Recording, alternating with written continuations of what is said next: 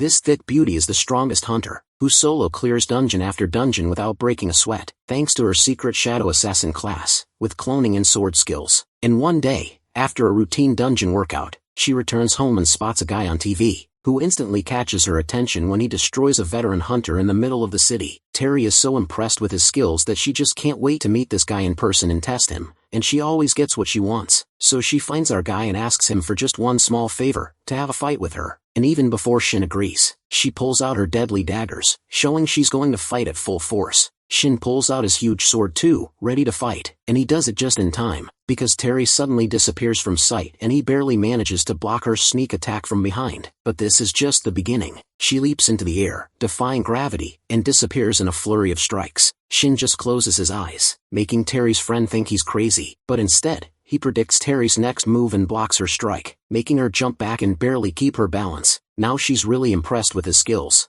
No one has ever blocked her attacks twice before, yet she has way more to show. She enters her true shadow form, and her clones appear all around our boy and start attacking him from all sides. But even with her clones, she can't get our guy, and Shin just blocks all her attacks. Then suddenly, he unleashes an immense aura and, looking through all the clones, spots the real Terry. He lunges forward past all the clones and before the shocked girl can do anything, sends her flying. But even after being tossed into the air, she refuses to give up and activates her shadow aura to deliver a strike she's never used against a living person. Shin activates his fire aura and prepares his own aura strike. They rush at each other like flying meteors, and the explosions from their clash can be seen throughout the city. In the end, Terry loses the fight and ends up right beneath our boy, who lands his sword inches from her pretty face. She just smiles and admits that he defied all her expectations until the very end. Shin has just defeated the strongest hunter, but in his past life, he was nothing but a hopeless loser. Shin had one unique skill. He could eat artifacts and gain new skills and stats in return, but he was still a loser, because he didn't know how to actually eat an artifact. He tried everything, but frying artifacts in a pan and trying to straight up eat them didn't work, so he lived as nothing more than a mediocre awakener, clearing low-level dungeons for years. By the time he finally figured out how to eat an artifact, he was already 40 years old and hopelessly behind his peers. Then one day, after clearing a dungeon, he finds a mysterious book that after consuming it allows him to regress back in time. The next moment, he wakes up in the apartment where he used to live when he was young, and as soon as he realizes what happened, he grabs the only artifact he has at home, a low-rank venomous dagger, and starts the devouring process. His system informs him that he is entering the gap of consciousness. The gap of consciousness is basically the space that helps him devour an artifact. As usual, Shin feels quite nervous coming here, because it's like a surprise menu waiting for him. The next moment, he sees a whole chicken cooking in a pan. Finally, the pan is placed in front of him while his system informs him that the preparation to absorb the dagger has been completed. He looks at the rotisserie barbecue chicken drizzled with olive oil. He's glad to see a normal dish in front of him instead of something weird to represent the dagger. With that, he starts eating the chicken, thinking that he could always devour artifacts if they're served like this. With that, the absorption begins. He permanently acquires 2 points of agility. Not only that, he also acquires the skill Demon's Bash. Then his system informs him that after the absorption of the artifact, it will disappear permanently. With that, he's back at his home. He regrets a little about the dagger being gone, but consoles himself that he wasn't going to use it anyway. The important thing is that he got the skill he wanted. Now, he should go. Meanwhile, at Dungeon 85, in Team Yoon's squad, someone approaches the team leader, Yoon.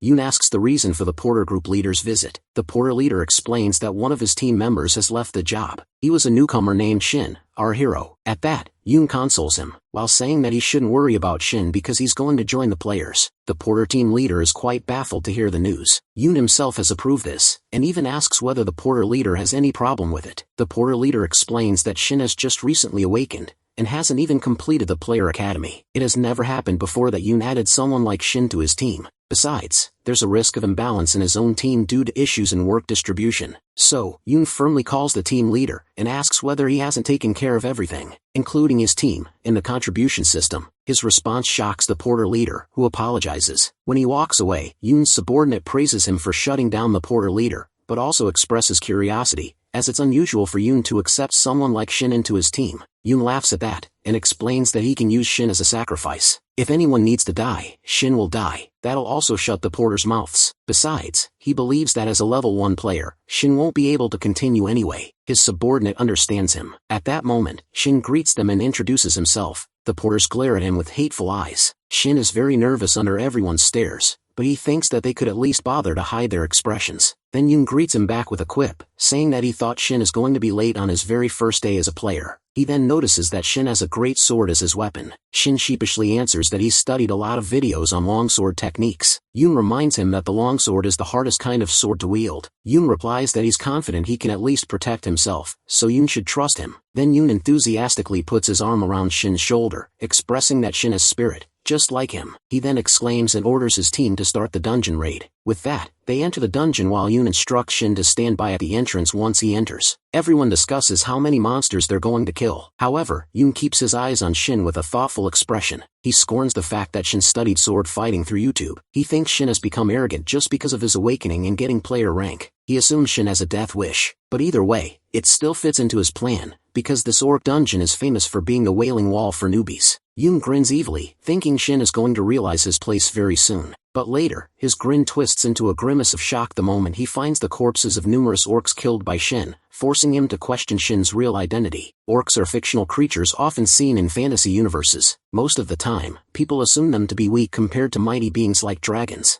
In this regard, orcs are seen as chaotic, stupid, and inferior. This is precisely why new players often underestimate them and rush in, thinking they can easily defeat them. One such player now charges at an orc, casually assuming that an orc's fighting style is simple. But in the next instant, the orc grabs the player, standing an average of 250 centimeters tall and weighing 180 kilograms. This physical disparity is their main advantage, giving them the upper hand over humans. It's for this reason that orcs have earned the nickname, the Wall of Lament. Now Yoon is seen leading his team inside the dungeon. One of the senior players reminds Shin that he won't receive any special treatment just because he's new. The porter leader meanwhile holds a grudge against Shin for becoming a player immediately after awakening. Shin simply smiles and assures them that he'll do his best, earning only a scoff from the senior. Then Shin pauses for a moment and asks whether he can fight on the front lines if he's on his own, which momentarily baffles the senior. Before he can answer, he spots an orc behind them. Shin is visibly excited for his first battle and prepares to engage. But in the next moment, the senior player shoves the orc away with his shield. He curses Shin for trying to use a sword when his movements are that slow. The senior snaps that he doesn't need Shin's help, he just needs him to prove his skills. While listening to the rant, Shin calmly coaxes him to look ahead. Cursing again, the senior attempts to attack the orc, but his eyes widen in shock as the orc begins to overpower him. Yoon intervenes just in time and somehow pushes the orc back. Furious, he shouts at Shin and the rest of his companions that they're not on a picnic. Everyone apologizes and is amazed by Yoon's skill. Yoon asks everyone to stay back as he prepares to handle the orc. The orc charges at him, but Yoon blocks the attack and, in the next moment, stabs the orc in its heart. Everyone is excited, hoping that the orc is dead. However, the orc grins and raises its axe, attempting to attack Yoon again. Yoon swiftly dodges the attack while Shin watches everything with a calm expression. Shin believes that Yoon is the highest level player in the team, but in reality, Yoon is only level 50 and struggles to hit the orc. Yoon tries again, this time successfully stabbing the orc. The orc falls, leading everyone to believe it might be dead. The team is amazed to see Yoon kill an orc on his own. Yoon instructs everyone to move ahead, but his command is interrupted when they witness a mass of orcs charging toward them. Panic sets in as they see the incoming orcs and they turn to Yoon for guidance. Yoon suggests retreating for the safety of the team, knowing that he's struggling to defeat even one orc and an entire army is approaching. Shin, however, surprises everyone when he offers his services to fight the orcs. The others think he has gone crazy. Yoon tries to reason with Shin, telling him that while he's excited about his awakening, but he should be more cautious. But Shin ignores Yoon's words and dashes toward the orcs. The others warn him that he's going to get himself killed. However, with a swift, decisive swing of his blade, Shin kills one of the orcs, splitting it in two. Everyone is shocked to see that a newbie managed to kill a high-level orc. Shin, on the other hand, wonders why he didn't get the nice strike on the orcs he usually makes on an orc's line because of his first-level status. The remaining orcs, furious at the death of their companion, charge toward Shin. But Shin is unfazed. Despite being a first-level player, he has plenty of experience in his arsenal. He readies his sword, determined to take them on. One by one, Shin slashes through the orcs. One attempts to attack him, but Shin dodges effortlessly, breaking its mask with a swing of his sword. He casually states that he's killed plenty of orcs in his younger days. Meanwhile, the spectators are in complete shock, questioning whether this is really the same Shin they know. Finally, Shin prepares for the last battle, facing the armored orc, the dungeon's final boss. The armored orc roars in fury as it rushes toward Shin, intent on finishing him off. Shin is ready and they clash, sword against axe. Yoon, witnessing the entire ordeal, shouts at Shin that his attack isn't going to work. The armored orc's skin is far too thick. Meanwhile, the orc stares at Shin with a glint in its eyes. Shin thinks it's just being dramatic. It's time for Shin to use his newly acquired skill, Demon Bash. When the orc places its weapon on Shin's shoulder, he tells it to stay still with a smile. The orc yells, but Demon Bash stuns him for a moment. Therefore, in the very next moment, it's flat on the ground,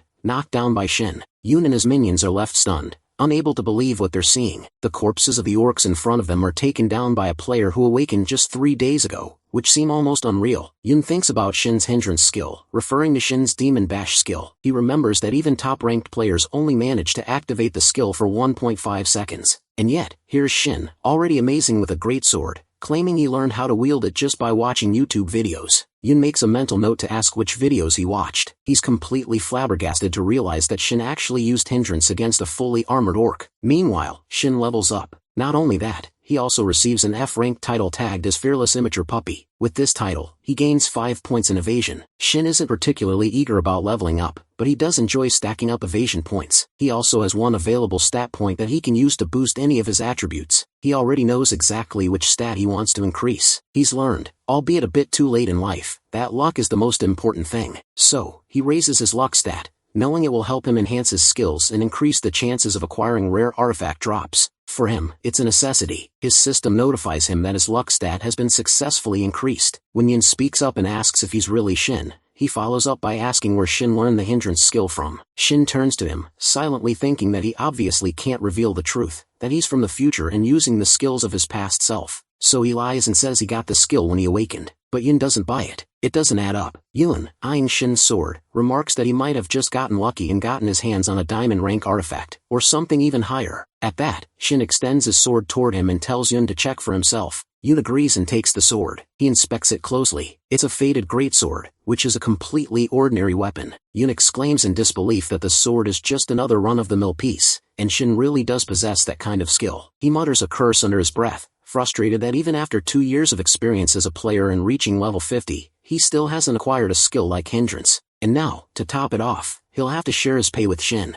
His thoughts are interrupted by one of his team members, who informs him that the middle boss has awakened. With a grumpy expression, he orders his team to move out. Then he turns to Shin, thanks him begrudgingly for taking care of the minions, but warns him not to overstep again, because he won't be able to win against the demon orc they're about to face. At that, Shin smirks, suddenly remembering the real reason he joined this party after returning back in time. He then addresses Yun and challenges him, asking if he's scared that Shin might actually have the skill to kill the demon orc on his own and claim the artifact. He chuckles, adding that it would only be fair, since rewards are distributed based on each member's contribution. The artifact Shin is referring to is the Crimson Stone, which can only be obtained by defeating the demon orc. The catch, however, is that no one really knows whether the Crimson Stone will appear or not until after the fight, because it rarely appears. But Shin knows with certainty that this particular demon orc will drop the Crimson Stone. In his past life, his team had failed to defeat the demon orc. Another team managed to kill it instead, and walked away with the Crimson Stone. Back then, Shin sat with a defeated expression, watching the other team cheer and congratulate their leader for acquiring the Crimson Stone,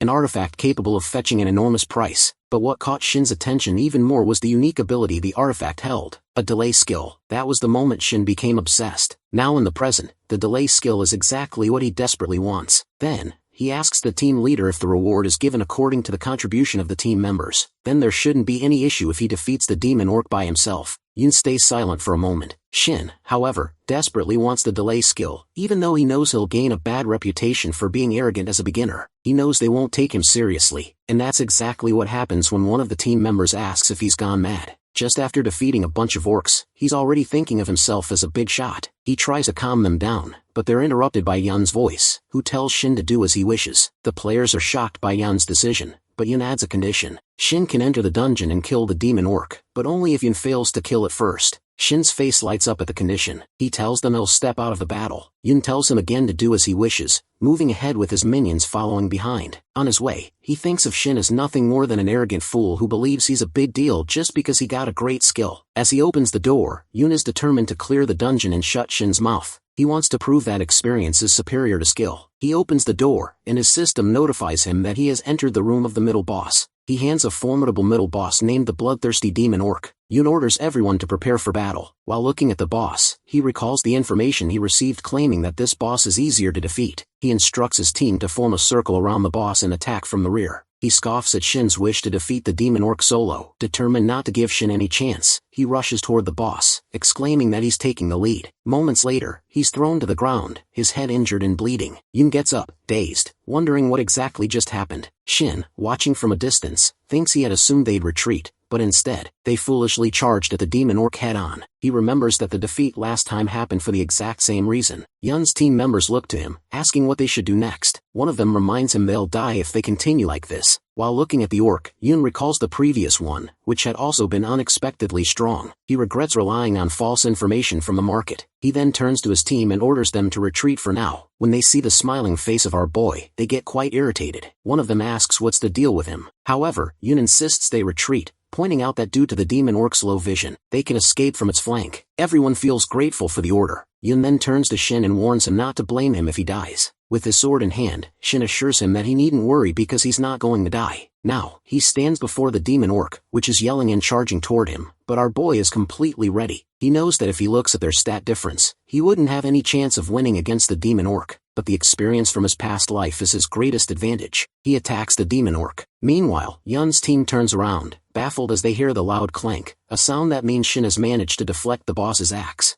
Shin, however, mockingly complains that his hand hurts, saying that all he can do is deflect. He then looks keenly at the Crimson Stone. With this stone, he can gain the delay skill, which he can combine with his Demon Bash. The 2-second stun from Demon Bash could be drastically improved with the delay skill. Not only that, he's sure his main skill, Devour Artifact, can help him combine different skills. This is why he gets the idea to combine his Demon Bash with a skill that can increase the stun effect, potentially allowing him to achieve an infinite stun while fighting. He realizes that the delay skill is key to making this possible. He then challenges the demon orc to come at him. The boss angrily tries to strike, but Shin is pleased with his progress. This part of his plan is working. He's seeing the demon orc's weak spot. He dodges the attack, causing the demon orc's axe to stick into the ground. Without wasting any time, Shin activates Demon Bash, stunning the demon orc for 2 seconds. Meanwhile, Yun is baffled to see that the skill can be used on the middle boss as well. Shin tries to mock the demon orc, pointing out that orcs have simple fighting patterns, yet this one is supposed to be a boss. But he's stunned when, in the next moment, the demon orc breaks free from the stun and tries to attack him. It's a close call, but Shin manages to block the strike with his sword. He then remembers that the demon orc has a regeneration ability, which can counter his Demon Bash and lift the stun.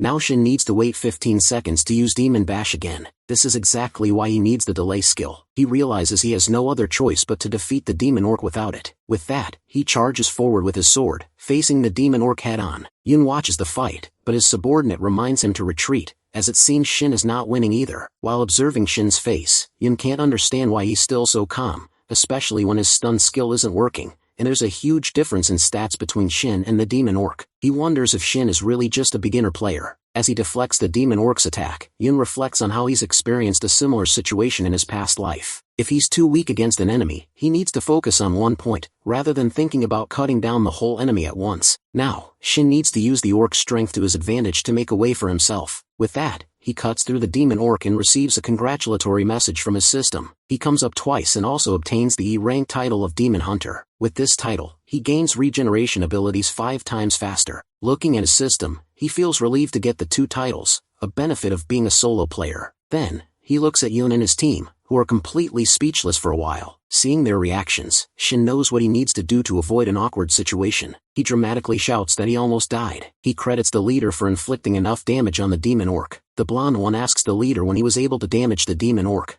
At first, Yun doesn't understand what's happening. Shin knows that Yun isn't stupid enough not to grab the chance to preserve his honor in front of his team. While looking at the Crimson Stone, Yun understands that he needs to keep his promise. He turns to his team and exclaims that now they've defeated the middle boss, they need to prepare for the final boss. Everyone complies. After a while, they ascend the stairs, commenting that there's no way a newbie like Shin can defeat the boss on his own. One member wishes they had a stun skill as well, but another reminds them that it won't work on bosses. Once they're gone, Shin grins as he looks at the Crimson Stone. It's time to activate it. He examines the stats of the Crimson Stone, which is a silver artifact. It's a crystallization that strengthens tenacity and endurance. In order to devour Crimson Stone, our guy enters into the gap of unconsciousness, and the system serves him a dish by the master chef that is bibimbap with meat jelly. The combination of flavors leave him satisfied, as if everything is finally going in his favor. He is then notified that his body is ready to absorb the Crimson Stone. As he takes a bite, the process of absorption begins. Due to his silver rank, the base absorption rate stands at 20%. His strength and health stats increase by +2, and a special effect known as delay is added to his skill set. With this effect, he gains the ability to impose a delay on any skill he chooses. Although the new effect unsettles him slightly, he binds it to Demon Bash. The system confirms the effect's addition.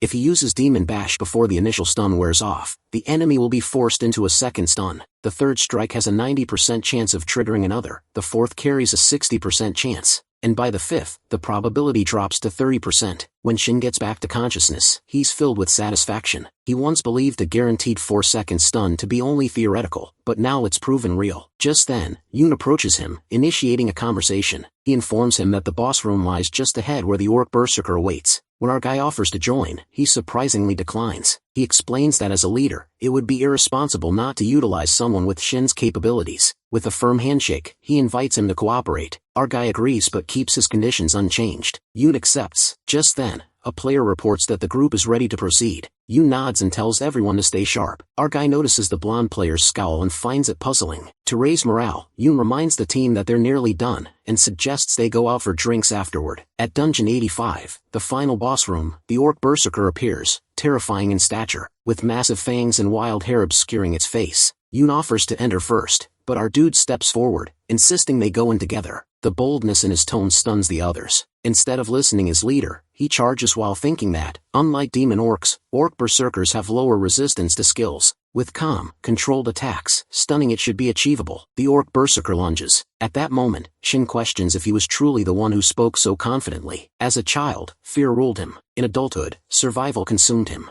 But now he refuses to live the same way. He must change and prove it, here and now. With everyone watching, our guy unleashes a single, devastating slash, nearly cleaving the boss in half. Yoon watches in awe, calling him a monster. Shin announces the enemy is stunned for 4 seconds. He activates the Demon Bash skill. He tells the others to charge in and unleash everything they have. The Orc Berserker writhes in agony as blows rain down on it. Finally, the Orc Berserker is defeated, and Dungeon 85 is cleared. A player with a shield remarks on how easy the dungeon felt. Another credits the victory to the stun effect. In the back, the porters gossip among themselves, wondering if Shin already has a personal porter. One of them plans to ask, but another, hoping to do the same, protests. The system then informs him that he has leveled up and earned the title Overwhelming Power, rank D.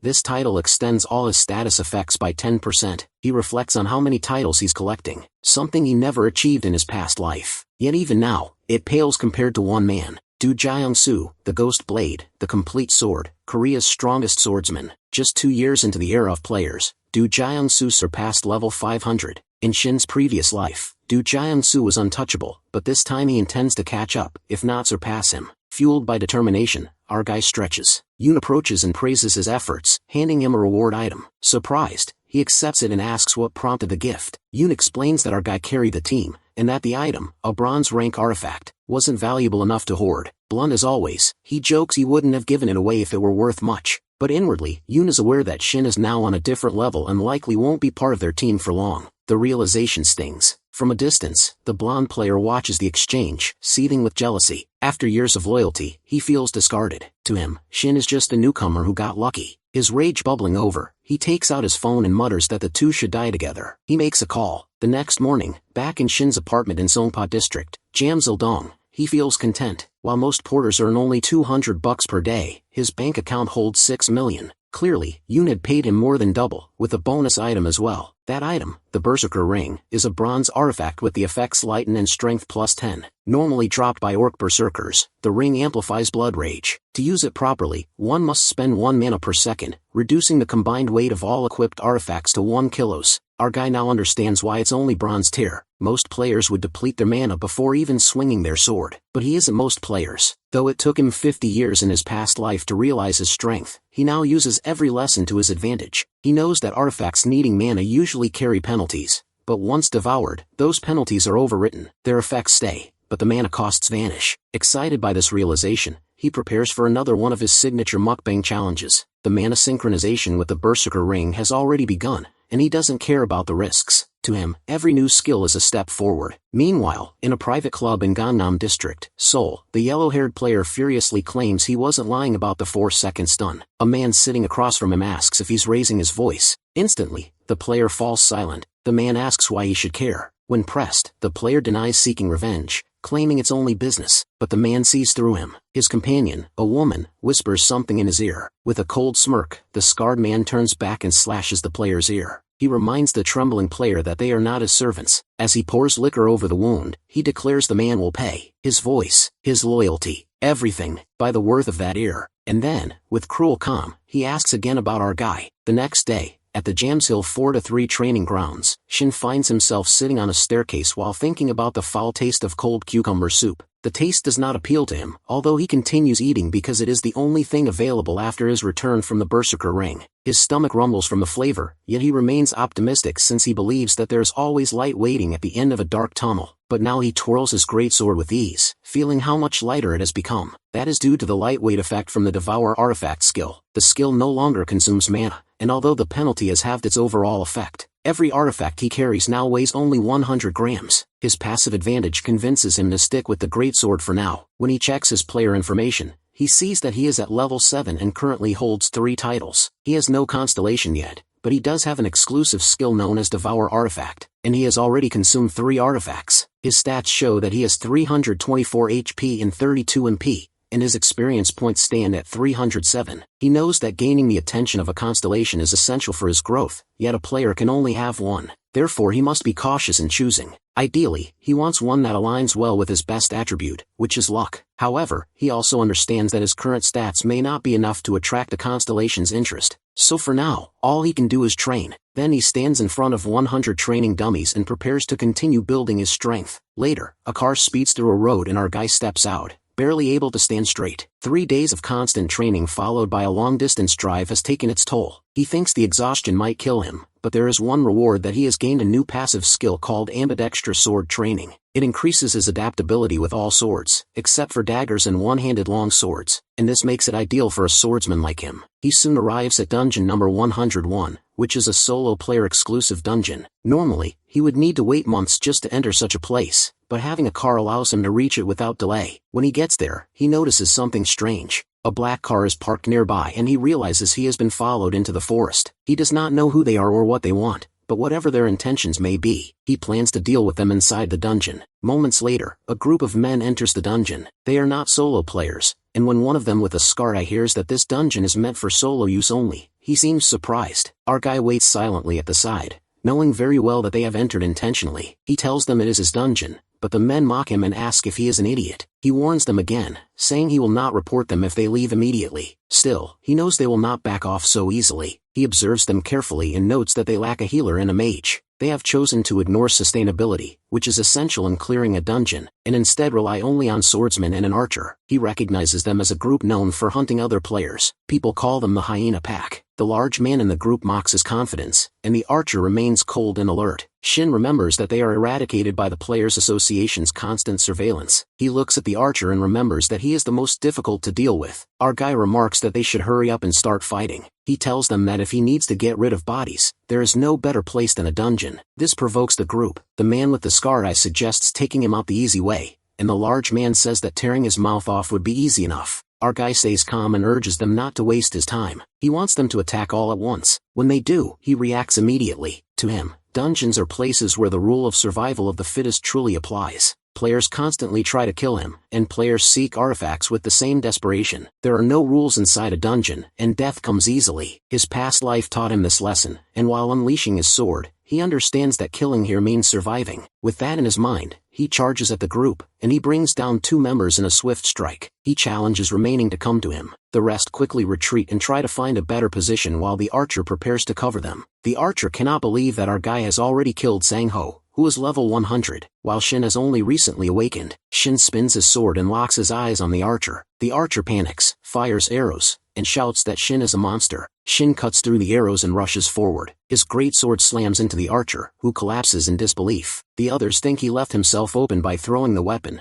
but Shin runs toward it. As he reaches for the sword, the remaining 2 enemies charge at him, thinking they have an advantage. Just as they strike, a bright light blinds them. When their vision returns, they see Shin balancing upside down on the hilt of his sword. They call him insane. He pulls the blade free and kills one of them immediately. The scarred man, Janti, uses his comrade's body as a shield, but it makes no difference. Shin cuts them down without hesitation. As he watches the scene unfold, he concludes that these people are likely organ traffickers, who are chasing the power of mana stones through forced transplants. He realizes they do not operate on trust but on greed. They are not here as a party, they are here for profit. Janti tells him that knowledge will not save him, yet Shin remains composed and calmly replies that he was only curious. He activates a skill called Demon Bash, and Janti is stunned for 4.4 seconds. He cannot believe it. The light wounds he received earlier now matter, and the skill punishes him through them. Shin tells him it is already over. Janti becomes increasingly confused. He has always been the predator, luring new players, earning their trust, and then killing them. Now he feels fear, and he realizes what it means to be hunted. Shin asks him if this is the first time he has ever felt fear. Blood soon soaks the ground. After the fight, Shin wipes the blade clean and tells himself not to grow used to moments like this. He thinks there is no way a constellation would choose him after what happened, but he insists it was all in self-defense. As he looks around, he notices the artifacts left behind and picks them up, and he has obtained 8 artifacts by now, which are left by the team. He guesses that now all of them belong to him. Shin now finds himself at level 10, wrapped in his coat, having already consumed 11 artifacts. His HP has risen to 400, and his MP stands at 50. With an EXP of 12, every one of his stats has significantly improved, though he would have preferred to avoid such drastic circumstances. He admits that based on the outcome, it was ultimately worthwhile. He also feels relieved that consuming artifacts didn't lead to weight gain. Judging purely by his current stats, he estimates that he's now comparable in strength to players at level 50. He marvels at how quickly he has progressed, describing his growth rate as unreal. From his pocket, he retrieves a ring that is an item called the Recovery Ring. It instantly clears any abnormal status effects using 10 mana, though reusing it within a minute doubles the mana cost. He recalls that the large opponent who charged at him earlier had worn this exact ring. That encounter had caught him off guard, and he realizes now that relying solely on his stun attack back then could have ended badly. It's a mistake he vows not to repeat. The mana synchronization process linked to the ring initiates within dungeon number 101. Specifically on the internal access road, goblins begin to emerge along that path. One of them suddenly senses movement, and it's Shin, approaching quietly. To earn the coveted Lucky Day title, the condition is brutal. Eliminate 500 monsters with his eyes closed. The goblins seem puzzled by his behavior, but one suddenly notices his gleaming sword and begins to drool with anticipation. Shin, now more alert than ever, is surprised by how clearly he can sense his surroundings. He's tuned into the faint airflow and every subtle noise around him. Staying completely focused, he reminds himself that he's got this. Looking more composed and alert, can even hear the water droplets echoing around him. More sounds follow, and he prepares for combat. A goblin charges, but with a single precise slash, our guy cuts it down effortlessly. Blood splashes across the area. Though shocked at first, he admits the thrill of battle feels satisfying. Another strike is incoming, and he senses it just in time and deflects it. He even manages to catch an arrow mid-air, leaving the archer goblin stunned. Shin reflects briefly on how recently he was in a dire situation, yet that experience helped sharpen his senses. Now those very memories guide his instincts. With newfound confidence, he taunts the goblins to attack. A mob swarms him, but he moves like a whirlwind, slicing through them with ease. Heads roll, blood coats his sword. Soon, only one goblin remains, trembling in fear, already accepting its fate. Shin's blade drips crimson as he stands in a pool of blood. He's leveled up and unlocked the D-rank title, Lucky Day. Smiling, he removes his blindfold. The title grants him +$20 to his luck stat and boosts it by 0.1 every time he defeats a monster of the same kind, up to a max of +10. It's a welcome reward. It's one of the titles he's been aiming for. Just then, more goblins round the corner, shocked by the massacre of their comrades. Shin, wearing an intimidating expression, sees this as a golden opportunity to rack up more points. His stats update. His luck stat has now increased by 30. Overcome with joy, he trembles and breaks into loud laughter just from the bonus the title grants. He muses that the value of this stat boost could easily be in the hundreds of millions, and maybe even a billion. But then, a red light flashes behind him. His face hardens. This event has arrived sooner than expected. The system informs him that 3 constellations have descended. One, known as the Cleaner of a Fallen Dimension, inquires if he's interested in spreading misfortune to others. Another, the Pilgrim of Grand Space, is fascinated by our guy's mysterious aura and requests an audience. And finally, the Goddess of Luck smiles warmly as she extends her hand toward him. Shin mentally notes how sudden their appearance was.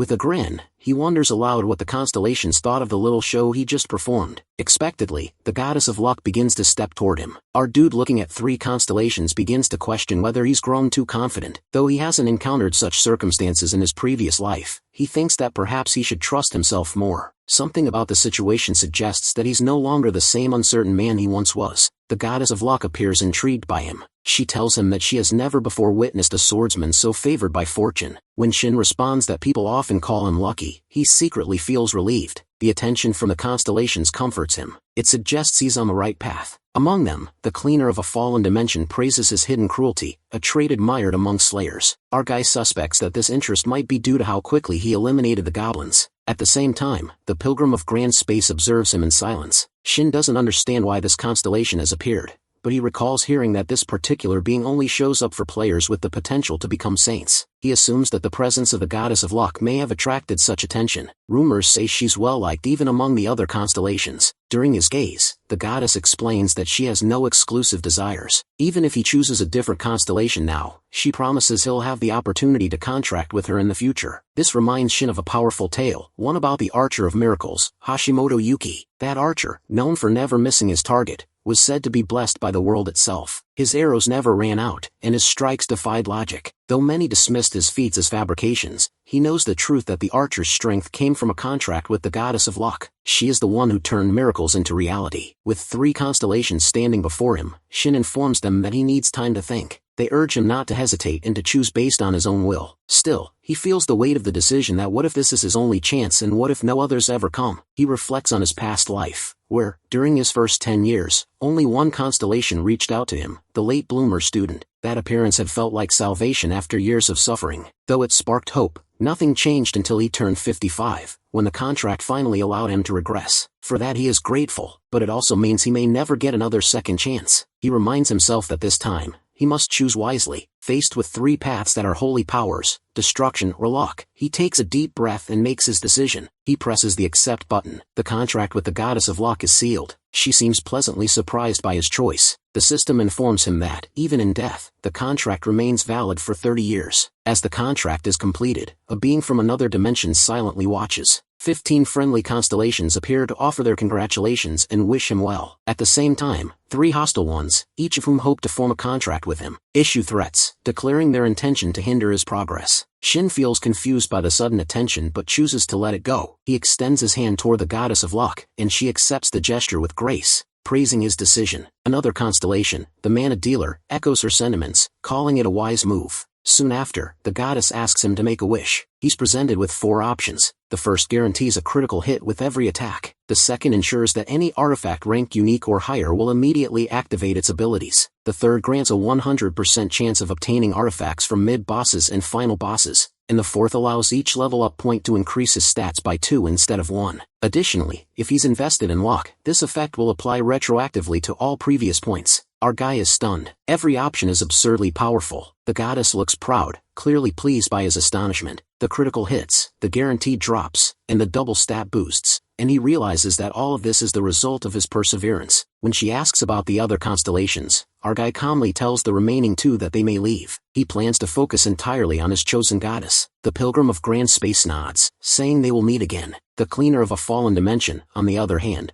warns him that next time, he will attempt to take his head. Despite the tension, the goddess seems amused. She compliments him on standing firm and assures him that with her blessings, he won't have to fear what lies ahead. Shin believes that greater opportunities still await him in the future. Later, inside the final boss chamber of Dungeon 101, Shin faces a monstrous being known as the Greed Goblin Lord. The creature towers before him, wild and filled with greed. The goddess watches with concern. Just as Shin prepares to strike the final blow, the boss intercepts the attack with 2 massive axes. The creature bellows, sending a shockwave that knocks Shin backward. He steadies himself using his sword, but not before being inflicted with a status ailment, Overwhelm. Our boy has anticipated this. Though it's not as crippling as a stun, Overwhelm saps one's will to fight. Wasting no time, he activates Recovery, removing the debuff. The boss attacks again, cracking the ground, but is left confused by Shin's quick response. Though his defense skill doesn't fully immobilize enemies, it proves effective enough for a comeback, and it's time to test his luck. With Overwhelm deactivated, Shin seizes the moment. He slashes the Goblin Lord's shoulder and activates Demon Bash, stunning it for 2 seconds. He keeps track of the timer and adds another hit, refreshing the stun. As the delay effect kicks in, the stun duration increases again. Blood splatters as Shin continues his assault. The system notifies him that delays the secondary effect has a 90% chance of activation and effects of stun is extended. Our guy is amazed that it worked for the second time too. Shin is in the middle of taking down the choking goblin swamp, and with one clean swing of his blade, he finishes it off. Right after that, he clears the dungeon completely, and his level goes up. He feels worn out,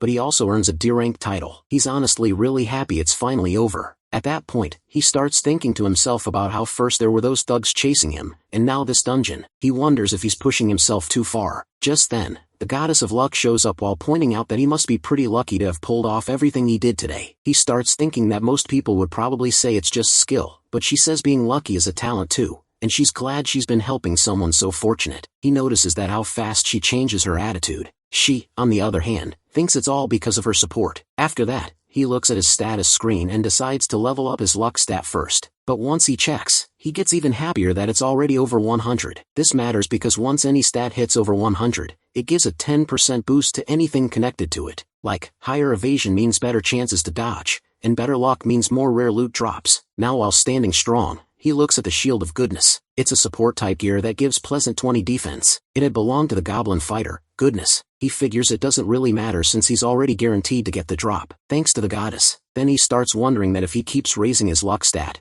will that make the loot he finds even better in quality? So he walks over and picks up the shield. Right after, his mana starts sinking with it. Suddenly, the Goddess of Luck steps up and grabs onto him. He can't help but think that, at the very least, she might turn out to be even more annoying than a late-blooming model student. At the quest zone near Jamsil Station, a woman stands at the gate while Shin talks with her. He gets what she's trying to say, but he's got his own thoughts running through his head. She apologizes and asks him to think twice about his plan. She explains that she's seen too many dead bodies today, but Shin's already feeling frustrated. Sweat rolls down his face as he tells himself that he can't back down now. Just 2 hours earlier, he was driving down the Hanam Expressway while feeling uneasy because of the shield he had picked up, one that belonged to a goblin. He's just glad he only ate some rice and kimchi in order to absorb the shield before heading out. As he drives, he notices the warning lights on the dashboard start flashing. He's caught off guard and starts wondering if he needs to buy a new car. Then his thoughts drift to more than just the car. He knows he also needs to move soon. Sitting at an awkward level in the rankings makes him more likely to run into crime. Living in fear isn't something he wants anymore. It'd be way better for him to stay in a player-only city, where there's always watchful eyes and easy access to any artifact he might need. He figures it's time to look into second-hand gear, too, something that won't drain his wallet and will help him out for now. Right now, what he needs most is money,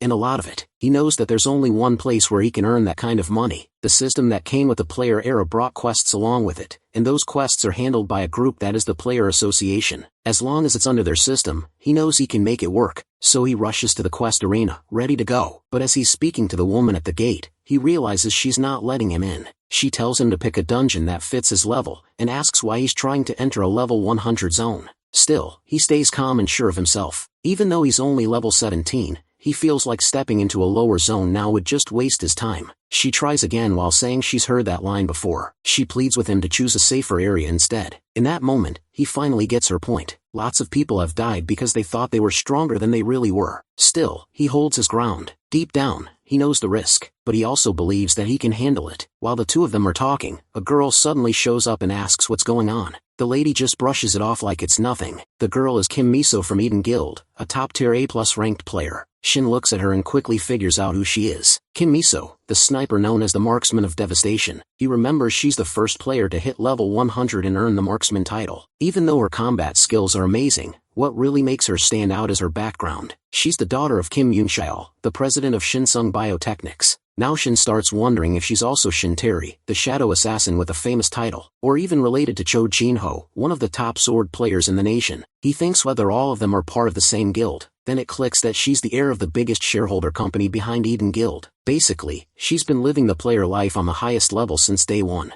She then walks up and greets him. She says she hasn't seen him before, and asks why he's aiming for a level 100 quest. He simply tells her he needs money. The people standing nearby are stunned while thinking she's the one who started the conversation, and they wonder if Shin's out of his mind. They whisper that she's probably just being kind to a low-level newbie. Meanwhile, Shin hears every word they're saying. Then Kim Miso mentions the quest is going to be tough for someone like him, but he already knows that. He understands how strong the phrase, high risk, high return, really is. He isn't acting bold because he dislikes her either. He remembers clearly how he got turned down when he asked to join her team before he turned back in time. Still, he doesn't hold a grudge. Then she tells him that solo players aren't allowed in that quest, so he can't join alone. That hits him hard, and he suddenly remembers the rule about solo players not being allowed is still in place and won't be lifted for another 4 years. The lady beside them laughs out loud, and he just admits that he probably read the notice wrong. Right after that, Kim Miso surprises everyone by offering to let him join her. He's speechless, and people nearby start whispering again while wondering if she's serious. Some even start feeling jealous. Shin, on the other hand, starts thinking that what's her angle. He asks if there's a catch. She just says that she's helping a fellow player and no strings attached. He laughs a bit and says it's hard for him to trust people. She replies that there's no hidden deal, just one thing, that if he lets her down, he better be ready to face the consequences. But if he proves her wrong, she promises to admit it and apologize. Now he gets it that she wants to test him. Her power goes way beyond just being a player. Even the clothes she wears shoot up in value. Every word she speaks ends up in dozens of news stories. He knows if she decides to trash his name after this, his whole career could be done. But he doesn't back down. He looks at her and suggests they head out right away and finds himself actually curious about what happens next. As Kim gets to the quest arena, she tells her guard to handle whatever he needs to. Right then,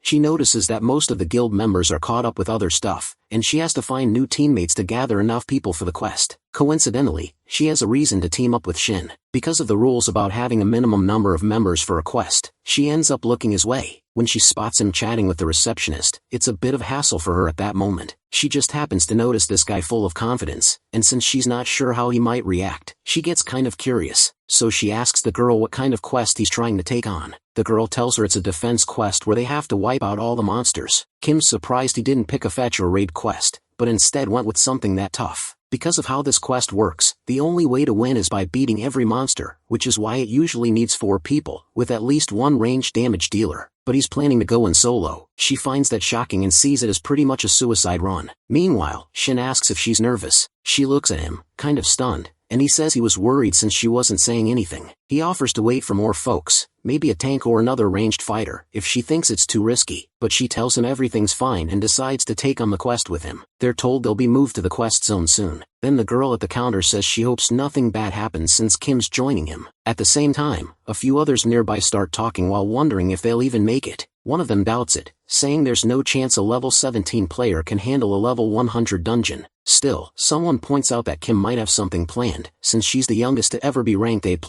They also start talking about the new ranking system the Player Association made. Turns out it wasn't based on level anymore, since it's hard to judge strength that way. Now ranks are decided by 2 things: how many dungeons someone has cleared and their overall battle instinct. Kim got her a plus rank just because of her insane battle sense. Someone asks what A+ even means, and another explains it means there are still monsters out there stronger than her. But that's not the point. What really matters now is that this guy just stepped into a dungeon with her, and everyone thinks he's seriously lucky. In the defense quest, Kim and Shin finally arrive at the area. She's thinking about how she needs to stand by what she said earlier. She plans to give it her all to support him if things get risky, though deep down she hopes he learns something from this experience. But about half an hour earlier, she had asked him what he meant, mistaking his words. He had told her not to step in unless he asked for help. Shin firmly supplies that if she just focuses on backing him up, he'd give her 5% of the reward, which he thought was a pretty good deal. She wasn't having it though. She told him she didn't agree to help because of his offer. From her view, there's no way he could pull it off alone. After all, there are at least 300 enemies, and even for her, a level 100, it's a tough challenge. She seems nervous to see his reaction, but our guy keeps his cool and tells her to just watch. So, she gives in, but adds a new condition that she gets 1% more from the cut for every monster he misses, and if he loses more than 95 of them, he gets nothing. Suddenly a monster shows up in front of him while growling loud. They're wolves. Shin's ready for it. He apologizes to the beast, then swings his sword hard and fast. He says that he's going to take them all down himself. The wolves charge at him with speed, but he doesn't back down. Kim watches as he lands a strong hit while knocking them down quick. The wolves crash to the ground, and he handles them like it's nothing. He even comments about their death sounds, which is kind of nice to his ears. At that moment, Kim starts thinking he might not be just another overconfident player. There's no mistakes in the way he fights. His form shows off his longer reach, and the way he moves reminds her of what Jinho, a warrior in her guild, always talked about. A perfect mix of offense and defense. What impresses her more is how clean and efficient he is. He doesn't waste energy and drops several enemies with one swing. Still, she knows he's got a long way to go. There's just too many of them. And then, all of a sudden, a big wave of wolves rushes in his direction. Even Shin starts thinking these aren't monsters someone at level 17 should be able to deal with. Then all of a sudden, Kim realizes something feels off. She starts thinking that why aren't any of the monsters moving? She's shocked and wonders if they're all stunned, and if Shin is the one who used some kind of stun skill, actually referring to his Demon Bash skill. As she watches him slicing through the wolves, it hits her that it is definitely a stun technique. Anyone paying attention could tell. Even though he's playing it safe, the stun seems to last around 4 seconds. If that's true, he's got more than enough time and power to wipe out every last monster. She stares at him while trying to figure it out that who even is this guy. Meanwhile, Shin keeps landing heavy blows while treating it like it's no big deal. He stays sharp, watches every movement the wolves make, and keeps knocking them to the ground. He actually looks like he's enjoying it. Then, one wolf stands out, that is the black wolf. It lets out a loud growl, and when he sees it, he realizes that he's never fought it before, but for some reason, it feels oddly familiar. Now, the black wolf puts a stun and debuff effect on him. Shin starts thinking that could this be the same kind of stun he used earlier. Kim's surprised too, but thanks to her artifact, she's not affected by the stun. That's when she figures it out that the black wolf used a stun skill on him. She nearly forgot about that possibility. She was just about to doubt him, but now she figures maybe he has some kind of ability to trigger stun effects. Still, for someone his level to cancel out a stun like that, that's almost unheard of. But then somehow, his system informs him that his recovery skill kicks in, and the stun effect wears off. He's back on his feet and charges at the monster. Kim watches in disbelief. His sword stance is nearly perfect. The stun duration was longer than expected, and now it looks like he can cancel debuffs too, even though he's only level 17. The black wolf charges at him again while growling louder this time. Our dude doesn't flinch and he stands his ground, totally calm. Kim's thoughts start to piece together. It actually makes sense now. He should have been frozen by the stun, but he's not. Suddenly, the black wolf lunges again. For a second, there's a bit of panic. Then, with one last powerful strike, Shin takes it down. The moment feels unreal, like he was the one stunned, but somehow still delivered the final blow. After that, he looks at himself, notices how dirty he got, and thinks maybe it's time to just enjoy this. Watching all of this unfold, Kim can't stop thinking that just who exactly is Shin. Now in this defense quest, Shin beats all the wolf-type monsters. He takes down 299 of them, just one short of the 300 target. He levels up and feels good while rushing through each level with ease. He also earns the D rank title, No Fear, which lets him ignore any negative effects from these wolf-like creatures. At this point, he starts thinking that Kim might finally trust his skills. She watches him, clearly impressed but still a bit cold. He knows that he has to keep putting on a show, so he gets ready for the final round. Then a huge wolf appears in front of him. It's the final boss, the Full Moon Wolf Lord. He steps forward with a strong attack while remembering that random strikes seem to work best against this boss. The wolf growls again, but he stays focused. He knows that after 30 years of his past life, he knows every move the boss makes. Still, he feels sorry for having to hit it. He lands a heavy blow with his sword and tries to use his Demon Bash skill, but unfortunately, the boss resists it. His Demon Bash doesn't go through. That's when he realizes that the wolf's strength comes from being a level 100 boss. Meanwhile, Kim watches him closely. She notes that he has a way to avoid the stun effect, and she's surprised at how easily he swings that huge sword like it weighs nothing. Back in the fight, he keeps attacking the boss with full energy. The wolf dodges many of his strikes. Then suddenly the wolf lets out a loud growl. Without missing a beat, he goes in for one last powerful hit with his sword. The wolf manages to dodge the strike, but Shin is already familiar with the Wolf Lord's unpredictable move pattern. He realizes that he knows all its tactics. Meanwhile, Kim starts to understand something deeper, that the most annoying thing about Shin is his constant need to prove his strength to her. He smirks, which makes Kim wonder who he really is. As the fight continues, Shin notices the battle is dragging on longer than he expected. He's running out of tricks to show off, and he's thinking that the wolf should be worn out any second now. But then the wolf charges at him again, and Shin wonders why it's still so full of energy. He realizes that at the rate they're going, he might collapse before the wolf does since his health stats are running low. He starts to feel tensed as the wolf seems determined to finish him off. But fortunately, Shin soon catches on to the wolf's attack pattern. The wolf uses strong strikes as bait while hoping to lure him into a counter, then follows up with a fierce attack. Shin stands tall, holding his sword, and recognizes the signature move of the Wolf Lord, a tactic that's taken down countless players before him. He hadn't seen it in action yet, but now he knows it's coming. The wolf lets out a loud roar, and Shin rushes in to strike. But just as he does, the wolf growls again. Kim watches in shock as the wolf lands a heavy blow on Shin while causing him to fall. She feels disappointed, thinking to herself that she's an idiot. Even though he's shown incredible strength, she let her guard down, and now he's the one suffering because of it. She feels deeply sorry for him. Then, something unexpected happens. A light flashes in front of her eyes, and with that, the absorbed shield of Cudness shatters into ashes, lost forever. Shin gains a special effect that is sacrifice. He feels a surge of happiness as he realizes it grants him a conditional healing skill, still useful even after absorbing the shield. Now he has to decide which part of his body to apply the healing to. He knows it's a very specific choice, and he must pick from 16 different body parts. Normally, choosing the rear side would be safer, but since the back is divided into 4 parts, it's not efficient. He figures it makes more sense to pick his front, and with that decision, everything works out. It was thanks to the effect of sacrifice, Shin regains his full health. He realizes that if he had missed by even a little, he would have died. But instead, he tells the wolf that he didn't expect to handle both of his problems at once, and then his Demon Bash skill activates at level 1. Shin isn't sure if he's lucky or unlucky, but he can't believe that cutting off the wolf's right arm actually breaks through its resistance. He decides to go for it while grabbing his sword and getting ready to test his luck. He notices that his stun technique only works on the 3rd attempt, but he figures that's good enough. Just then, Kim arrives. Shin greets her while saying she's finally here. She replies while telling him he could have mentioned that he had a healing skill, because she honestly thought he was done for. Then, she asks him if he's living a second life or something while wondering how he knows all the Wolf Lord's attack patterns. She says she's met countless players, but Shin is the first to truly confuse her. She tries to say something which she feels, but our guy turns to her and asks her to complete her sentence. She then asks him, almost pressuring him, like he's already a ranker. Shin's caught off guard by that. He actually thought she was going to say it feels like he's someone who's regressed, but then he figures that a regular player probably wouldn't even think that deep. She follows up while asking if he's planning to finish the boss, so he steps up in front of the Wolf Lord and without hesitation, takes him down. After the kill, he earns his C-rank title and unlocks a new skill called Face Off. The skill kicks in when the target is completely alone, no backup within 5 meters,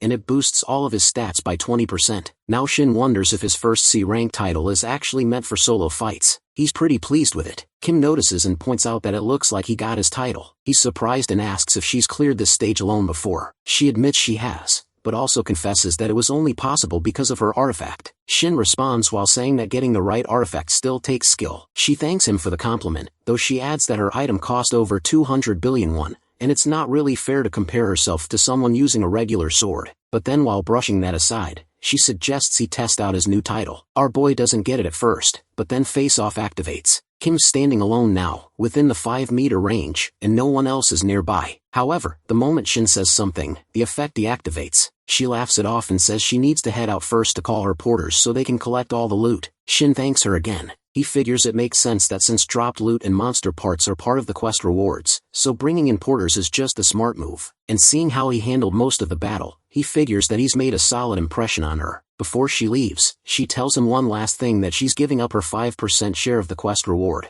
That stuns Shin. He tells her it doesn't feel fair, but she brushes it off, saying she'll be fine and doesn't want him to refuse. She believes they'll have more chances to work together, and asks him to think of it as her investing in him. Our dude feels like he really can't let his guard down around her. Still, he decides to finally check out the long-awaited reward that is the Blue Moon Stone. The moment he sees it, he lights up. He's thrilled that he finally got his hands on a platinum rank artifact. In his mind, this thing's worth at least 1 billion won, and he sees it as something seriously valuable. With this, he realizes he can probably afford an apartment in Seoul now. Then, the Goddess of Luck tries to get some credit while asking if he believes in her now after tasting success like this. But he doesn't give in. He thinks it's his own luck that brought him here, not hers. Just then, the one with the torn lips complains about how unfair his luck is. Soon after, Shin finds out that the player system has actually suggested kicking the Goddess of Luck out. She puts in a request to the constellations linked to the system while asking them to vote. While the voting is going on, there's also a decision made that the one with ripped lips can no longer act as a constellation. Meanwhile, Shin turns his attention back to the artifact. Since it's platinum rank, he figures he'll be able to absorb about 40% of its stats. While he's staring at the Blue Moon Stone, he notices its special effect, something called the Lingering Effect, which boosts health recovery and regeneration 5 times over. In short, under a full moon, he's basically untouchable when it comes to fighting dogs. Then, the mana sinking between him and the artifact kicks off. In the quest lobby, he now stands at full power. As he steps forward, a crowd gathers in front of him while murmuring about whether he's really Sang Hyun,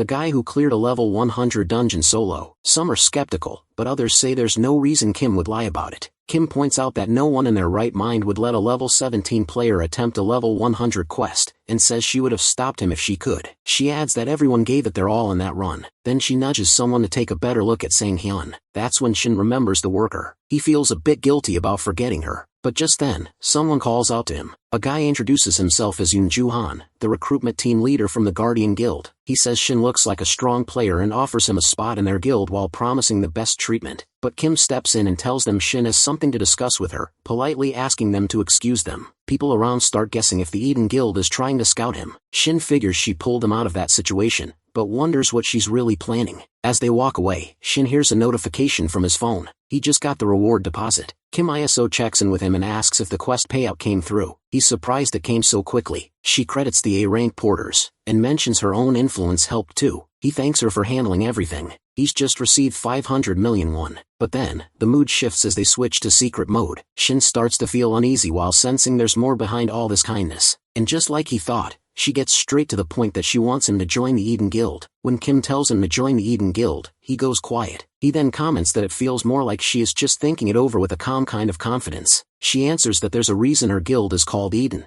and that he won't regret it. At that moment, he thinks to himself that he'd be lying if he said he didn't see this coming. Before he turned back time, he was just a regular member of a small-time guild. It wasn't anything fancy, but that group gave him a feeling of comfort. It was a small guild that accepted a player like him, someone without skill, without a place to go. Honestly, it felt warm and safe. At least until that one incident happened in which he lost his comrades. Now, with the way he's growing, even if a guild has great support, it might end up holding him back. So for now, going solo seems like the best way to grow stronger. He turns her down politely. She picks up on it right away, and guesses he's thinking of starting a solo guild. She really is sharp. Then she casually adds that she is the daughter of a big company's chairman. After all, she tells him that with the kind of skills he has, it wasn't even hard to figure out. She also points out that it's important she's the only one who knows about it right now. That's when he realizes that she already knew he'd go solo, yet she still laid everything out honestly, showed real interest, and even built a deal that works for both of them. He can't help but think she's seriously sharp when it comes to negotiating. Later, he heads over to Player Town's sea near Jamsil Station, where he meets a lady. Just like they talked about, she brings up the 100 million won deposit and 5 million won rent per month. He jokes that the way she says it with a smile makes it sound simple, but it still feels kind of intense. She just laughs and answers that he got a good deal. Lots of people wanted to see the place. After that, she says goodbye and leaves. He tells her to take care, and then watches her go while thinking how fast it all happened. He wonders if maybe this luck is also because of the goddess of fortune. Now standing in the new apartment, he looks out the window while taking it all in.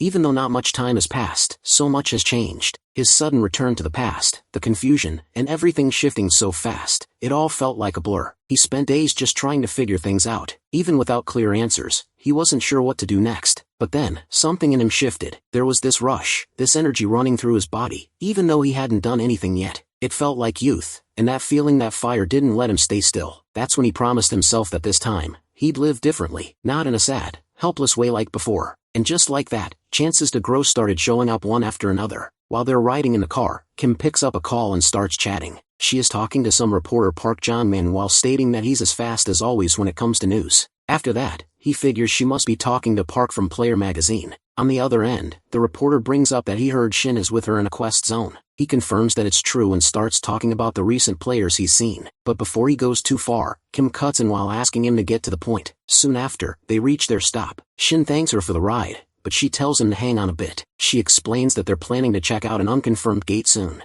It's a 4-person open team for players under level 120. Shin feels a wave of excitement that this is finally his shot at entering a gate, but she teases him, while pointing out how quickly he jumped in after turning down their guild offer so coldly. He knows exactly why he's hyped. Unlike regular dungeons, which always have fixed entrances, exits, traps, and monster patterns, gates are unpredictable. The paths shift during raids, monsters can change mid-run, and with more risk comes better rewards. That's just how the player world works. And with unconfirmed gates, there's a special first-time bonus that you're guaranteed a high-ranked artifact. It also clicks for him that Kim probably has experience with these kinds of gates. There's no way she could have gotten that artifact which ignores the Black Wolf stun effect at her level otherwise. Before leaving, she says she'll reach out when more info comes in, and that they'll likely be talking a lot going forward. Then she hands over her phone and tells him to save his number. Shin stares at his screen, a bit lost. She notices, and quickly says she meant to switch the screen so he could type. It's just that her head's a bit all over the place. He stays quiet, just watching her. He really does seem like she's juggling something. But then again,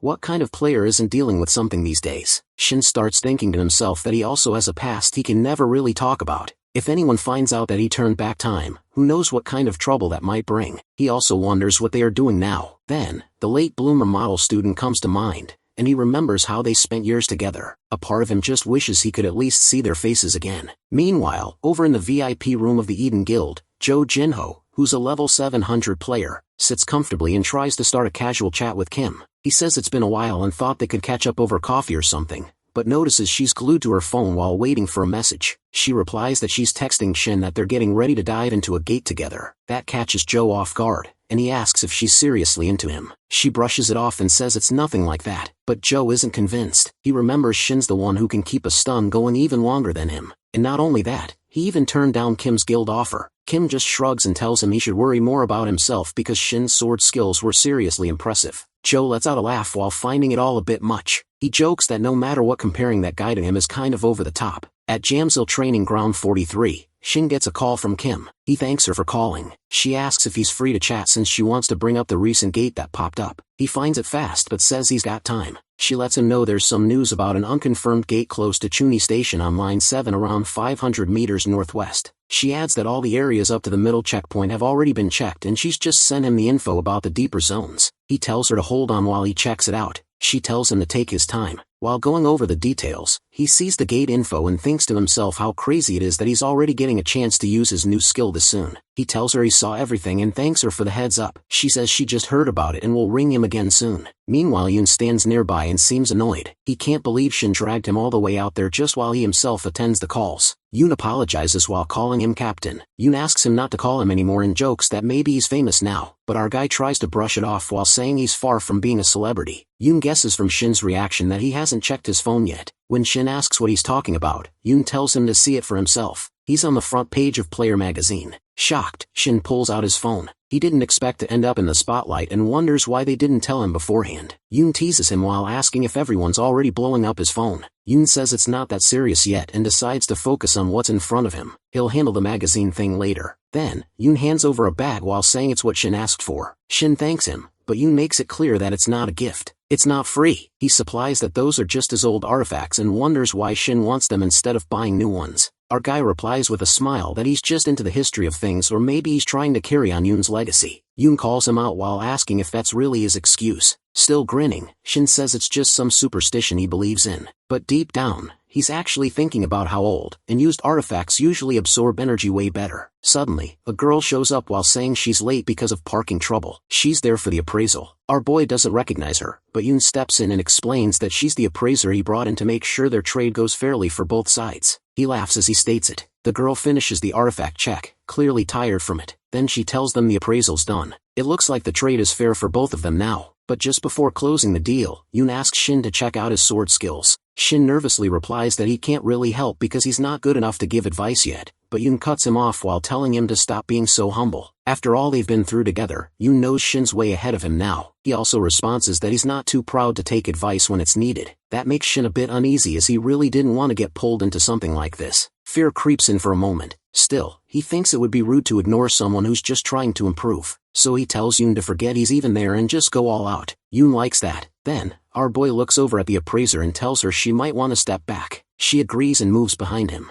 Right after that, Yoon swings his sword with a powerful strike. Shin is surprised because Yoon's improved a lot since their last dungeon run. It's clear that he's been putting in the work. As Yoon keeps showing his sword skills, our guy is impressed. His form is sharp, and there's real power behind each move. Yoon explains that he's still got more to show. That's when Shin notices something and asks if there's a problem with Yoon's left arm. Yoon is clearly taken aback and asks how Shin figured that out. Our boy explains that whenever Yoon strikes with his right hand, he opens up his left shoulder too fast. It feels like he's protecting it too much. If it's not that, then what is it? Yoon admits Shin is right and explains that he got trauma when it comes to his left side. Most of his injuries during training and dungeon fights are from that side. Even though he knows it's a weak point, he just can't fix it. Shin tells him that it can be fixed while leaving Yoon stunned. He explains that trauma like that is easier to beat than people think. Instead of hiding your flaws, one has got to find strength in them from your grip to your breathing. He admits that making changes will be tough at first, but it'll help in the long run. He suggests adding more pressure with one finger on the blade. Yoon tries but responds that it's not that easy because it even hurts. Shin tells him to hang on a bit longer.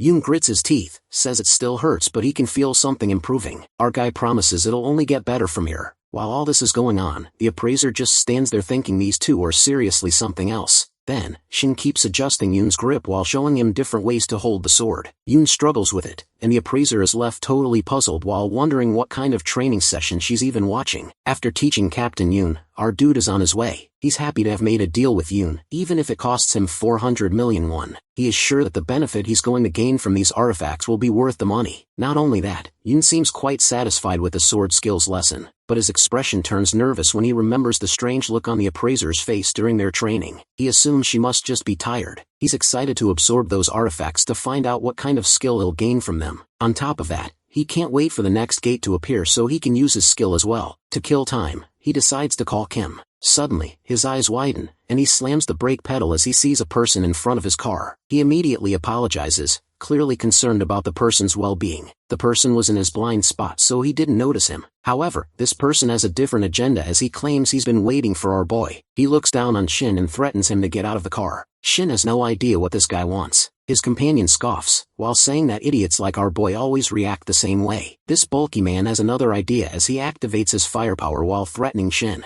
If Shin doesn't get out of the car, he says, he'll burn him along with it. Suddenly, Shin remembers who these people are. They're streamer players Choi Young-cho and his lackey, Cho Song-ho, from the Utopia Guild. They're the kind of players who usually pick on newbies or weaker players, streaming their humiliation for views. Young-cho stars in the videos while Cho handles the camera. Due to the extreme nature of their content, they've gathered a loyal following who eagerly watches their cruel stunts. However, not too long ago, they crossed a line, committing a serious crime that led to life sentences in prison. Cho comments on how Shin isn't moving at all. On the other hand, our boy is actually relieved to realize that these guys are just pathetic bullies, exactly the kind he can deal with easily. Still, both Young-cho and Cho are confident in their victory. After all, Young-cho is a level 100 B rank player, and Cho is level 75 C rank, both clearly above Shin in terms of level. With a tired sigh, Shin pulls out his sword, while thinking about his initial plan, which is to test out his power. But that doesn't mean he wants to waste it on someone as pathetic as these two. He doesn't even consider them worthy opponents. Still, people like them always have a way of finding him, so he doesn't have much of a Young-cho che. He'll just deal with them quickly. Finally, Shin steps out of his car and asks what their problem is. Young-cho lies while claiming that he's part of the security force in Player Town. He says that he's received complaints and is here to handle them. He tells Shin to calm down and cooperate. Narrowing his eyes, Young-cho accuses Shin of pissing people off just by owning this car. Then, without warning, he kicks the car with full force, breaking its door. Shin is momentarily stunned. Young-cho threatens him, either take his stuff and leave or watch his car be reduced to scrap. Nearby, some onlookers recognize the pathetic streamers trying to act tough. But more importantly, they also recognize Shin from Player Magazine. They wonder whether he is the one who went to the quest area with Kim. As the crowd tries to recall his name, Young-cho and Cho start whispering about Shin's power level. They've heard rumors. Apparently, our guy cleared a level 100 quest all on his own. Looking at Shin's youthful face, Young-cho refuses to believe he's strong enough to clear a level 100 quest. However, Cho counters, while reminding him that Kim was with Shin, and she's not the type to give credit to some random newbie without a solid reason. At that, Young-cho laughs. He suddenly gets an idea for his next video. He instructs his lackey to get the camera ready and decides to title the video, "Let's Teach a Newbie Kim Miso Carried a Lesson." Cho eagerly readies the camera, his face lit with excitement. Young-cho then lures Shin into a one-on-one sparring match, pretending to show him mercy. He offers a deal. If Shin loses, he must leave Player Town. But if he wins, Young-cho and Cho will stay far away from him. On the other side, Shin's face darkens as his eyes remain fixed on his damaged car. He responds calmly at first, saying he agrees to the deal, which makes Young-cho grin and call him a real man. But in the next moment, Shin's expression shifts, his fury bubbling to the surface. He warns them to add 500 million won to the deal and stakes his own wrist on it. Then he adds coldly that if Young-cho is scared, he's free to back out. Young-cho grows visibly irritated at Shin's bold demand. Before he can respond, Cho interrupts with a tense expression, turning to his lackey with annoyance. Young-cho asks what's going on. Cho hesitantly informs him that the live chat is exploding. Viewers are cheering for him to accept Shin's wager and add the 500 million won to the deal. Shin calmly asks if Young-cho is going to do it or if he's just scared. Young-cho hesitates. The stakes are high. This could get his video demonetized due to violence and mature content, but on the other hand, it's also a tempting chance to vent his frustration and rake in massive viewership. Soon, they find themselves standing in front of a growing crowd at Playertown's building's C Plaza. Onlookers gather, confused about what's happening.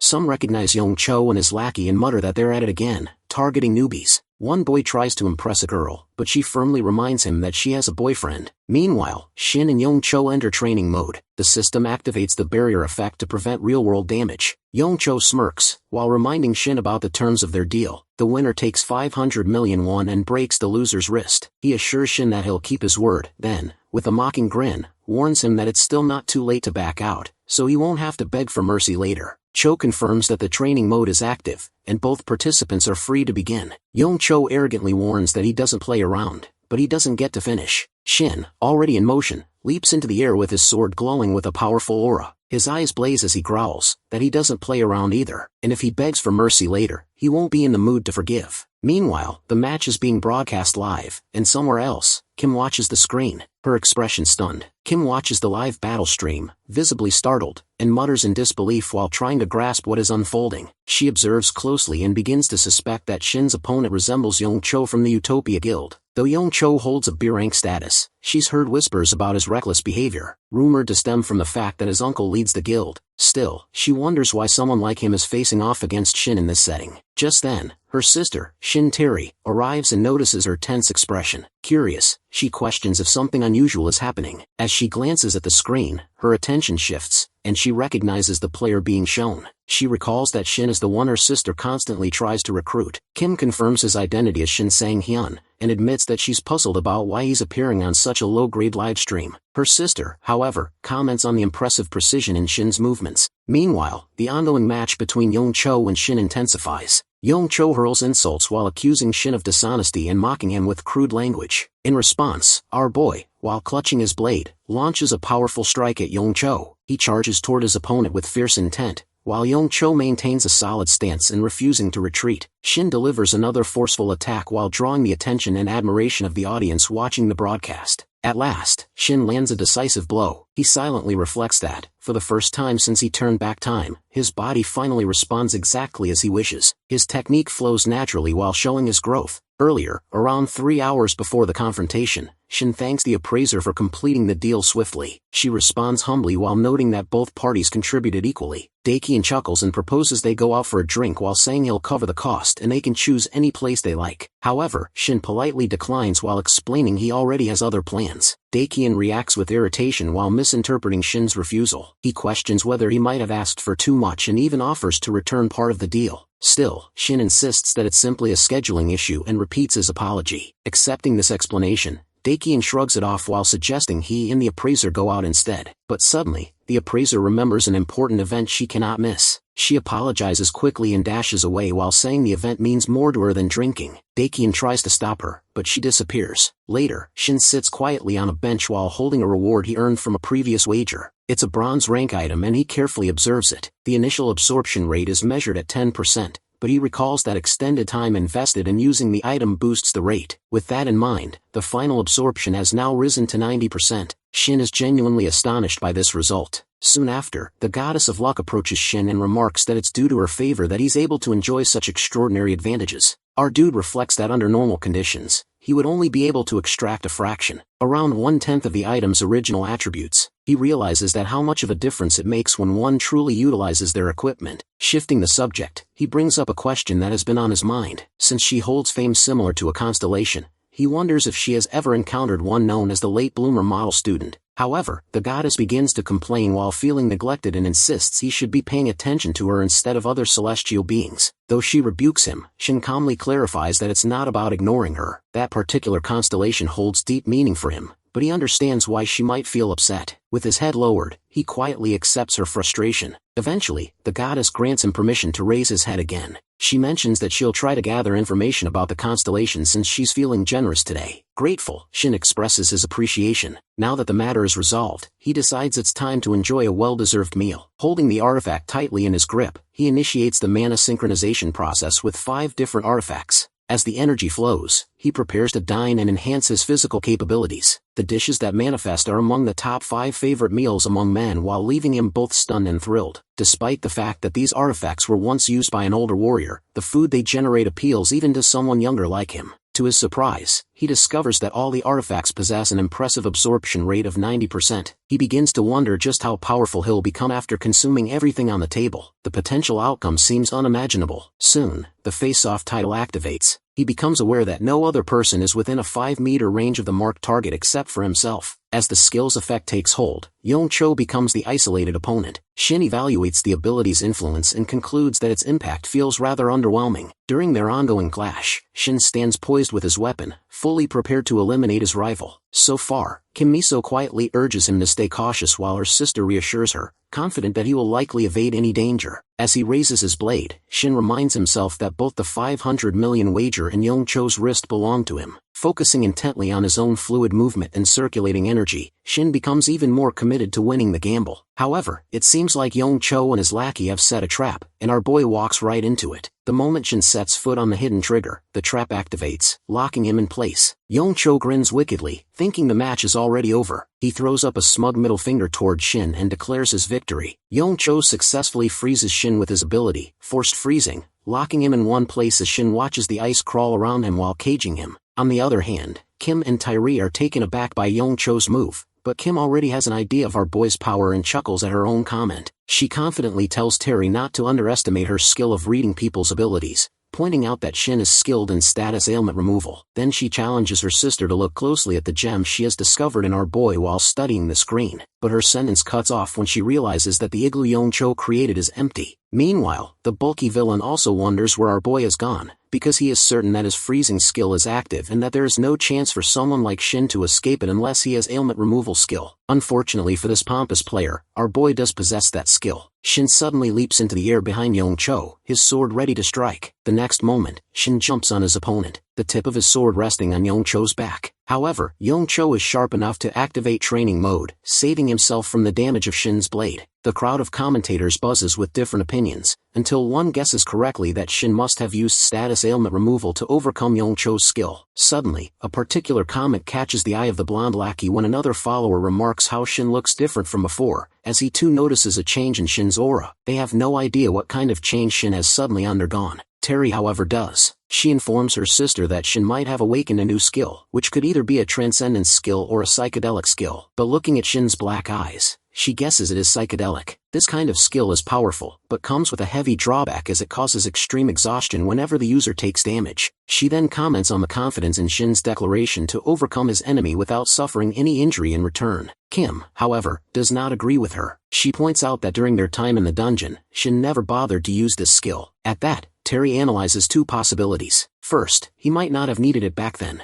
The second possibility startles Kim, as her sister reveals that Shin might have only just awakened this skill recently. Meanwhile, the appraiser girl is checking the artifacts Shin brought in, when the crimson meditation bracelet catches her eyes, because it has already been tested for its hidden skill. This bracelet carries the psychedelic skill. She nervously thinks there is only a low chance for Shin to manifest this bracelet's hidden ability. Having absorbed this skill within such a short amount of time, it means he must at least have the blessing of the goddess of luck. Unbeknownst to her, our guy really does have that blessing, as he has absorbed the psychedelic skill. This skill can push him into an awakened state and allow him to recover his HP for 100 seconds. His other abilities will also receive a boost after awakening this skill, but the downside is severe exhaustion if he takes any damage. At that moment, with an evil aura in his eyes, he asks his opponent whether they should have a rematch, since Yongchul still has his training mode. But Yongchul, frustrated by his humiliating defeat, hurls profanities at him. He has underestimated Shin, and now he decides to take things seriously instead of treating him as a rookie. For his next tactic, the villain decides to put distance between them. After doing this, he grows frustrated with his blonde lackey for suggesting this match in the first place, since he had no idea how strong Shin would turn out to be. The said lackey avoids eye contact with his boss, while Yongchul, beyond furious, cursing him mentally, only to be interrupted by the strong grip of our boy on his face. Shin slams his head into the ground, the floor cracking under their force, while taunting him that the only thing saving Yongchul is his training mode. Desperate, Yongchul tells him he will keep his word, admit defeat, and transfer the reward money into his account. But Shin isn't done yet. Now that the match is over, he is in the mood for revenge. Yongchul, startled, wonders what kind of revenge this crazy boy is talking about. Meanwhile, Shin remembers 3 days ago, when a mechanic like a hopeless doctor declared that although his car was fine for now, it only had a few days left in its life. It would be better for Shin to replace it. Shin, however, grew tearful at the news, because he has shared so many rides and memories with it. Now because of this, Shin declares that he is taking revenge for ending the life of his car. Young-chul apologizes for his sin,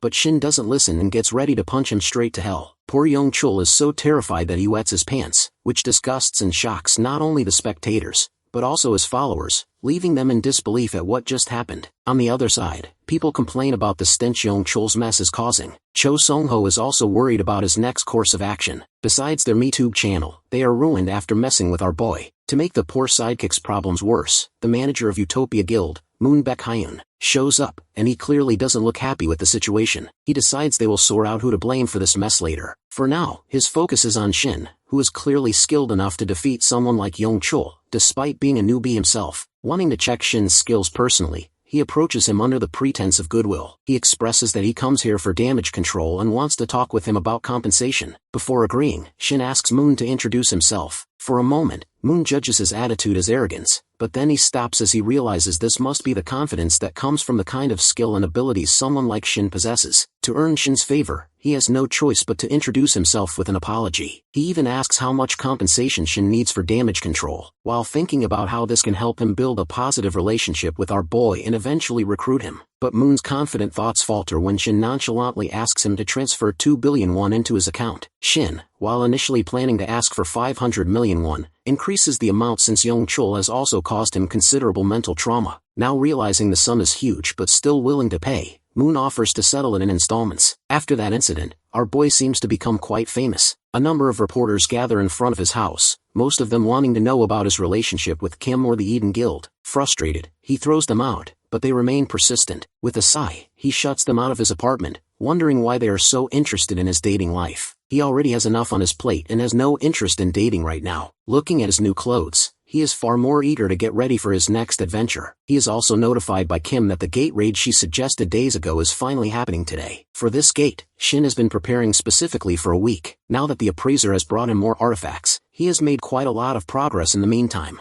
Checking his screen, he is more than satisfied with the results. His skills, like Demon Bash and dual wielding, have also leveled up. Now he has a better chance at victory, especially since he has earned the title of Overwhelming Power, which allows his skill to hold for 2.6 seconds. On top of that, his delay skill can now last up to 5 seconds. Not only this, he has awakened several new skills as well, such as warrior-level blade-wielding training and full charging, that later will help him with energy release. He feels satisfied to have obtained all of these, which are more than enough to guarantee his success for this gate raid. His thoughts then wander back to his last battles, when he didn't have this level of skills, which held him back, especially in his fight against the Wolf Lord. Even with Yamchul, when he had used a freezing skill against him, Shin knew he would have been done for if his opponents had been even slightly stronger than they already were. Now he understands that he needs to lock in as soon as possible in order to avoid history repeating itself. No matter how much progress he has made, he remembers the time when the year 2040 will come, when the great server breakdown happens and he loses everyone he holds dear. He is determined not to let history repeat itself. Now he needs to follow the path of his hero and grow stronger like him in order to achieve his goal. His thoughts are interrupted by the ring of his phone. He receives the call and is startled to know that it's Park Young-min, who is reminding him about the interview they had decided to hold today. It seems our guy has already forgotten about it. He immediately answers and the reporter asks whether he is free. He agrees and confirms that they are going to meet at a cafe for this interview. Now he realizes he is screwed as he has only 15 minutes to reach his destination for the interview, not to mention the gate raid waiting for him in the evening. The other problem is the horde of reporters waiting for him like vultures. To tackle this, Shin activates his psychedelic skill to get rid of them and threatens them to stay away. Meanwhile, Park is waiting for him and spots Shin arriving on time. Noticing him, he welcomes him while informing that he has already ordered coffee for both. Finally, up close, he nervously compliments Shin on his condition, assuming he must be coming straight from a dungeon. Poor Shin can't even tell reporter Park that getting here was more dangerous than clearing a dungeon. Anyway, he apologizes for his tardiness and settles down. Park brushes off his concern and gets straight to the point, saying he wants to know about Shin's recent events within the quest area. He also notes that Shin seems to be going through a lot lately. Shin tries to brush it off, saying it's just a small matter. Insistently, Park points out Shin's recent and sudden popularity among players. Nowadays, people are changing their perspective, while saying that experience and level have nothing to do with the new system. But they can't deny the fact that Shin has earned the title of Super Newbie thanks to his talent despite his low level. Shin still tries to downplay the situation,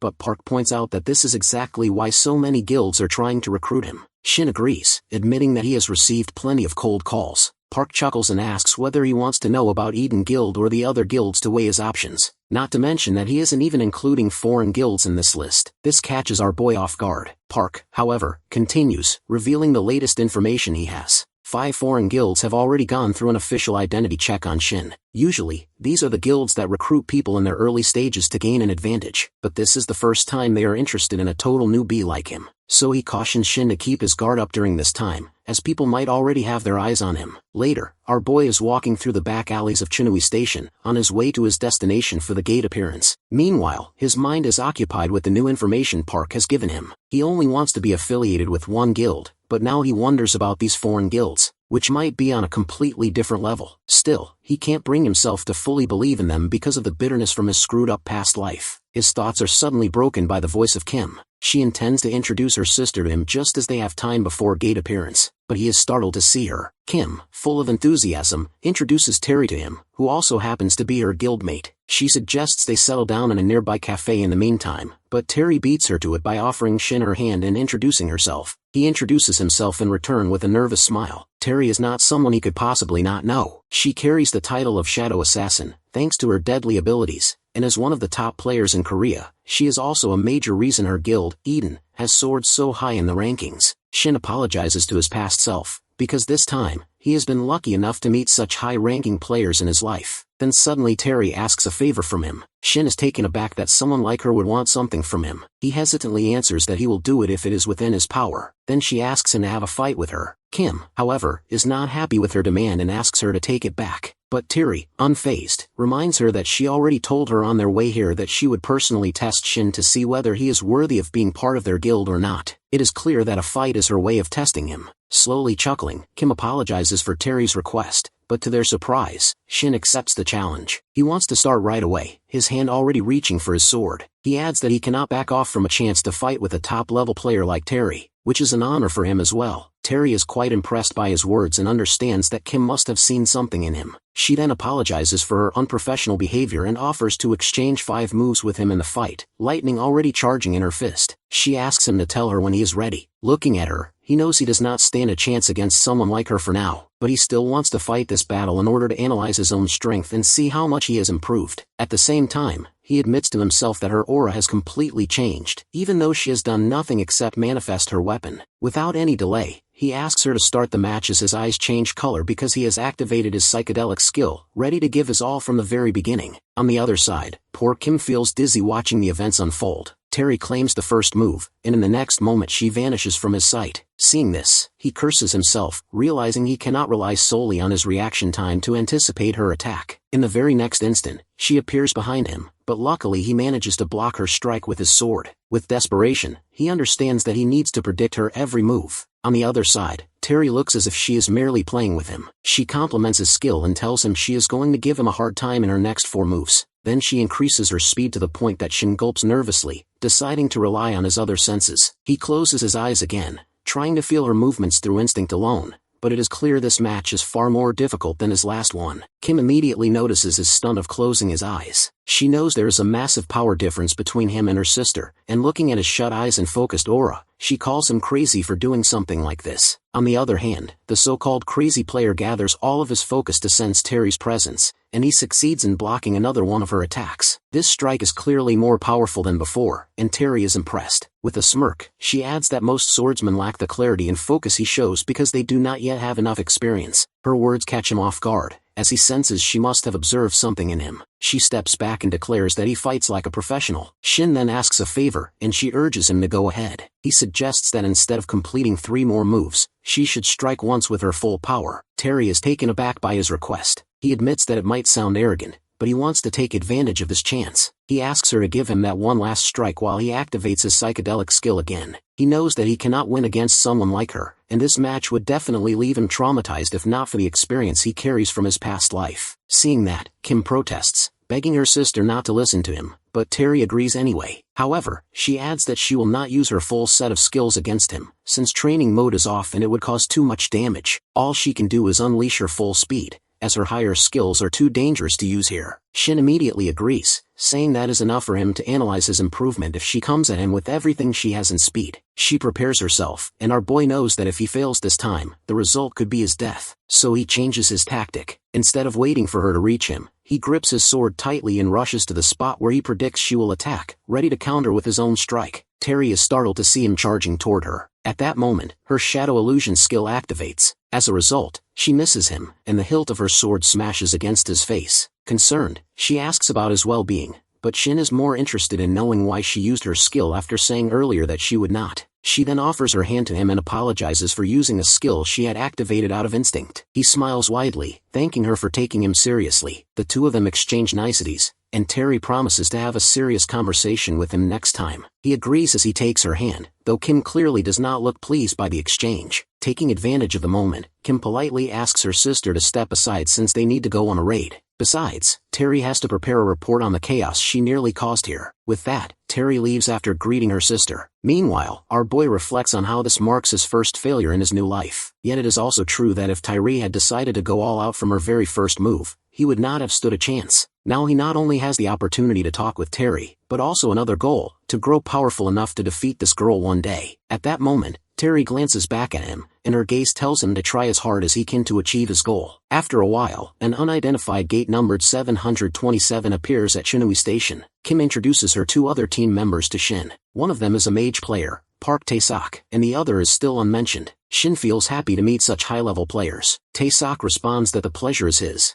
as it is an honor to meet the famous boy everyone has been talking about. He then introduces himself properly. During their conversation, Shin asks about his ability in pyromancy. When he hears the word ignite, Tae-sok confirms it, while adding that it belongs to the same realm of skills that Yanchul had. He then demonstrates his flame skill, explaining that he can conjure flames far more powerful than this one. However, he admits that he is only at the blue flame stage for now, and it will still take him a long time to upgrade his ability. Watching him, our boy comments on Tae-sok's reliability. He understands that someone like Tae-sok has taken the right approach while focusing on developing one skill until it reaches a certain level of mastery. That, Shin realizes, is the reason he managed to defeat someone like Yanchul, who had spread himself thin by conjuring different skills but mastering none of them. Then they turn to the girl beside him, Kang Ju-hee, who is a space wielder. She is also a mage, specializing in space connection skills. Shyly, she decides to display her ability as well. Her companion tries to stop her, but the damage is already done. Watching closely, Shin notices that the wind she conjures is different from what a normal space wielder would produce. It feels as if they are inside a bubble of wind, looking down at the city below. She shyly explains that this is her ability, and greets him once again. Shin immediately feels he can trust her. With her, their team now feels complete. He close-range fighter and Kim as long-range fighter, Tae-sok with his powerful fire attacks, and Ju-hee is the one who can back them up whenever they need to escape. He can already see how perfect the team is, even though they lack a healer. Their coordination is remarkable as they plan the raid and prepare backup strategies. Each of them fully aware of their roles. It is clear to him that they have been working together for a long time, and such teamwork is essential for survival inside the gates. Seeing this, Shin remembers his own team from his past life, and a sad expression crosses his face. Noticing it, Kim approaches and asks if he was injured during his fight with her sister. He answers vaguely, while saying only that his mind is occupied with some thoughts. Then he urges her to continue, reminding himself that he needs to focus on the present instead of indulging in nostalgia. The realm they face under the gate is the Frost Hell, a land of frozen hills. Moving ahead, Kim thanks Tae-sok for his help in keeping them warm, as the unbearable cold here could easily freeze them. With Tae-sok's flame blessing skill, they are able to resist the biting chill of their surroundings.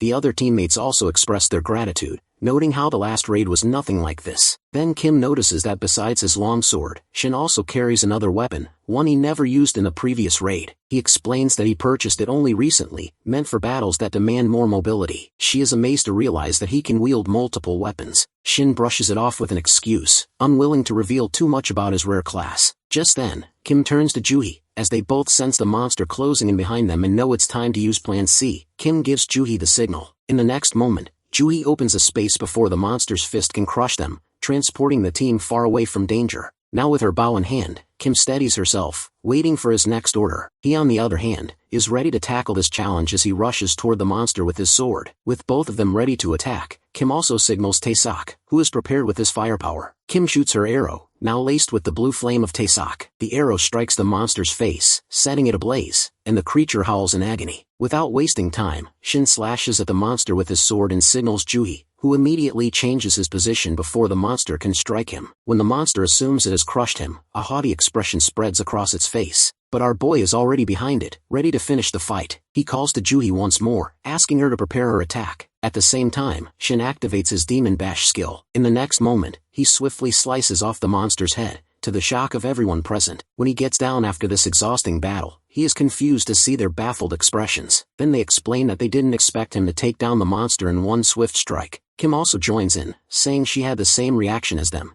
and hopes that Shin has more surprises hidden. She is eager to see his hidden skills as well. Feeling the pressure, Shin feels like showing off all of his moves to her. The good thing is that they are coordinating well as a team. Maybe it's because their differences in skill balance each other nicely. Now they are ready to face another horde of monsters coming out from the mountain. After a while, they defeat all of them. Taesak is quite impressed with our boy's swordsmanship, while showering him with compliments. At that, Kim chimes in, explaining that Taesak is so happy because he usually doesn't get the chance to show off his pyromancy skills. But now, thanks to Shin, he has the opportunity to use them fully. Now he understands that most magicians are usually support members of the team, especially if the team doesn't have a reliable swordsman. But now, with Shin and the team, Taesak can unleash his full potential. It's another thing, though, that Shin can't tolerate the gooey eyes of Taesak anymore. Kim changes the conversation by bringing up the new skill Shin has used, which truly surprises her. A little while ago, when they are fighting with the monster army, Kim notices the armored demon ogre rushing toward them and notifies everyone. Taesak asks her for the next course of action. She forms a plan to first throw firepower at him, but for this purpose, they need to create some distance between themselves and the monster. For this, she asks Juhi to open her space, but before she can do it, Shin interjects, wanting her to open it directly in front of the armored demon ogre. Kim protests that the ogre's armor is its greatest defense, but noticing his posture, she immediately understands that he already has something planned, so she decides to trust him and asks Juhi to do it. Then Juhi opens the portal, and Shin rushes inside with his full charging skill activated. With this skill and his swordsmanship slash, he slices the monster in two, shocking everyone again. Now Kim asks about his charging skill, which is quite powerful, even though it is only a movement skill. He tries to brush off the question by vaguely saying that he becomes aggressive because he has a reliable team. Suddenly, Juhi senses the presence of a monster and tells everyone to be quiet. They move ahead silently and spot a middle boss, Cerberus of the Frost Hell, sleeping there. Since the monster is asleep, they decide to form a plan. Juhi asks if she should open a portal in advance, while Taesak suggests raining fire on it. However, our boy is totally fired up because there is a skill, the Age of the Night and Wolves. Finally, he finds the right monster to be his practice dummy for this skill, which specializes in stunning wolf or dog-type creatures. Meanwhile, while everyone is deciding which plan to use to defeat the middle boss, our boy gets up with fire in his eyes. Noticing his face, they all startle and realize that he is making a same face, which clearly shows he has some badass plan.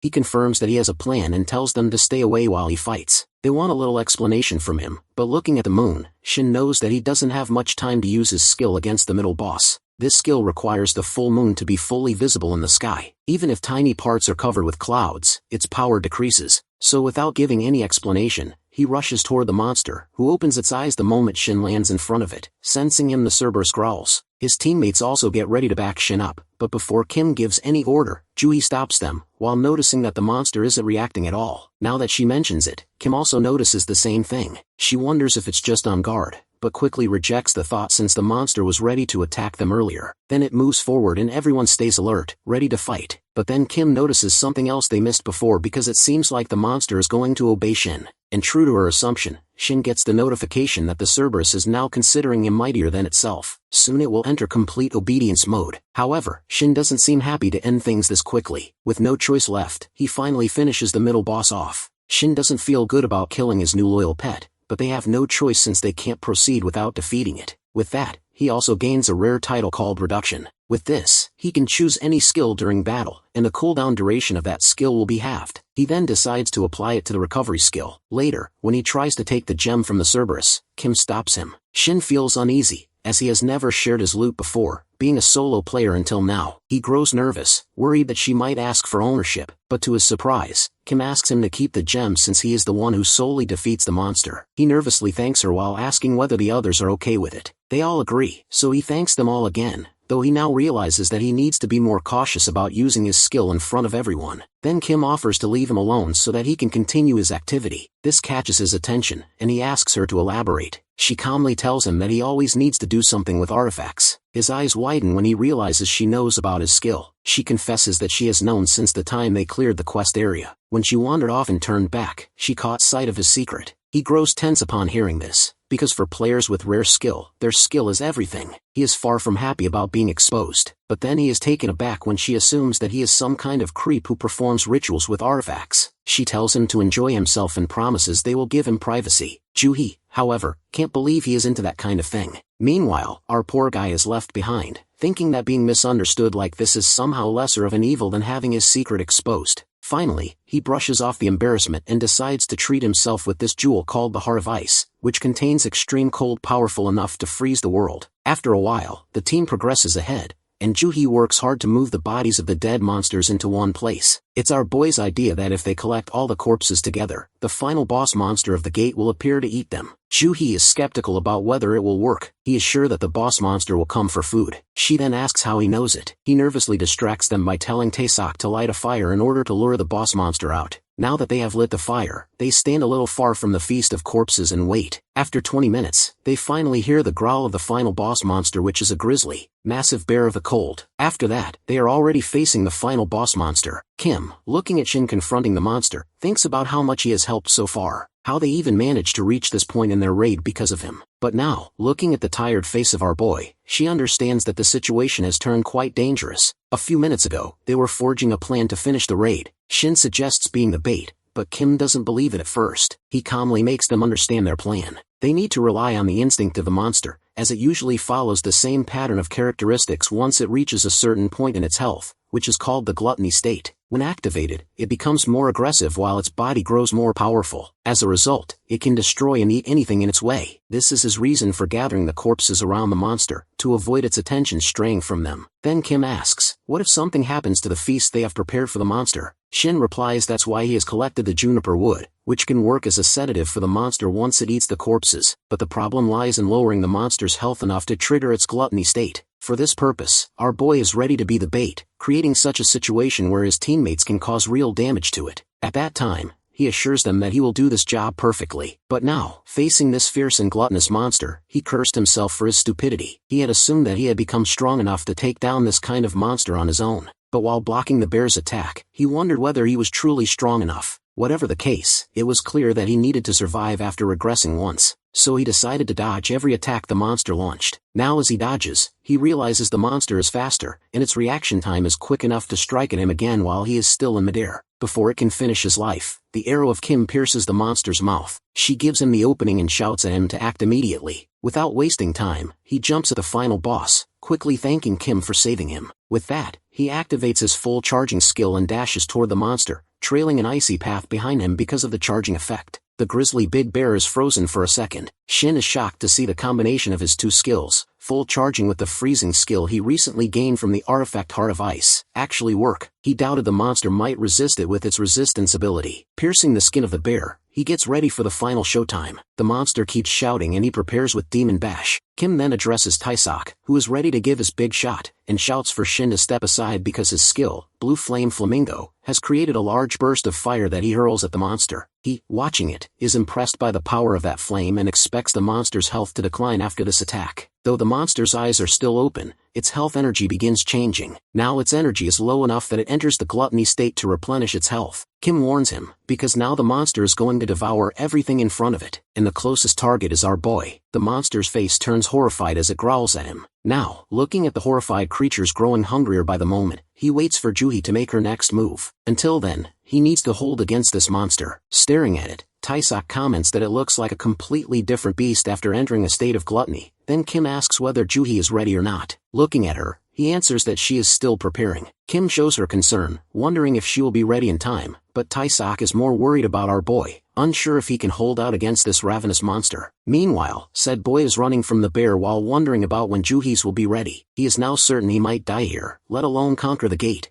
Left with no choice, he activates his psychedelic state to see the incoming attack. There is no chance to dodge it, so he decides to block it head-on. At the same time, fortunately Juhi is preparing her space. Overwhelmed while charging her full power, she is still determined to start the warp. She finally transfers all of the beast's corpses in front of the boss monster, but the moment it's done, she collapses from the power she has used. Everyone rushes to her, and she weakly consoles them, while telling them that she has simply depleted her mana. On the other hand, Shin also lets out a sigh of relief as he finally connects his attack. Otherwise, he would have been feasted on by the boss monster by now. After devouring the corpses affected by the juniper grizzly, the big bear begins to fall into sedation. Everyone feels relieved, happy that they have finally defeated the boss monster, while poor Juhi feels dizzy from using up all of her energy. After a while, they once again face the boss monster, who is already badly injured. With a final blow, they defeat it completely and succeed in clearing the Frost Hell Gate. When it is finally over, Kim thanks him for everything he has done, though she admits feeling guilty about relying on him too much. He brushes off her concern, saying that it was his idea anyway. With that, they all level up after clearing the gate. With a dazed expression, Shin thinks he deserves it, having just saved himself from the clutches of death inside the gate. At that moment, Juhi also joins them and apologizes for not being there for the last strike. Our boy also apologizes for dragging her into his crazy idea, but Juhi admits that it helped her push her limits. He is happy to have worked with them, and looks forward to doing it again next time.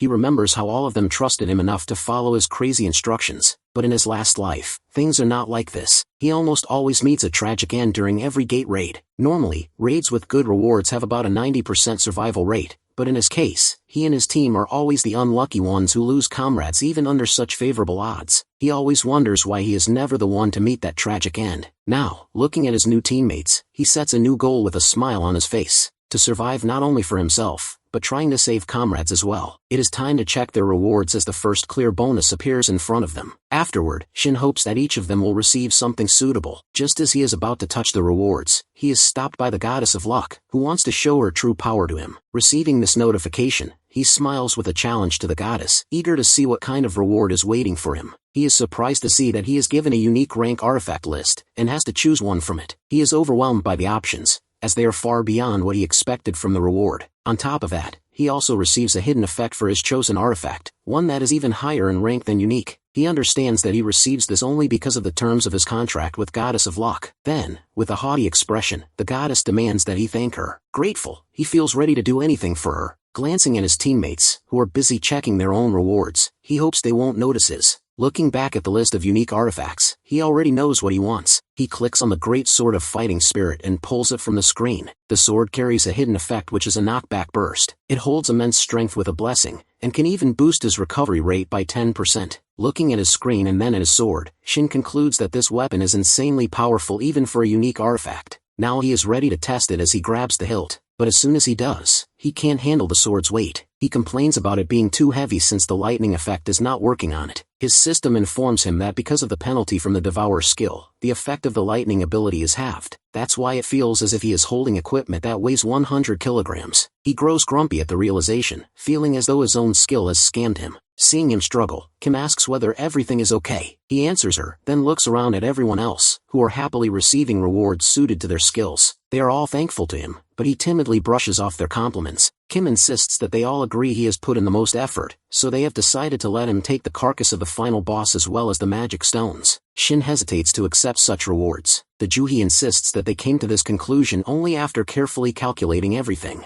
Seeing their concerned faces, he never expected this kind of consideration from them. His greedy mind immediately calculates that he might earn around 150 million, including the worth of the boss carcass. He can't suppress his happiness, though he tries to control it in front of his teammates. Finally, after settling everything, they step outside in the evening. Kim suggests they grab a meal together, but our greedy boy is more interested in calculating the money he is about to receive from his loot, and insists that he will join them next time. They all exchange goodbyes, and Shin prepares to head his own way, but Kim's voice suddenly stops him. She asks if she can call him anytime. He is taken aback by the sudden request. He wants to dismiss her from having any place in his life, but he knows he can't, so he vaguely agrees. With a happy smile, she bids him goodbye. Her smile brightens his face as well, and he asks them to go home safely. To see their expressions, Juhi and Tae-suk feel like they are intruding on something. The reason behind our boy's smile is that it has been a long time since someone spoke to him with such a bright smile. Now he can't wait to get home, so he stops by the back alley of Chinui Station Gate to eat the artifact. He successfully devours the fated greatsword. After consuming it, he also activates the lightning effect. The sword even has an additional bonus effect, just as he expected. Now it is time to check how much he has improved. He opens his screen to see the boost to his stats. In addition, the hidden skill Knockback Burst allows him to push opponents backward. He is now ranked C. Seeing this, he grins like a madman, realizing how much his greatsword has boosted his power. He immediately invests his stats again, raising his luck to 200. With that, his critical hit range increases from 120 to 600%. He is completely overwhelmed at how much he has improved in just 15 days. While someone like Yoon struggles for years just to reach level 50, he feels satisfied that, at this rate, he will be strong enough to surpass his opponents in the next match. Suddenly, dark energy crackles behind him as his system alerts him to an eerie presence. Looking back, he realizes that the constellations have come to make a contract with him. Numerous constellations want to form contracts, including the Lion King, drawn by his swordsmanship.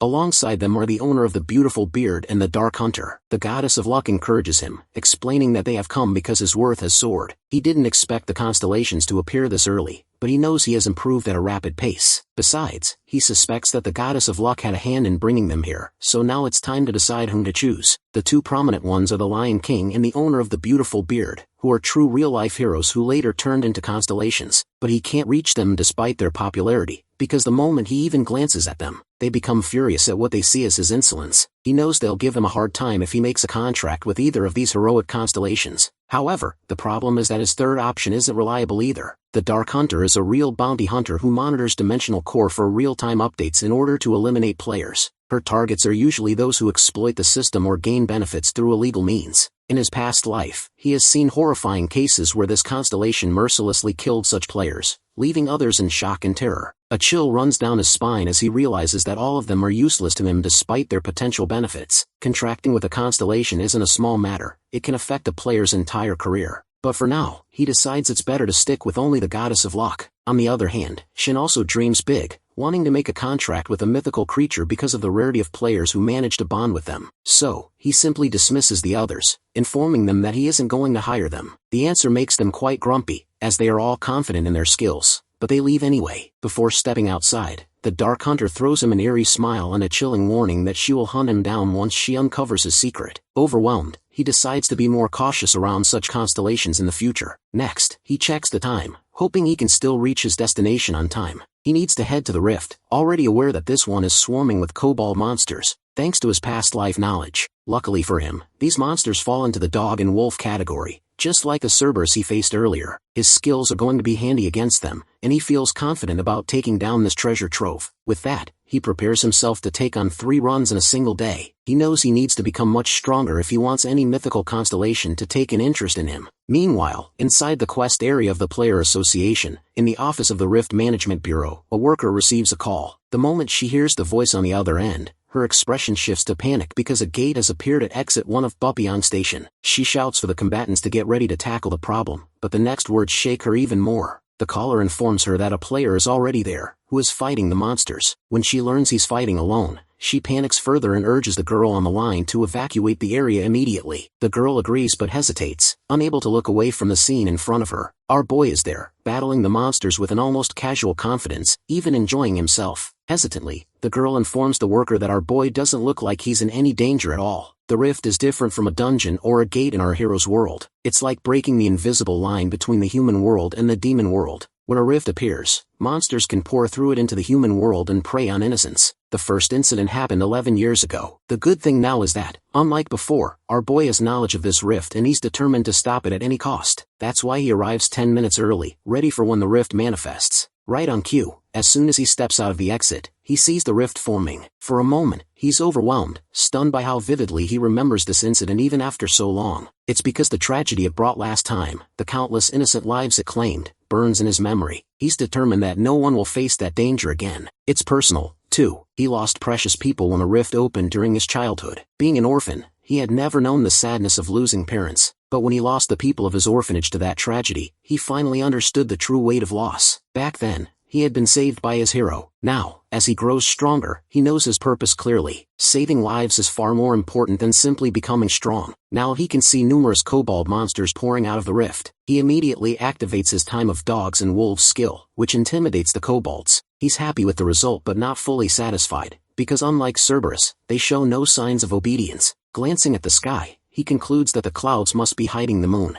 A fire burns in his eyes, but he isn't disappointed. Instead, the situation excites him because it gives him the perfect opportunity to test his improved skills. With his new sword in hand, he rushes toward the monsters, activating his full charging mode. Taking advantage of his speed and precision, he slices through the kobolds one by one. Then, he activates his knockback burst effect, sending several kobolds flying backward while injuring them in the process. He grins in satisfaction as he witnesses the powerful effect of combining his two skills. The kobolds are completely overwhelmed by his strength. Watching their panic, he realizes this combination is good enough to serve as an AoE attack, and with his luck enhancing his critical range, every strike lands with devastating impact. Seeing the kobolds bleeding but still alive, his determination hardens. He will finish them in the next strike. Raising his sword, a menacing expression flashes in his eyes, one so terrifying that even the poor creatures seem to shiver in fear. At the same time, a car speeds toward the rift's location. It screeches to a stop, and some players step out, introducing themselves as members of the player association. Li Hyan immediately asks for the caller who reported the rift. The caller steps forward and points toward the area where the rift has opened. Li Hyan is ready to rush in, but his brother, Li Jiang, stops him with a sharp voice telling him to look ahead first. There, they see our boy, fighting like a total badass, already clashing with the kobold. His sword collides with the monster's shield, the impact ringing through the air. Both Li brothers brace themselves, ready to jump into the fight against the kobolds,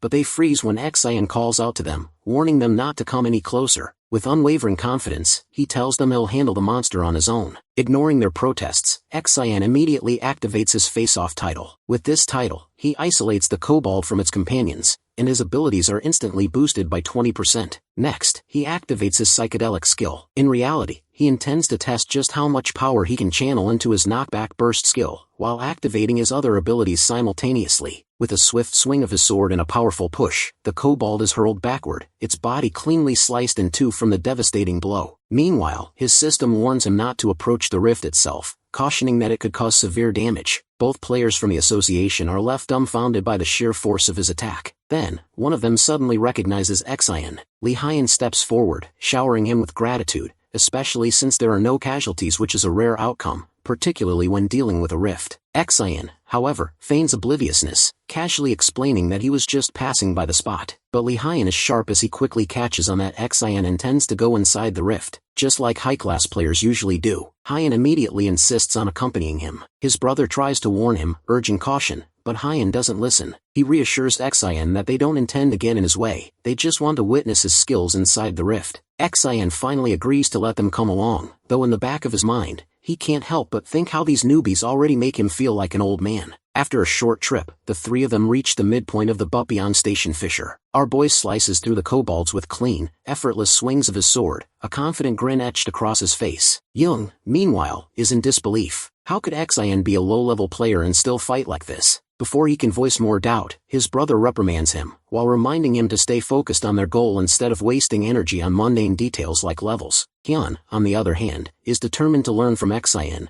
convinced that the guy must be naturally gifted with incredible battle instincts. Young, still skeptical, mutters his suspicions about their mysterious companion, especially since Xian's health bar remains steady, completely untouched, despite the intensity of the battle. At that, Hyun is speechless. During battle, Xian's health is something extraordinary, which is something he is always confident about. The scene flashes back to 30 minutes earlier, when the three of them first step into the rift, only to be shocked by the sheer number of kobold monsters swarming inside. The kobolds immediately ready their arrows, all pointed straight at the players. Without wasting a second, Xian orders the Li brothers to get behind him. He had already anticipated a situation like this, so he brought along a kobold corpse, now serving as a makeshift shield to protect them. When Xian notices the fear on Young's face, a thought briefly crosses his mind that maybe bringing them along was a mistake. Having to protect them while progressing through the rift could slow him down and make the fight more complicated, but then he reprimands himself for thinking like a weak player. These kinds of hurdles in tough situations, he reminds himself, are exactly what will help him climb higher and become a true high ranker. With that, he grabs his sword, already ready to start killing the distracted kobolds. The next monster falls within a heartbeat. Without slowing down, he moves to the second floor, cutting through the monsters as if they are nothing. But then he suddenly stops when he comes face to face with a certain monster, the infamous kobold champion. It's completely unexpected for him to encounter a boss monster this early, right on the second floor. The next moment, tension grips him as he sees the boss charging at him. He wonders if his knockback burst can counter the attack, but quickly rejects the idea. Doing it now could put his own body at risk. All he can do is try to minimize the damage while somehow blocking the kobold's assault before it reaches him. However, when he swings his sword at the kobold's shield, he's stunned by the result because not only does the shield shatter, but the boss monster itself is heavily damaged. He knows he doesn't have enough stats yet to deal such devastating power. The only explanation, he realizes, is that it must be the power of his greatsword fighting spirit. On the other side, the minion kobolds freeze in fear after witnessing the downfall of their boss. Now, with cold determination, he's ready to finish them all. After a while, he finishes off most of the kobolds, earning an artifact which is a pair of shoes of rapid movement that can double his speed. Without wasting a second, he immediately puts them on. He knows the nature of kobolds to carry rare artifacts, but it's his luck that not only does he get one, it also fits him perfectly. With this boost, he anticipates completing the raid even faster. Looking down, he notices his companions holding their ground well. The corpses of the kobolds they've defeated are scattered around, proof that they're not entirely useless in a fight. With incredible luck on his side, Shin finds the raid surprisingly easy, and the rewards don't disappoint. 5 silver-ranked items, 4 gold-ranked ones,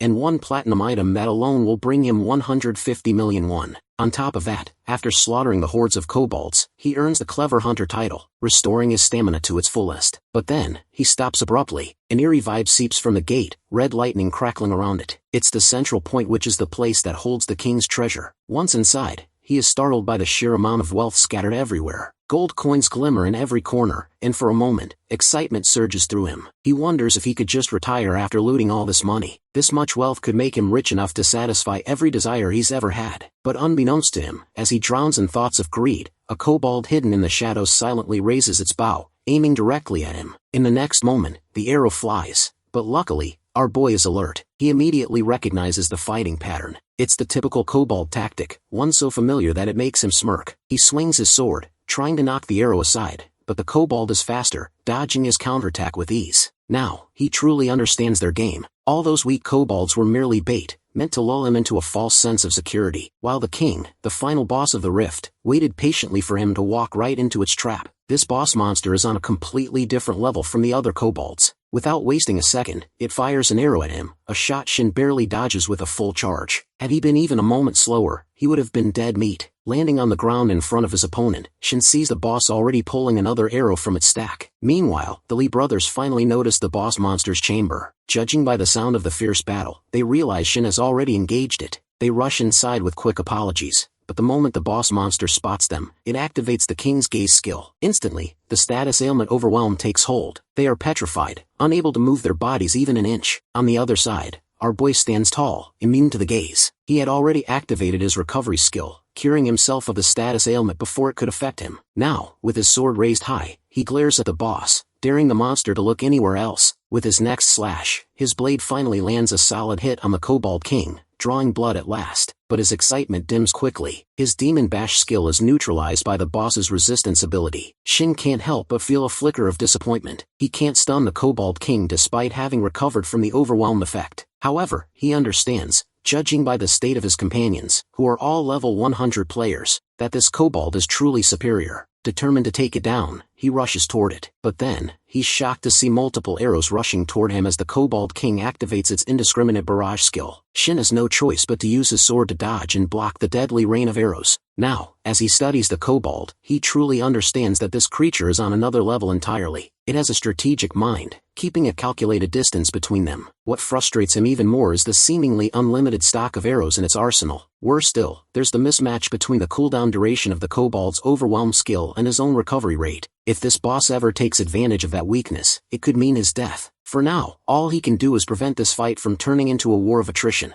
Analyzing his enemy, he realizes that he needs something to deal damage from a long distance. Suddenly, his eyes catch the glint of gold, and in that instant, he understands exactly what he needs to do. Meanwhile, the Lee brothers snap out of the overwhelming effect. Both of them are so shaken by being petrified by the monsters that they can barely process what's happening. They start to believe Shin must have some kind of curing skill to counter the overwhelming attacks. But Hyun, watching the scene unfold, doesn't get a good feeling about it. His eyes suddenly widen when he notices the pattern of the arrows, realizing Kobold is guiding Shin deeper into the room. Desperately, he shouts at Shin, warning him that he's walking straight into a trap. True to his words, while Shin is busy taunting the Kobold King, oblivious to the setup. He's just about to step on a particular spot. The kobold smirks triumphantly and releases an arrow, hitting its target perfectly. The king starts grinning, until its grin fades when it hears Shin's voice taunting that it's checkmate. Thanks to his ridiculous luck, Shin has activated his sacrifice skill at the perfect moment. Not only does it save him, but it also restores his HP to full. A complete win-win for him,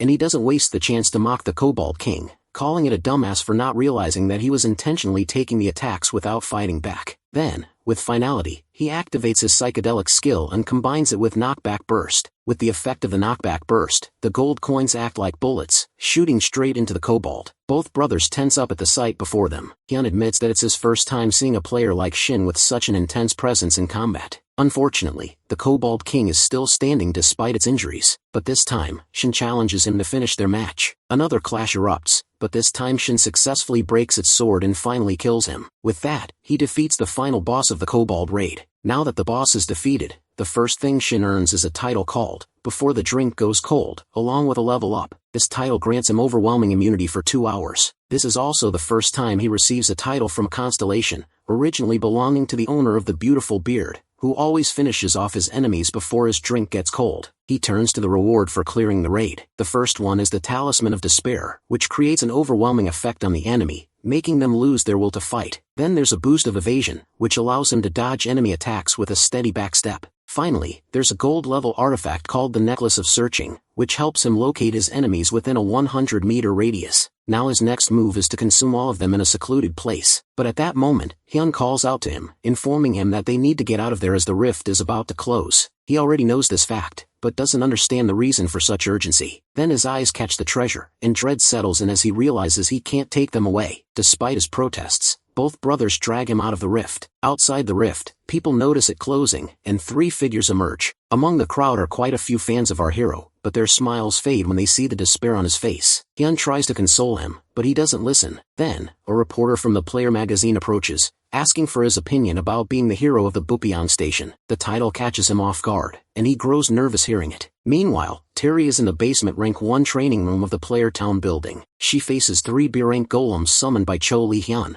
a member of the Player Association. Without hesitation, she starts her training, slicing through the golems with swift, precise movements. Within minutes, she finishes her task, taking down all 3. But instead of satisfaction, disappointment washes over her because the battle was too easy. She realizes that this is the limit of how far she can go in mock battles. Her thoughts drift to her fight with Shin and the strange sensation she felt during it. She doesn't contact him again, but doesn't have his contact information. She might have gotten it, if not for her annoying sister interrupting her that day. At that time, there flashes a news on TV as Terry learns about the rift and how Shin was the one who stopped it. Watching his interview, she thinks he seems really humble, judging by his nervous expression. Next, the reporter asks about his experience fighting a monster that was determined to be level 150, which is a level far higher than his own. Shin simply answers that they can't judge the winner based solely on level, as it's just a statistic. Looking at him, Terry understands that Shin must be aware of his own capabilities because she can clearly see the experience he carries as a player. She wonders about his master, while wondering he might have connections with some combat constellation. But with a darker aura around her, she also wonders if, instead of a constellation, he might have a contract with Divine Being, just like she has one. The next day, Shin spreads out his latest rewards on the mat, ready to consume them. Then he enters into a gap of unconsciousness for this purpose. With this new gourmet, he now has Overwhelm, Search, and Backstep skills. He feels quite happy to gain these skills, thanks to his luck stat, and hopes to become stronger before the true age of players begins. He remembers the early days of the times of warrior. Back then, most warriors held the stereotype that strength was the only thing they needed as players. But when stronger monsters started appearing, those who relied solely on strength met their end. As time passed, despair grew, until the appearance of Go Gyeonsu, known as the Sword Demon. He was the one who proved everyone wrong by overcoming his shortcomings through dexterity and enhanced evasive skills. Instead of chasing pure strength, Go Gyeonsu focused on skills that could be used in every situation. That adaptability became the reason he could handle any scenario. Unfortunately, our boy had been too blind in his previous life to follow the same path. But now, he decides to focus on skills, which will finally bring him results. Now, his system absorbs the artifact and gives him 2 delicious dishes: cream soup from the fresh kobold forest and black pepper steak from the intense kobold plains. He feels quite happy to see these dishes, assuming the Kobold King must have had good taste in food. But the next dish ruins his mood,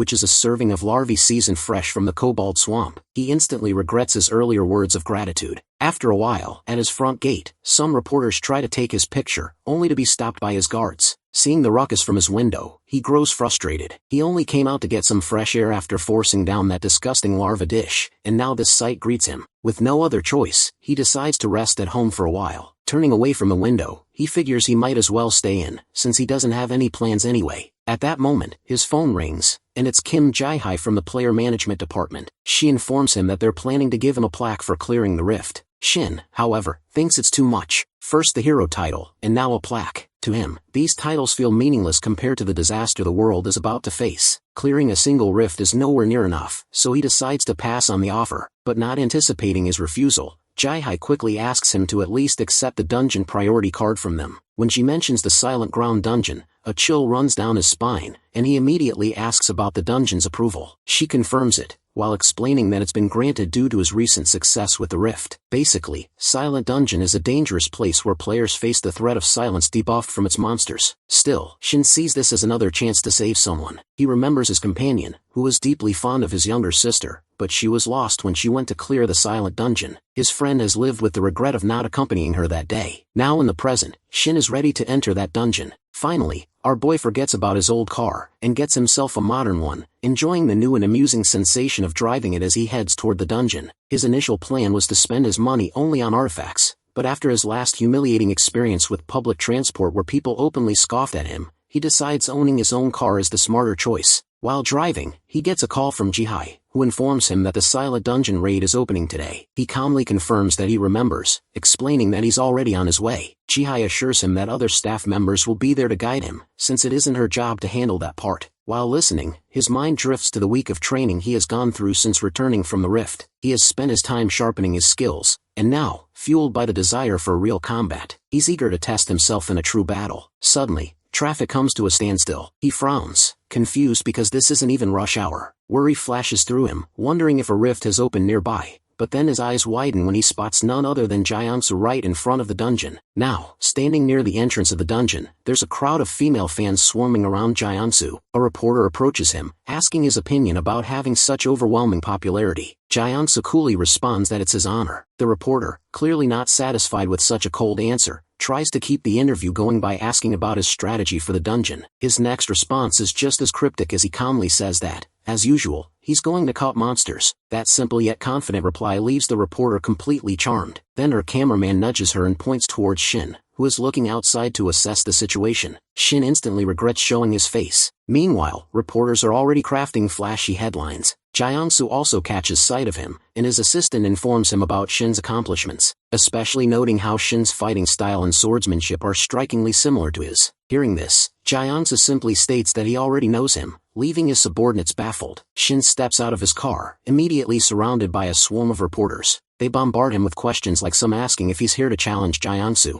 others throwing out ridiculous ones like how much his car costs. Shin, trying to avoid Jae-ansu's gaze, has no idea how to handle the chaos. But when he finally glances at Jae-ansu, he can't help but wonder if the man is challenging him, or if that grin means something else entirely. Whatever the meaning behind it, Shin, while meeting Jae-ansu's eyes, quietly acknowledges his own limits, and sharpens his resolve to grow stronger. On the other hand, Jae-ansu is ready to enter the dungeon with his subordinate. While glancing at Shin, he realizes this person isn't ordinary. Instead of looking at him with admiration like everyone else, Shin views him as a goal to surpass. Jae-ansu quietly repeats Shin's name to himself, knowing that their paths are destined to cross again. Meanwhile, at the Silent Ground dungeon, Shin steps out of his car, his thoughts still lingering on Jae-ansu, how someone could be on such an entirely different level. But rather than feeling discouraged, he feels fired up. The idea of having such a high goal excites him. It makes everything far more interesting. No matter what, he's determined to reach Jae-ansu's level of power, and to do it as quickly as possible. Suddenly, his focus is broken by the sound of players complaining nearby. They're upset about not being allowed inside the dungeon even though it's their turn, claiming Shin is being given special treatment because of his growing popularity. Shin Girl complains particularly loudly about his lack of decency, but when Shin gets a good look at her, relief washes over him because she's the very sister of his companion, the one he's been hoping to save, even though he can't quite remember the exact moment she disappeared. Though he's a little taken aback by the stark difference in personality between the two siblings,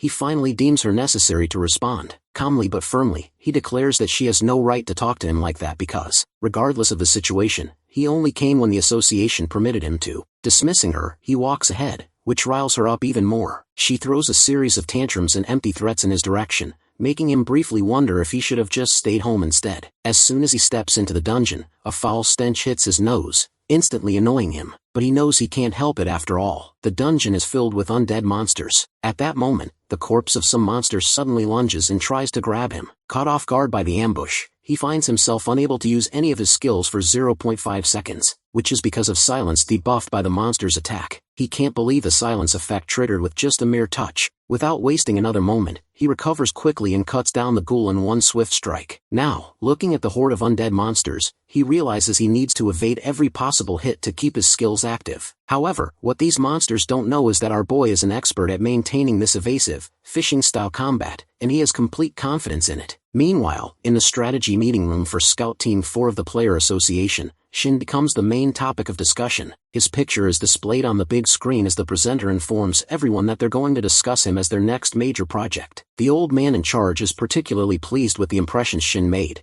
especially standing out even in front of someone like Jiangsu. On the other hand, the team leader of Scout Team 4, Lee Kyun, has already heard plenty of praise for Shin from the Lee brothers, knowing that Shin only awakened not too long ago. His deputy, Shin Min-jae, adds that our hero has indeed become quite famous recently. An agrees, acknowledging that his growth is truly unparalleled. Still, he doubts whether Shin can yet be compared to high-class, naturally gifted players like Terry and Jiangsu. Min-jae agrees at first, but while checking Shin's profile, he adds that, indeed, the data shows great potential, especially considering the Cobalt Rift. However, he argues that without fully understanding the real dangers Shin faced during that rift, they can't properly evaluate his accomplishments. He even voices his suspicion that Shin might have manipulated the media to exaggerate his feats. The point is immediately objected to by Lee Jae-hee, the team's strategist, who is well known for opposing almost everything Min-jae says. Standing up from her seat, she politely apologizes for interrupting the deputy leader, but explains that she has personally been keeping an eye on Shin for some time. She begins presenting her findings from her quiet surveillance of him, recommending that everyone review the data she has collected so far. Turning on the projector, she first displays the normal growth rate of an average player, then she switches the slide to show Shin's growth curve. The comparison is staggering, and her analysis concludes that Shin is anything but an average player. The room falls silent for a moment as everyone stares at the data, shocked by the undeniable evidence of his extraordinary growth. However, Min-jae thinks she is not in her right mind to present this data or that she is failing to look at things objectively. He points out that, judging by Shin's skills and the number of titles he has gained, his power is already on par with someone like Jiangsu, who isn't called the Sword Demon for nothing. Jae-hee, however, remains calm. She states that she has gathered all of this data after reviewing everything objectively. To solidify her findings, she even met with all of Shin's companions from his dungeon and gate raids. Her first interview is with Yoon, whom she asks if he ever noticed anything odd about Shin. After thinking for a moment, Yoon jokingly replies that Shin,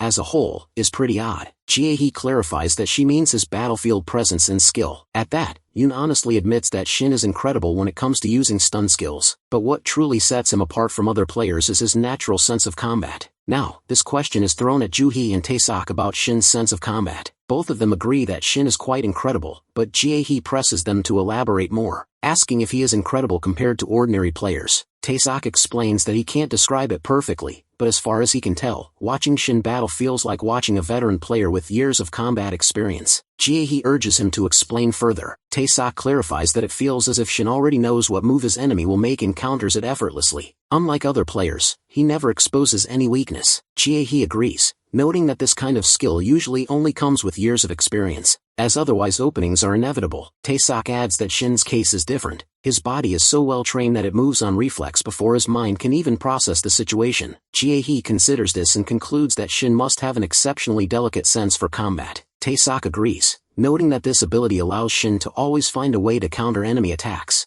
no matter how difficult the situation is. Now, in the present, Jae-hee concludes in front of her team that Shin is different because he possesses an instinct that rivals foresight. Not to mention, his combat skills are on par with A-rank player. With this analysis, she states that Shin has the potential to become S-rank player in the future. Meanwhile, while Jae-hee presents her analysis about him, our boy is exhausted from defeating swarms of monsters. At the same time, Min-jae doesn't like Jae-hee's analysis, because being an S rank is no small feat. He insists that she is well aware of that fact. Min-jae, however, grows furious, indirectly calling her observation about Shin's foresight nonsense. If that's the case, he argues, they can see that Shin has actually regressed. This catches Jae-hee off guard, making her seriously consider the possibility. Before Min-jae can push further, An interjects, telling Jae-hee to stop fighting like a child in every meeting. He agrees, however, that Shin is not an ordinary player. Then, he assigns Jae-hee the sole responsibility of collecting more information about Shin, despite protests from his deputy leader. Jae-hee, on the other hand, happily accepts this duty. Inside the silent dungeon, Shin isn't happy with the stench of ghouls around him. The monsters keep appearing out of nowhere and don't even bother to gift our boy any artifacts. Suddenly, he stops dead in his tracks, cursing himself for not activating his skill, detection. With this skill, he can sense any enemy within a 100-meter radius. The moment he activates it, his tension spikes, because despite having already defeated a large number of monsters, there's still a swarm of them nearby. Then, his eyes catch sight of a strange, fly-like monster among them. He wonders if it's truly a monster. As he reaches out to touch it, there's a sudden explosion. The blast pushes him backward, but thankfully, he had stepped back in time to save himself from the suicide fly. Judging by the presence of so many suicide flies, Shin immediately understands that they must be controlled by some mage-level monsters nearby. He knows he has to stay cautious, especially now that he spots even more suicide flies buzzing around him. During his distance, he braces himself as a series of explosions erupts around him, triggered by 3 mages who have spotted him from a distance. Meanwhile, with things settling down, the deputy leader decides to delve deeper into Gahi's research. He asks if she has discovered anything significant besides Shin's sharp combat sense, perhaps something about his mysterious titles. He doubts that Shin's method of acquiring such tiles is also unique. To his surprise,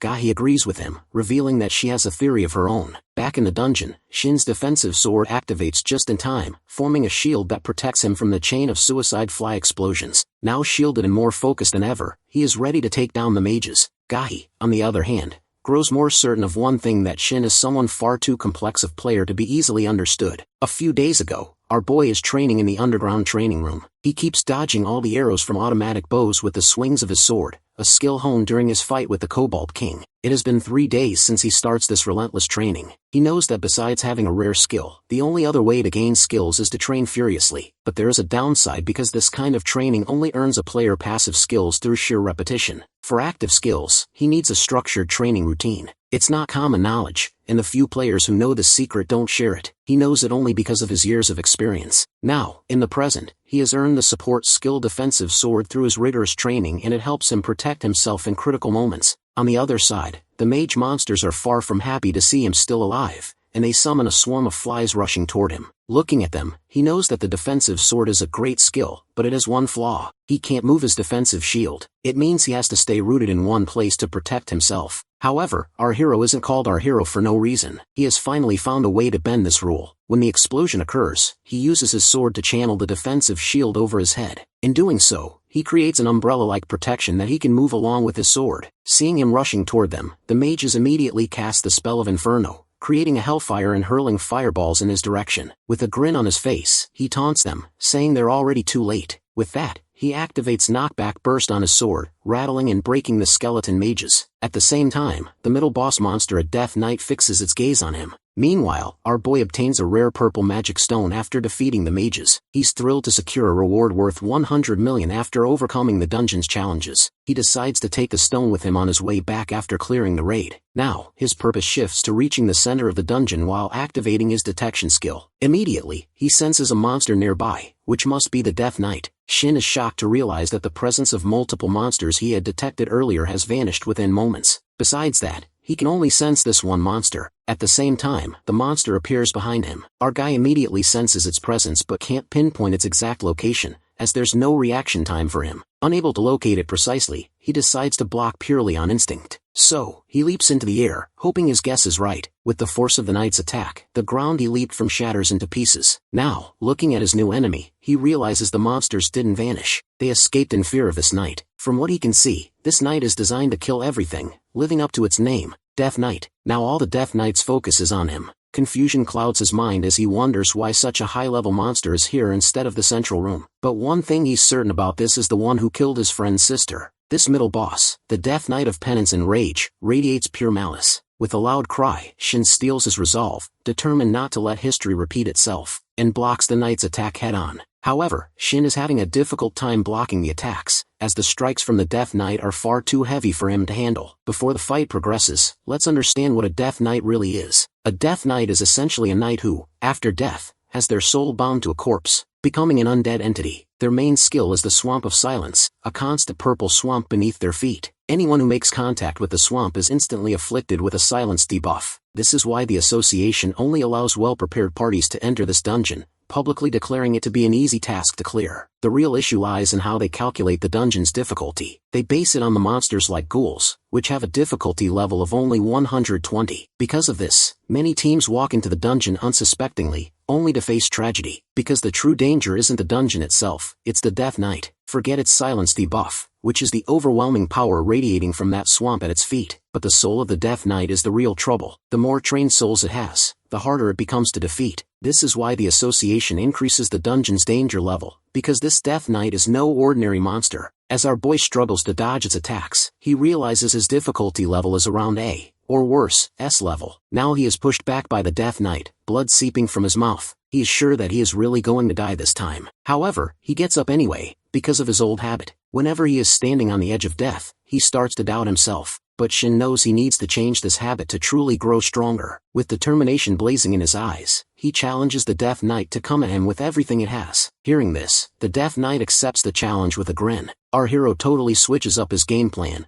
leaping from his spot and taking off running instead of fighting, mostly because his HP is running on absolute fumes. Just like he planned, the Death Knight is right on his tail, so his top priority is definitely getting his health back up. Using his detection skill, he picks up 17 monsters swarming around the area. He already saw it coming, as those monsters are scrambling toward the center of the dungeon to hide from the Death Knight. As soon as he enters the area, loads of undead spot him, but without wasting a single second, he starts slashing through them one by one, while the Death Knight breathes down his neck. The next second he triggers his title, Clever Hunter, which gives him 1 stamina stat every single time he takes down a monster. That is how he claws his way back to 35 HP. Thanks to the artifact he devoured from his last rift, he's fast enough to actually outrun the Death Knight. So his new game plan is to clear his path, wipe out every monster in his way to top off his health, and lead the boss straight into the deepest part of the dungeon. As soon as he shoves open the door to the deepest chamber, he finds a ton of monsters waiting for him. He has zero problem killing them to recover more HP, but suddenly, to his total shock, the Death Knight materializes right behind him. He ducks instantly to dodge an attack that's powerful enough to slice clean through all the monsters ahead of them in a single swing.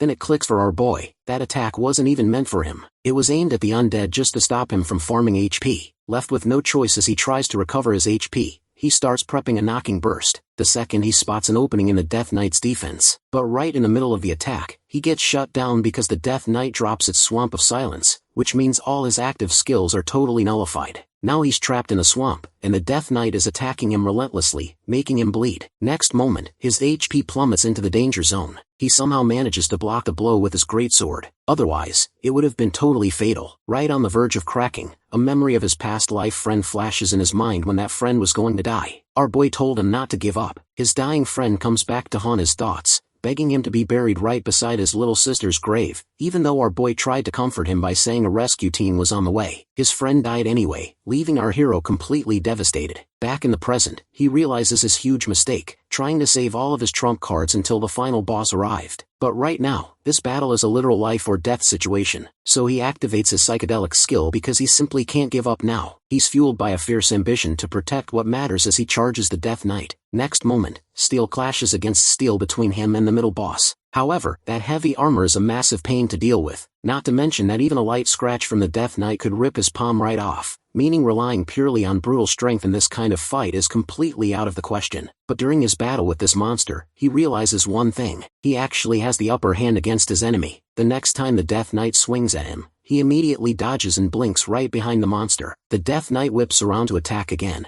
but he vanishes just as fast, reappearing on the other side. He taunts the boss, pointing out how useless its attacks are if it can't even land a hit. So the next moment, he slashes his sword at the monster, buffing the strike with his critical hit skill and supercharging his critical range by using his player luck state, which rockets his critical range from 120% up to a massive 600%. The Death Knight backs away, but with that 600% critical range bearing down, the impact knocks the Death Knight onto the defensive. He darkly tells his enemy to get up, knowing damn well this battle isn't ending this easily. On the other side, the Death Knight's faceplate shatters, and its glowing skeleton can be seen underneath. The middle boss also unleashes its ultimate skill, Life Flames, as a sacrifice that will max out all of its attack stats. Our boy already saw this coming, because basically all Death Knights have different skills, but one thing is universally same. As soon as their HP hits bottom line, they all resort to self-destruction. As the deadly game of tag begins, now in 10 seconds it will start. The final attack charges up, and our guy knows a single hit will finish him off. Trying to fight the monster head-on is completely out of the question, turning him into a sitting duck right in front of the middle boss.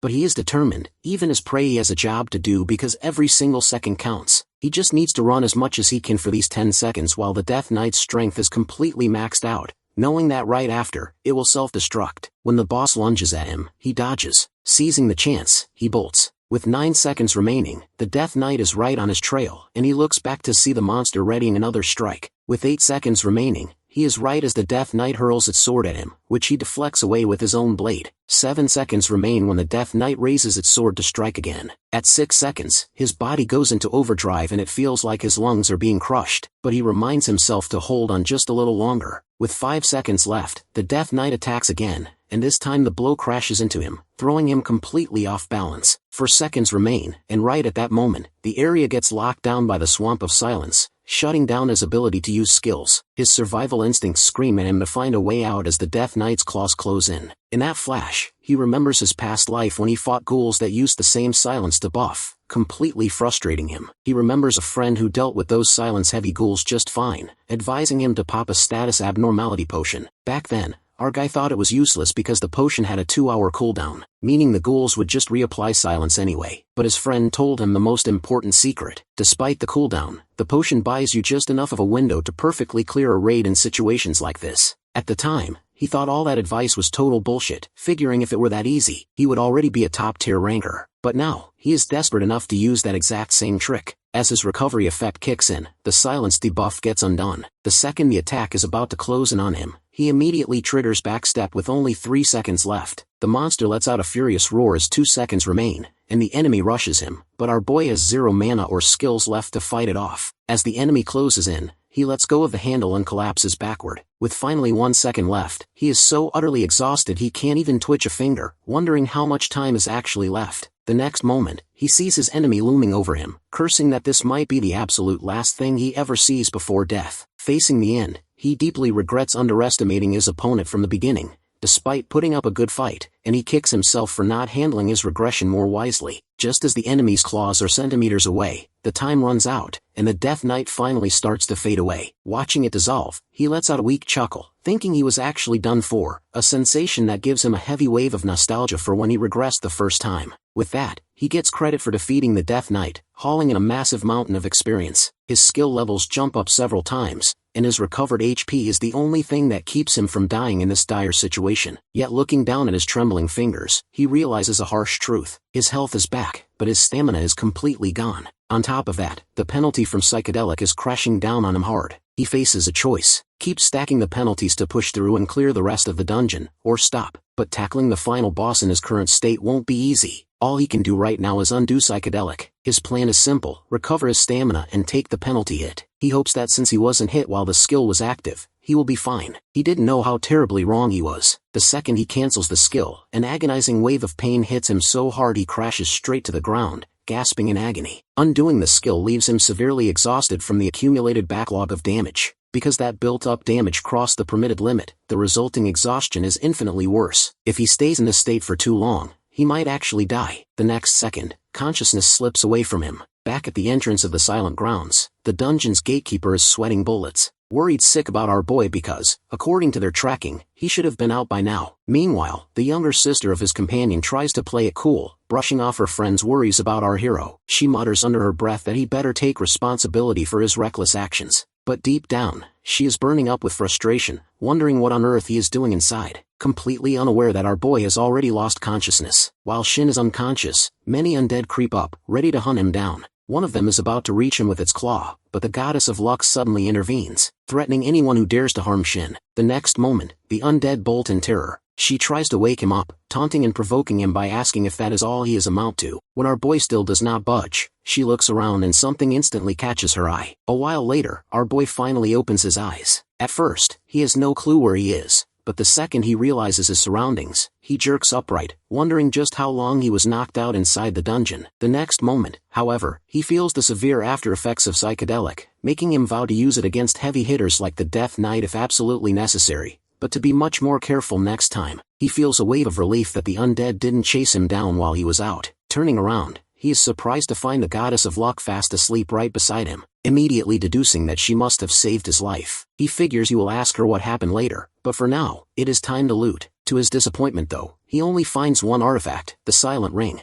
This ring helps its wielder achieve fourfold mana recovery, but that is only possible inside a dungeon when the moon is visible at night. Otherwise, it drains a user's mana if worn during the day. He feels frustrated that all his hard work only yields such a meager reward, and that he failed to secure silence, the dungeon's ultimate reward, likely because the Death Knight wasn't actually the final boss. Suddenly, he remembers that when he defeated the Death Knight, a status window flashed by showing that he had gained the largest amount of experience he had ever received. He didn't get a chance to check it back then, so he pulls it up now. At first, he glosses over the numbers, but suddenly his eyes widen as he sees he is shot up to level 83, leaping almost 20 levels from his previous level of 58 off a single win. He is exhilarated by just how many experience points were packed into that jump, which explains the lack of other artifact rewards. He is totally hyped up, realizing he can become a top-tier player in no time at this speed. His excited shout startles the goddess awake and causes him to cough up blood. After a moment, he sparks a fire while trying to calm down, knowing he still needs to recover his stamina. He notices the goddess is relaxing a bit too much, and she taunts him, saying he can never have true luck if he can't stop to enjoy the little things in life. His expression softens at her words because in his past life he tried to live like that, but things are different now. He is fiercely determined to grasp his own fate this time as he tosses the ring like a coin. With the ring in hand, his mana synchronization begins, and he prepares to consume it. To absorb the ring properly, the prep work is complete, featuring a dish of bone marrow garnished with quiet greens from the forest. His mouth waters at the chance to eat a rare dish he has only ever seen on YouTube during his past life, where he watched videos of people using tiny spoons to scoop out bone marrow. He dives right in. After he finishes absorbing the silent ring, he snaps out of his post-unconsciousness daze, thoroughly satisfied to be eating real meat in front of a campfire. When the goddess of luck sees his expression, she is initially annoyed, but her curiosity quickly takes over as she wonders how he managed to acquire an ability completely free from any growth restrictions, making it an exceptionally rare power. He replies that he got it just like any other player gets their innate ability. The goddess comments that he is simply absurdly lucky, and he nervously admits that he really is, considering he even managed to regress, a pretty massive stroke of luck. She expresses that she is just as lucky to meet someone with a growth-type ability, making her deeply satisfied with her choice to become his constellation. At that, he jokes that at this rate of growth, he will soon become famous throughout the entire country, but he knows there is no real limit to human growth. Once a country is conquered, he will naturally set his sights on the world. Beyond that, lies a stage no normal player can ever hope to reach, a true monster of a stage that suppresses the limits of a mage player, housing a mastermind with 4 elements all to themselves. This individual stands as the defender of the S-Class Rift, a monster above all monsters, and the very first high-rank archmage of the United Kingdom, Geron Decay. Our hero knows he is still a long way off, but he decides that making Geron Decay his ultimate goal one day is worth it. Looking at the goddess, he realizes why he decided to grow strong enough to make that legendary figure his benchmark. The goddess is initially baffled, but then she smiles, saying she is glad she has a great eye for potential. Glowing with pride at his words, she pulls him into a hug, and promises to grow alongside him to support him. Her trust in him deepens, but her tight hug starts suffocating him. Miraculously though, that exact same hug has a hidden benefit. The pressure helps our boy recover his stamina. Now that his stamina is back, he is ready to move on. A while later, deep in the audience chamber of silence, the final boss of the Silent Ground dungeon, the Weary King, Archelic, was waiting for him. At first, the Archelic speaks in an ancient language before switching to a modern tongue to praise Shin's strength for making it this far, expressing hope that our boy will actually be entertaining. Our boy fires back a taunt, noting that the Archelic has quite a character, leaving him alone right outside his door while he recovered his strength. Now he is ready to give the boss a proper workout that definitely won't bore him. He is totally done with this annoying place and ready to get it over with. This final boss is really quite a character, as he opens up multiple portals around our boy, with attacks raining down from every angle. Shin tries to dodge every single strike while rushing ahead. The final boss finds his dodging quite entertaining, and opens 2 more portals near Shin on both of his sides, attacking him from both flanks. Our boy dodges them in the nick of time. He grits his teeth at the subspace skill, knowing that at this rate, defense is practically impossible with attacks coming from every direction, let alone trying to use his defensive sword techniques. At this pace, he cannot keep dodging these attacks, which makes him wonder whether this monster ever runs out of mana while his own is draining fast from constantly using his skills. So far, he has burned through his skills 4 times. Then suddenly, it hits him with a harsh realization that draining his mana was the final boss's plan all along. Right after that, the boss initiates his next big move to finish this fight, opening a barrage of magical portals and declaring that he will end this game now, just as our boy wanted. The boss even warns him not to be afraid, but true to his word, our hero is not scared an ounce, because he also has a plan of his own for this monster. This Archelic is an undead with high-level magic. Compared to the Death Knight, he is not as physically dangerous, but as a mage type, he is an absolute nightmare of an opponent. Looking closely at him, Shin knows that normally a mage needs both hands to cast magic because casting with one hand makes spells weaker and less accurate, but the Archelic has bypassed this limitation. Taking full advantage of being an undead, he has grown extra arms in order to cast multiple spells simultaneously. In theory, a perfect triple cast shouldn't be possible, yet being able to hurl 3 spells in quick succession is a simple yet devastatingly powerful tactic. So now, our boy is ready with his skill because he needs to take down the monster before those spells launch. Seeing him rush forward, the Archelic triggers the language of silence, but since our boy manages to dodge the direct wave, he is not hit with the silence debuff that would have nullified his skills for 3 seconds. Even so, our boy keeps rushing because he is supremely confident he can take off the boss's head even without relying on his active skills. But right before his sword can touch the boss's neck, the final boss uses an extreme close-range blink to dodge, disappearing in an instant before declaring that our boy has made a massive mistake. The next moment, the boss casts the Flames of Purgatory since our boy is now standing right next to him. As the boss taunts him for having poor luck, he is utterly baffled the next second to see our boy's blade hovering an inch away from his face. In a flash, Shin slices off 2 of the boss's arms. The boss is left in total disbelief, and our boy haughtily tells him that he doesn't have poor luck at all, because luck is all he has. Collapsing onto the ground, the defeated boss desperately wants to know how he pulled it off. Our boy reminds him that the boss was watching him the entire time, so he already knew he had a skill to counter the silence. The boss admits that he was spying on him the whole time and knew his fighting style inside and out, but he also factored in Shin's known weakness and mana capacity, calculating that he wouldn't have enough left to use any skills at this stage, meaning his math shouldn't have been wrong. Shin, however, makes it clear that it was the boss's mistake because he has grown and overcome his limits while raising his sword high. Because he devoured the artifact's silent ring,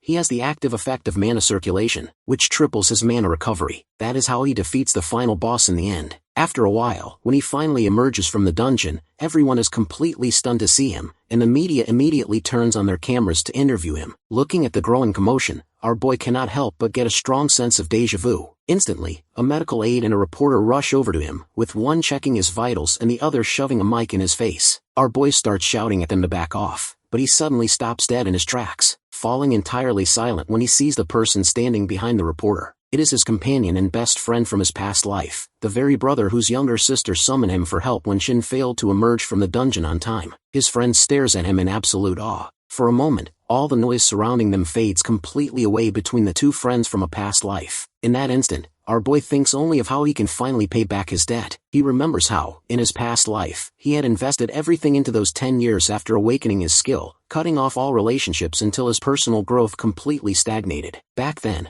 he ended up entirely isolated from the world. During those lonely months, he was approached by this exact friend who wanted him to join a raid because one of their guild members had dropped out due to a sudden stomach ache. His friend talked way too much back then. Isolated as he was, he had actually considered taking the offer just to feel a sense of security, but his pride made him decline because he preferred to raid alone. Because of that arrogant pride, he had almost lost his life, and that same friend had tracked him down because he went into the dungeon by himself and ultimately saved his life. That friend was the reason he was finally able to set aside his crippling inferiority complex. If his friend hadn't rescued him then, he never would have changed. Afterward, he accepted the offer and joined the guild. It wasn't a powerful guild, but rather a collective made up of weaker people, yet that is precisely what reminded him why he first became a player in the first place. Right at that moment, his friend startles him by declaring that he is going to quit being a player. It isn't a sudden, unconsidered declaration. He is even thinking about picking up a part-time job or farming instead of risking his life as a player. The truth is, he is terrified of seeing death over and over again and watching people perish right in front of his eyes. He admits that after his sister died, He originally formed this guild simply to help people in danger, but now that another guild member has ended up in the ICU and quit, he just cannot take it anymore. Back then, despite receiving so much help from him, Shin couldn't find a way to help him back. At the time, he had wanted to help his friend quit, but the guild had grown so massive that abandoning it was impossible since the livelihoods of too many people depended on it. He never said those words back then. Standing in the present, he advises his friend never to form a guild, warning him that he will only end up miserable. But he instantly forgets that his friend doesn't know him in this lifetime, leaving his friend looking totally confused and asking if they have ever even met before. Meanwhile, his sister marches up, furious with him for messing with her brother after supposedly stealing the dungeon right out from under them. Walking away with a bittersweet sense of closure, our boy quietly hopes his friend will actually go out and enjoy a real life this time around. Meanwhile, in the Dimension Core residential sector's slums, the late bloomer model student hiding in a hoodie moves ahead through an area where monsters are lurking around. He murmurs that it is becoming dangerous as it is late at night, so he needs to execute his plan immediately. Meanwhile, as our boy has already given the interview, now watching the news, a newscaster reports on the adjustment of the danger level for the Silent Grounds, noting that up until now, the dungeon has caused many casualties. Because the Death Knight proved to be a far greater danger than they anticipated, they restrict access to the Silent Grounds while they recategorize its danger level. Watching the news at home, our boy feels relieved to hear it, knowing that the casualties which happened in his past life will not happen again. He feels good to know that he finally saved someone since he regressed. He gained many things from the dungeon, not just experience, titles, or simple artifacts, but also valuable information regarding the late bloomer model student. Along with those, he had gotten the subspace dimensional bag, which was a platinum artifact. With this bag, he could now store and retrieve items no matter their mass and weight, and he could also release himself from the constraints of physical reality. He also gained the Lich Ring as a gold artifact. Such a ring required the continuous invocation of the Swamp of Silence magic, and the energy of silence contained within the ring threatened to consume all light and warmth within the world. Another gold artifact he got was the Telekinesis necklace, which helped him to summon items designed with the necklace. When he got these items, he was stunned because he already expected something with the power of silence, but getting subspace and telekinesis too would greatly increase the flexibility of his combat. He could also level them up through use, depending on how he applied them. He was brimming with excitement, thinking that maybe he would even get a special title, since these things were never obtained by anyone in his past life. However, the Goddess of Luck was quite cross with him for not praising her, so he immediately thanked her. Right there in the dungeon, he started the mana synchronization of the 3 items in order to devour them. The first dish presented to him was a purple soul macaron, the second was the Whispers of the Void Morang, and the final was the Mila Fai of Infinite Layers. Looking at these items, he was stunned and wondered what kind of food the Archilic was eating. Not to mention that the monster certainly had a sweet tooth, so he decided to try the third dish. Taking the first bite, he realized that the name was a perfect fit because there was no end to the layers of flavor in his mouth. The food was quite good and encouraged him to dig into all of the desserts. After absorbing the artifacts, he was quite satisfied, giving a nod to the late monster's food taste. Now it was time to bind his new skills, silence and telekinesis. Before heading out, he selected the Greatsword Fighting Spirit for telekinesis without thinking twice. The problem was silence, because it didn't have a direct stun or freezing effect. Besides, he knew skills like full charging or knockback burst wouldn't have much synergy with it. Maybe he could use a delay skill, but ultimately he chose a basic attack skill to bind the silence skill too. With that choice, he got a notification that there was an additional requirement for him to bind silence to his basic attack. He would use 1 point of mana for every basic attack if he incorporated silence into it. He was tense to see this, realizing that spending 1 mana on every single attack would drain him dry even if he got a mana-related title. Then he checked the details of a title he earned, End of a Twisted Desire, a B-rank title that granted him 150 plus mana. He calculated the situation. If he used mana circulation, he would have a constant stock of mana, though getting surrounded by a bunch of weak monsters could still put him in a dangerous situation. For a moment he stayed thinking, then he grinned as he decided to take a risk in order to grow stronger, so he bound silence to his basic attack. Now every time his basic attack activated, silence would apply according to the opponent's resistance. Suddenly an aura around them turned bleak, which made him ask the goddess if she had summoned another constellation. The goddess denied having any hand in it, but 3 new constellations found them anyway. The first one, the Sun King, expressed his desire to support him. However, the Goddess of Luck cut him off angrily, calling out their audacity to try and lure her hero right when she was standing right there. At that moment, a new goddess appeared, saying it wouldn't be good for the Goddess of Luck to monopolize the player. They were shocked to see this new goddess between the Sun King and the great conqueror of Mongols. This new goddess was quite pompous as she barked at the conqueror to move aside. This new goddess was quite impressed by our hero, which was why she came here personally. She even expressed that a man like him should be standing beside her, indirectly taunting the goddess of luck about how he should have someone sophisticated by his side. Hearing this, the goddess of luck dared to challenge her authority. Right at that moment, the two women broke into a catfight, so our boy decided that there was only room for one goddess here. However, this new goddess caught his attention by mentioning that she had some information and that he should make contact with her. Finally, she revealed that the information was regarding the late bloomer model student. This caught his attention immediately, as he demanded to know whether that constellation had formed a contract with another player, or what his current status was. She revealed that she found him in the slums of the Dimension Core, and added that he was totally obsessed with the eschatology of the Dimension Core. If he wanted to know more about him, he needed to make a contract with her. Now in the present, he thinks about her words. He didn't have any idea about the eschatology of the Dimension Core, as the constellations never brought up that topic in his past life. At that moment, the goddess of luck chimes in, confirming that she couldn't find the constellation in the slums either, but she is thankful that he rejected that new goddess's offer. Meanwhile, our boy is left wondering why a constellation is in the slums in the first place, since that is where those who fail as constellations go. He is frustrated, wondering why the student went there and what he is doing.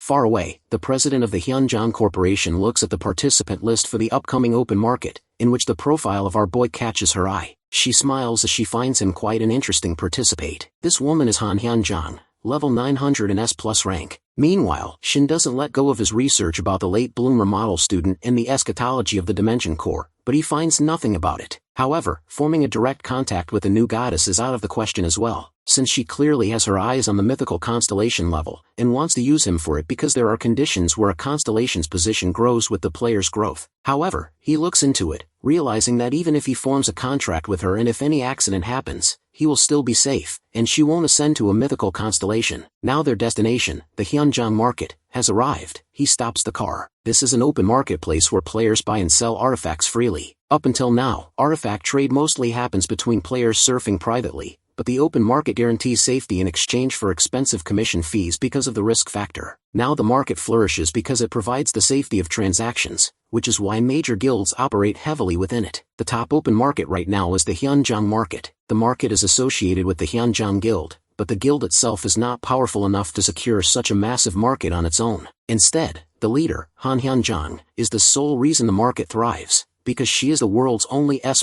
rank buff player. Because of this, high-ranking players from all over the world flock to the market, and they act as implicit guards to keep the peace. That is why he is here. So the first thing he needs to do is confirm his identity code. Since he just got permission and doesn't have an official code yet, he gives his name. He is then cleared to access the 8th basement floor, which makes him nervous because that is the VIP floor, making him wonder whether Han Hyunjong actually rates him. His thoughts are interrupted by some boys gossiping about how he should hook up with Kim Miso, assuming they are dating, and even gossiping that they know Kim Miso's ex-boyfriend is dead. They even discuss how they wouldn't normally date her, but if she were to ask herself, no one could say no, and they might just agree to toy with her a bit. Hearing this makes him realize that Kim Miso is facing these kinds of slanders. The right thing to do is ignore these people, but he just can't let it go. So he subtly tells the receptionist that the open market is quite liberal if people spew any kind of filth like that. Immediately after, a while later, the guards escort the boys out despite their protests that they had done nothing wrong, getting them blacklisted by the market. Our boy, looking at the commotion, is satisfied with how maturely he handled that situation. Then he takes the elevator to go to his designated floor. Meanwhile, his mind calculates his money, 3,900,000 after selling his loot from the dungeon. He knows he can't buy anything from the VIP lounge with just that amount, but he is going to enjoy the window shopping because it will let him see things on the VIP floor that he missed out on in his past life. The moment he reaches the VIP room on the 8th basement floor, his guide, Song Ayan, is ready to escort him through the VIP area. For a moment, he feels like a kid caught in a luxury goods store, but he accepts the guidance, thinking he might be coming back here regularly. She assures him she is ready to answer any of his queries. Looking around at the items on display, one book catches his eye, but the price almost gives him a heart attack, making him wonder if they just added too many zeros. The girl informs him that it is an epic-grade artifact called the Book of the Abyss. He nonchalantly tries to brush it off, saying he is a swordsman player and doesn't need a book artifact. She politely offers to show him swordmaster-related items instead, but he refuses while sweating on the inside, hoping she didn't notice him freeze at the crazy price. Then he hears a commotion. Some people are staring at the sacred stage displaying a piece of merchandise, in absolute disbelief that something of this caliber can even be bought in their country. When she tries to explain, he decides to go look for himself, thinking it must be something truly special to shock people this much. However, his thoughts completely freeze when he sees the item right in front of him. It is the Mage Stone, which is an almighty grade item, and its seller is none of people other than Jiren Decay. He is shocked to read the placard, realizing this means it is one of the highest grade artifacts in existence, with a starting price of 3 trillion credits. Looking at that, he guesses that Jiren must have even better almighty grade items in his possession if he is willing to sell this one. He gets nervous, realizing that while his original purpose for coming here was to motivate himself, he is actually feeling way more down now. After a while, he heads down to the 4th basement floor of the Hyunyang Market, the Platinum Zone. He sees items that, while not cheap by normal standards, are at least better than those mind-bogglingly expensive VIP pieces. At that moment, a boy named Young Junhyuk spots him, greets him, and offers to help him out. Hearing the name, he remembers this boy from his past life who goes by the alias Perfect Storm. He replies honestly that he isn't here to buy anything, just to look around. The boy wants him to look at an artifact he recently acquired that happens to be a poor match for his own class. He pulls it from his pocket along with its information window, so Shin can take a good look. It is a platinum-grade artifact called the Stream of Life Ring, which maximizes mana by 50+, and grants a maximum 5% stamina boost every 10 minutes. At that, Shin assumes the guy has been trying to use a direct transaction exemption. Unlike the open market standard policy, which slaps a hefty 5% transaction fee on sales to cover customer security and maintenance, if players decide to make a direct transaction outside the market's formal registry, they are exempt from those fees. It is actually a good artifact that suits his man-related title, but he politely apologizes, saying he is looking for something different. In reality, the artifact is so niche and totally useless for common folk that he is sure no one else will buy it, but he knows he can easily make use of it by eating it. Just then, both of them hear a commotion regarding a girl arguing with the guards about eating inside the store. The girl completely ignores basic store manners, continuing to eat and even offering a bite of her spaghetti to one of them. Looking at the scene, our boy's eyes lock onto the artifacts she has laid out on display. When he asks her to show the information window for the items, she is rude enough to tell him to check it himself. Checking the information, he finds them to be a perfect fit for him. The first one is the Ring of Speed, a speed-based artifact providing a 10+ dexterity effect. The second is the Potential Reinforcement Ring, which has a special property that makes growth just a little faster. Looking at it, he guesses it will have a lightning-like activation effect. The downside, however, is that despite its great effects, it consumes a massive amount of mana, which is why no one else is buying them. When he shows heavy interest in buying them, the girl plays it sly, saying she really likes the rings herself, so she quotes 1.2 billion for the speed ring and 1 billion for the potential ring, giving him a bundled discount of 2 billion for both. Reading his expression, she immediately drops the price further to 1.8 billion. Finally, they settle on 1.3 billion thanks to our boy's elite haggling skills. The poor guy remained poor in his past life, which conveniently honed his bargaining talents to perfection.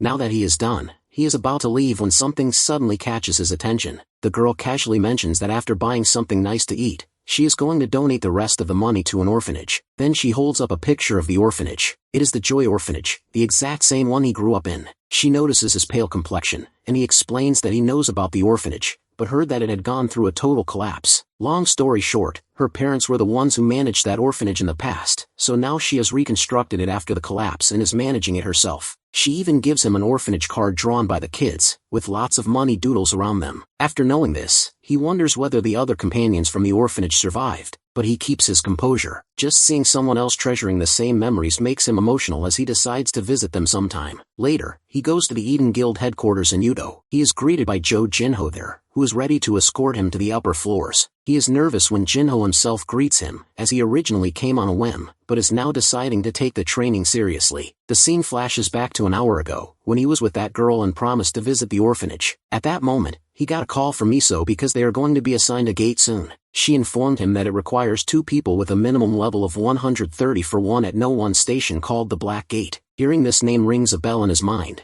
but he can't remember it immediately. Then his eyes widen when he remembers about the gate. It was the dungeon where Kong Boa, the Arbiter of Swords, first successfully raided. Later on, she successfully publicized the strategy for the Black Gate. The minimum requirement of that gate is to complete a lockstep with their companion. At that, Miso and he have been working well together, though Sword and Bao are in a good compatibility match as well. The reward he remembers from his past life that they will get from the Black Gate is an epic grade artifact. He doesn't know its exact properties, but it can sell for up to 120 billion. He is totally hyped up to hear it and ready to come to her guild. She asked him to come over so they can figure out the strategy together. He is burning to get his hands on an epic tier artifact instead of just drooling over things in the open market, feeling so hyped up that Jin Ho is picking up ominous energy from him. On their way, Jin-ho apologizes, explaining that Miso is currently busy with the president, so he is the one guiding him. He then informs him that they are heading to the training room, the Pride of the Eden Guild, though there are restrictions on who can use it. Our boy then comments that he feels like the energy has changed from here on, and Jin-ho agrees that he felt the same way the first time he came here, so he encourages him to use the facility to his heart's content as he opens the door to the training room, adding that nobody has reserved it today. At that, our boy points out that Jin-ho is wrong because there is already someone in their training. It is none other than Miso's elder sister Tyree,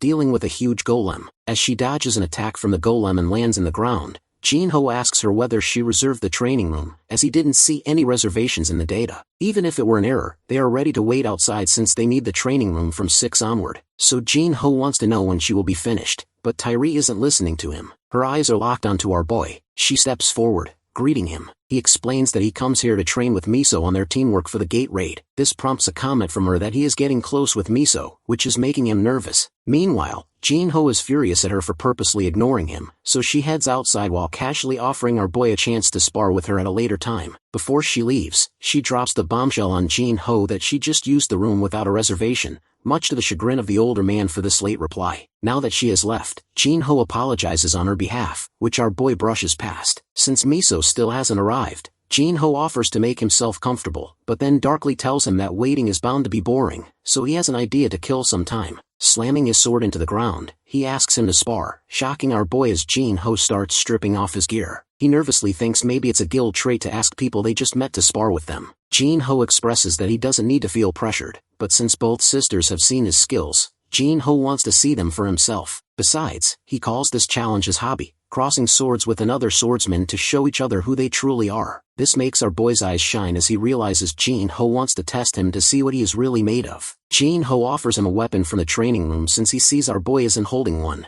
but our boy doesn't need any. He opens his subspace, pulling out the sword that always accompanies him. At first, Jin-ho is totally baffled to see him using subspace, but then he laughs at him having this unexpected skill, which only increases his interest in him. Grinning, Jin-ho starts the match immediately. He originally planned to hold back, but seeing the vibe, Jin-ho decides to use all of his power right from the start. Meanwhile, in the CEO's office, Miso is having an argument with her father, who looks concerned for his daughter. However, she misunderstands her father's intentions and leaves the office with tears in her eyes, telling him never to contact her again. As soon as she leaves, he immediately contacts Chief Jang, asking him to throw a line to the association and investigate every single detail about our hero. Meanwhile, that exact same hero is nervously staring down Jin-ho's giant form inside the training room. Inside the training room, the training match begins between Shin and Jin-ho. Jin-ho, radiating cracking energy, asks if he is ready. The mock battle will officially start when both players register as ready, and right now the screen only shows one player locked in. At that, he asks our boy if he is okay with just 2 matches, since crossing swords twice is more than enough to gauge an opponent's skill. All Shin has to do is say the word when he is ready. Meanwhile, our boy's mind gears turn as he observes Jin-ho's gigantification skill. Even though Jin-ho is smaller than this grizzly-sized giant, the pressure of Jin-ho's aura is intensely heavy, which makes total sense given that he is a level 700 player. It is famous in the player world that Jiansu changed the meta for swordsmen with his all-rounder swordsman style, but that was only possible because he is uniquely the only player who can pull it off. Other swordsmen, including those who rejected that style because they preferred to focus purely on raw power, mostly train their bodies and their physical strength to the absolute max. In his past life, Shin was one of those strength-focused fighters, but a bigger question always arises. If Jiansu is the pinnacle of the all-rounder swordsman style, who is the pinnacle of the strength style of swordsmanship? There is no single global consensus on that around the world, but in their own country, it is right here, the man standing in front of him. With his gigantification skill, he can literally brush opponents aside. Jin-ho's personal swordsmanship meta has completely changed the game,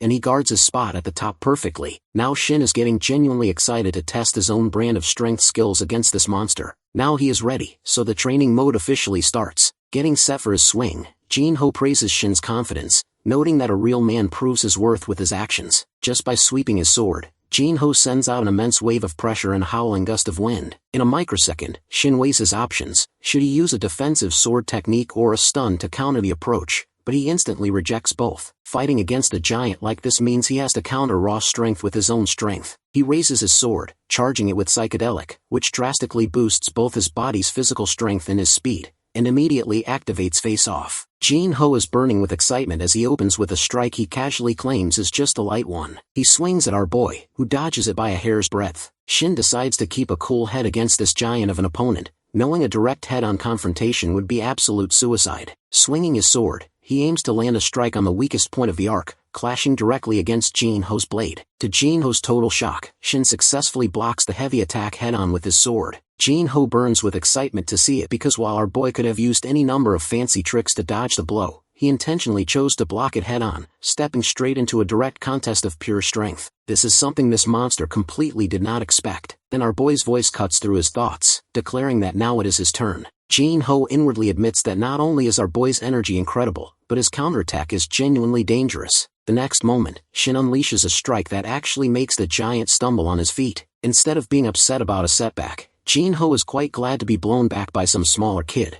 noting that it has been a long while since anyone managed that. He admits he initially underestimated Shin, thinking the Kim sisters were just overpraising him, and that he was just a big fish in a small pond. But looking at his actual power now, he respects his strength. As Jin-ho swings his sword once more, he openly and wholeheartedly praises Shin's amazing skill, marveling that someone with such a small frame can be an absolute monster. Our boy brushes it off inwardly, crediting the success to his psychedelic skill combined with a critical hit applied to a knocking burst, a combo that usually blows away packs of monsters. Yet Jin-ho is still standing, so our boy just laughs it off as a lucky critical hit. Jin-ho tells him not to be this humble. As he channels his ultimate skill, he apologizes for underestimating him and announces that he is now using his full power. Our boy instantly recognizes this attack because it is the exact move Jin-ho used countless times during the second collapse, a catastrophe set to arrive 20 years from now, bringing continuous bombing runs of meteors summoned by monster spellcasters, all of which were once casually swatted away by a single sword strike from this giant, destroying everything in its path. This attack is Jin-ho's trademark ultimate skill, Starbreaker. In this current timeline, however, it is still an incomplete skill, and Jin-ho is showing it to someone for the very first time, hoping our hero will be satisfied to see it despite its flaws. Inwardly, our boy curses, knowing he is more than satisfied that Jin-ho is going all out to prove he has truly grown stronger. He thinks for a moment about how to counter this devastating attack, knowing he cannot take it head-on, but realizing he cannot give up either. Gripping his sword tight, he decides to unleash the absolute strongest attack in his current arsenal, Psychedelic, fully charged, and sped up into a knocking burst. This is his ultimate attack, and he plans to use a familiar strategy, targeting the exact flank where Jin-ho's strength is least concentrated. Going toe-to-toe in a direct test of raw strength against a level 700 giant is already completely ridiculous, so he has to be smart. As Jin-ho finishes charging his attack and prepares to strike, our hero thinks about how he always manages to overcome the odds,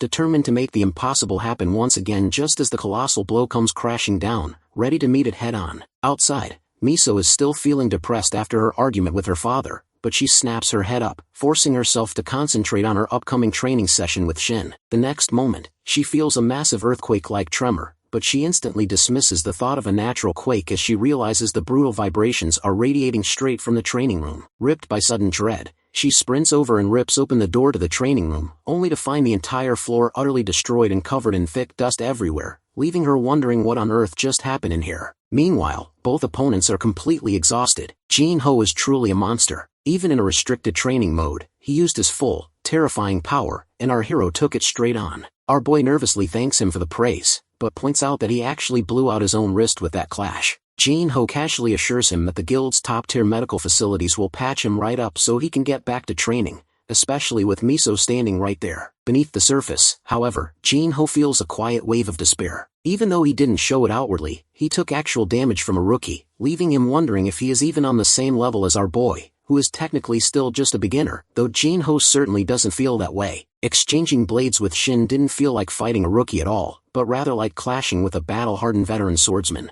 He can hardly believe that's even possible, but it fires him up to become significantly stronger after this incident. With that, the training mode officially ends. Once it wraps up, Jin-ho reassures our boy that this match is the kind of grueling experience that will force anyone to reevaluate their abilities for a week straight. Besides, he adds, after this, absolutely no one in the Eden Guild will ever dare doubt or look down on Shin's abilities again. Extending a hand, our dude asks if he wants to test something else. Jin-ho confirms his suspicions that actually our hero popped up out of nowhere and became famous so fast that Jin-ho just had to see it with his own eyes. He even casually invites Shin to join his exclusive Real Man Club. Listening to their conversation, Miso is far from pleased, especially since Jinho's reckless, real man stunt completely wrecked the training room and totally ruined their scheduled practice session. She scolds our hero, reminding him that he had an appointment to train with her, yet he casually accepted Jinho's random challenge instead, prompting both men to offer sheepish apologies. Our boy apparently gets the penalty from Miso for messing up, as now he heads down to the Player Town building's underground parking lot to reach his car, though he looks like he is going to collapse at any second. As punishment for matching with Jinho, he has to train for 18 hours straight with Miso. He would be totally dead if he were still his past self. However, he admits that the training was actually rewarding, plus they have 2 days left before the raid on the Black Gate, which he can use to rest. At that moment, he runs into some blue-haired girl who finds it a coincidence to see him there and asks whether he finished his training, but our boy has no idea who she is. She is Lee Gae, a scout from the Korean Player Association scout team, and she shows him her identification card. He is surprised when she addresses him by his name, thinking maybe he knew her in his past life. She explains that she is a strategy scout from the scouting division, gathering information about him in order to recruit him. He is a little taken aback that that kind of information might be kept confidential. However, he doesn't take any interest and is about to walk away, excusing himself because he is tired, promising that he will contact her later to answer any scouting-related questions. But she wants to ask a final question, whether he truly has no interest in becoming a Player Association-affiliated player. He simply declines. She has already figured this out, so she wants to ask one more personal question instead. Though our boy is exhausted, he reluctantly allows it. At that, she slyly asks whether his ability is something that can steal skills, allows him to copy other powers, or if his ability enables him to see the future. He gulps upon hearing this, struggling to hide his shock. After 2 days, Miso arrives at the Udo Black Gate entrance, thinking she has reached there early, which means she will have time to get ready faster. The moment she spots our hero nearby looking totally drained, she immediately rushes over and offers to warm up since they reached ahead of time, but she halts upon seeing his hollow face, though he assures her weakly that he is fine. In reality, ever since the girl Gahi asked him about seeing the future, he hasn't been able to brush it off. He couldn't sleep during those 2 days because he was looking into this woman, but couldn't find anything, which made him deeply depressed. He can't believe that someone could figure out his skill in regression, especially as he doesn't remember meeting her in his past life. That day, she bid him goodbye and hinted that they would meet again after he failed to answer her questions. Now, he can't believe someone could actually suspect he regressed. He feels like that girl has discovered his secret, making him anxious about how he can stop her suspicions. He considers options like lying low or trying to be friendly with her, but concludes that would only make him look more suspicious. Miso interrupts his train of thought, asking whether they should cancel the trip, but he assures her he is fine and can't possibly miss a chance for this raid. Then he notices her new bow. She brandishes an epic-grade artifact she requisitioned from Japan's Kurikawa Guild, which has a partner contract with Aegis, hoping to do her absolute best in this raid. Hearing this makes him wonder whether they can really just borrow an epic-grade item like that, but he tries to encourage himself, telling himself he will have his own epic-grade item soon enough, so he can brush past the petty jealousy. Now he focuses on the raid to get his hands on an epic-grade item and decides not to worry about Gahi for the moment. Miso is taken aback to see his anxiety totally vanish and his posture straighten up. Since he is ready to start, they head forward. Yet even along the way, our boy is still anxiously trying to force himself to focus entirely on his goal of getting an epic-grade item, rather than worrying about being found out by Gahi. Meanwhile, Miso finds his behavior lacking in self-awareness. She went so far as to borrow the bow because she already knows about his abnormal growth. She remembers after that 15-hour training session, he claimed he learned a new skill and wanted to test it. But when he tried the skill, she was utterly shocked to see that the training ground, which was specifically designed to be indestructible, was destroyed by a single blow. At the time, he was worried about whether he would need to pay for the destruction. That is why she borrowed the epic-grade bow in order to keep up with him. Determined, she promises herself that she won't just follow behind him forever. Before long, they reach the Black Gate's hollow forest entrance. Our boy, looking at her vigilant expression, asks her to loosen up just a little bit. Staying on guard is good, but it also drains stamina. She informs him that the actual terrain is different from their preliminary investigation, which makes her nervous, because she was informed this is a paranormal activity forest. Our boy has also done some investigation based on his past life, looking around to see that nothing resembles what this place should be. Seeing the surrounding environment, which is nothing like what it was in his past life, worries him a little. The next moment, they hear the growling of a monster, which Miso guesses is an orc, but upon looking at it, our boy concludes that things have really changed from his past life, as he informs her that it is actually a big goblin. This clearly doesn't look like a simple change. As that monster rushes toward them, our boy signals her with his finger. Actually, before coming to the Black Gate, he suggested Miso learn hand signs that they could use in high-stress situations. Miso didn't think they had enough time to learn hand signs, but he assured her they only needed to learn basic movement patterns, and everything else would come naturally. However, since they wouldn't remember them under pressure, he suggested they focus on repeated training sessions to form patterns for dealing with all kinds of situations, ensuring they would naturally be able to use the hand signs. So they trained with hand signs because it would help them get through the raid. Now he holds up 2 fingers, which he doesn't initially remember, before recalling that it means they need to dodge in opposite directions when a monster rushes at them. She executes the exact same maneuver as Shin, dodging in the opposite direction from her. Now comes their next step. Naturally, the monster targets her, deeming her the weaker link. The huge goblin locks its eyes on her, but she is already ready with her arrow before the monster can even move. Having already predicted its movement, she fires an arrow straight into its joint, limiting its movement. Our boy tells her that now that its movement is restrained, she can create an opening, even without using a skill. While firing at her opponent, she raises an objection, noting that there is a limit to her predictive firepower, and she didn't think she could deal lethal damage. However, the next moment her eyes widen to see her own fire arrow tear apart the leg of the goblin. All she can guess is that this is the power of the epic great item, even though she didn't pull back with her full strength. This makes her conclude that she could one-shot the monster if she used all her power. The monster is now trying to lunge at her. Meanwhile, our boy knows it will be hard for her to land a fatal blow, but he already has the opening she created,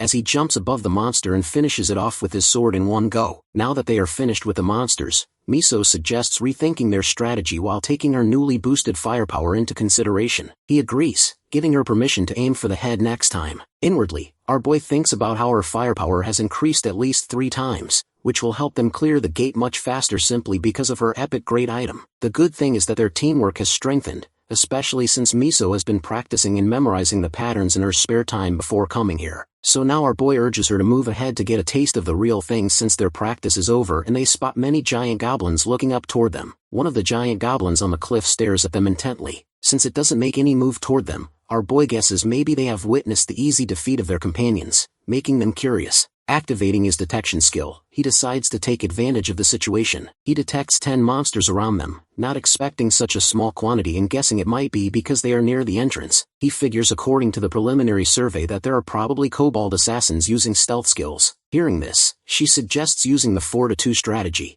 but he asks her to use a different approach instead since there are no ranged monsters. She is baffled to hear it and outrageously refuses, stressing that 4-2 is better and adding that for the stealth monsters they can just use number 4 to fight them. He doesn't give in, which leaves her frustrated. So, leaving her no choice, she sits on his sword, ready with her bow while still grumpy about using this particular strategy. He reasons that they are taking advantage since her firepower is stronger now and asks her to take it as the optimal strategy. She reluctantly agrees. So he swings his sword and throws Miso into the air, considering it the safest place for her to shoot. While she cries out in the air, she remembers that this strategy is literally the human cannonball maneuver. She hates the feeling of being up in the air, but the next minute she activates her flight skill level 4, which helps for 5 minutes and greatly decreases the speed at which she falls from the height, leaving her with no choice but to use it and hope it works out. On the ground, Shin charges at the monsters, and the next moment her arrows blow one of them away. Another monster is confused, but Miso crushes its head as well. Looking at her precise aim, our boy guesses that it is not just the epic great item behind the one-shot kills, but that her aim is far sharper now. Looking at the girl, he can easily spot the divine archer of carnage of his past life right inside her. He is truly taken back to see that not only he, but she as well, is growing rapidly. To his surprise, her growth also motivates him further. Using his detection skill again, he spots a kobold assassin around them. The monster is about to aim at her, but in one swift motion, our boy, who spots it in time, beheads the monster, supporting his companion. With a nervous chuckle, he thinks about how he never expected the day would come when she is the one carrying him, as she relentlessly one-shots the monsters. Now they have 7 monsters left. She activates the multiple lock-on skill, which helps her lock onto all 7 targets simultaneously. The next moment, she activates the Stardust Rain skill, shooting arrows at all the monsters at the same time. Now they are finished with these initial monsters. By nightfall, they reach the Hollow Forest World Tree area. Our boy kindles a campfire, but Miso is quite angry at him because our hero had resorted to using the human cannonball strategy 6 times. He tries to reason that there were monsters everywhere, but she is more than mad about why she is always the one getting thrown airborne. Inwardly, our hero wonders if maybe he overdid it, but it felt a bit like riding a bus for the first time, so he got a little carried away. So now he wants to make it up to her, though he doesn't think a regular gift strategy will work since she is already rich enough to buy anything. Then he gets an idea as he pulls a pan from his subspace bag, the perfect way to fix Miso's mood by cooking her a good meal. As he starts to cook, the fragrance of fresh food finally reaches her, and she turns to look at him. He makes an excuse, saying good food is the perfect way to keep their spirits up for the long journey ahead. Looking at the perfectly crafted, hearty beef Wellington, she is totally baffled, but as soon as she takes her first bite, she is completely sold by how delicious it is. The texture is so unique that it makes her question where he even got the meat. He nervously lies, telling her he found a rabbit, though he actually used kobold meat in the dish. After a while, they finish the meal, and she is happily satisfied, thanking him for the food. He reminds her that this will be the last area covered in the preliminary survey. She agrees that the Shadow Defender will show up here, but after the area ahead of this, they won't have any map info left, though she hopes they will be fine. He then asks her to rest. She softens up, stressing a bit over all the trouble caused by the rumors. He teases her about the rumor of him being her boyfriend and making him a slave for money. She protests that nobody actually says that. He stresses that they definitely do, but assures her she doesn't need to stress about it since he doesn't mind the work. She admits that because of it, she can see how amazing he is, and blames the media for spreading misunderstandings. Then the discussion continues as he thinks it is good he got attention now because of her, but she retorts that he will get plenty of attention anyway because of his abnormal growth. Ultimately, regardless of what the media says, they can rely on each other when necessary. She is left speechless when he casually cites this as how their business relationship works. Looking straight at him, she questions what happens if it is not just a business relationship. Looking at the girl, our boy remembers a YouTube channel video where he learned how to cook and prepare kobold meat. The YouTuber girl explains that kobold meat is very similar to regular meat without any disease risks, but certain people can experience an allergic reaction to it. Symptoms include feeling a little confused, lowered inhibitions, and causing the person to become incredibly honest. Looking at her, he assumes she must be having an allergic reaction to the kobold meat. Out of 10,000 people, only one might have this specific allergy, so he never expected Miso to be one of them. He recalls a past incident when one of his party members suffered a similar allergic reaction, so he immediately starts thinking about how to handle the situation. He decides to use the advice that girl had given him back then. The next moment, he laughs out loud and declares that he wants to become a real bird. She is too shocked to hear it, but then her expression softens. Actually, he is just pretending to have the same allergic symptoms, so she won't feel embarrassed about what she blurted out. The next day, both of them reach the deep woods of the Hollow Forest. Both of them are quite on edge because of last night's incident. When she is about to approach the leftovers, he immediately brushes past her by saying that last night's meal had a strong hallucination effect, so they better not eat any more of it. He is deeply embarrassed, remembering all the strange acts he did last night while pretending to be a bird, just to spare her from embarrassment. He then immediately changes the subject, reminding her that they are almost at their destination and need to prepare for combat. She feels a huge wave of relief that he is brushing the incident aside, still in absolute disbelief that she almost confessed her feelings to him last night. Her pondering over her emotions is interrupted as they arrive right in front of a group of monsters. Both of them can see them clearly, a pack of shadow defenders. Looking at them, he asks whether she can shoot them down. She is not entirely sure because their skin is quite thick, meaning she probably can't kill them in a single shot. He understands that they won't get lucky like last time.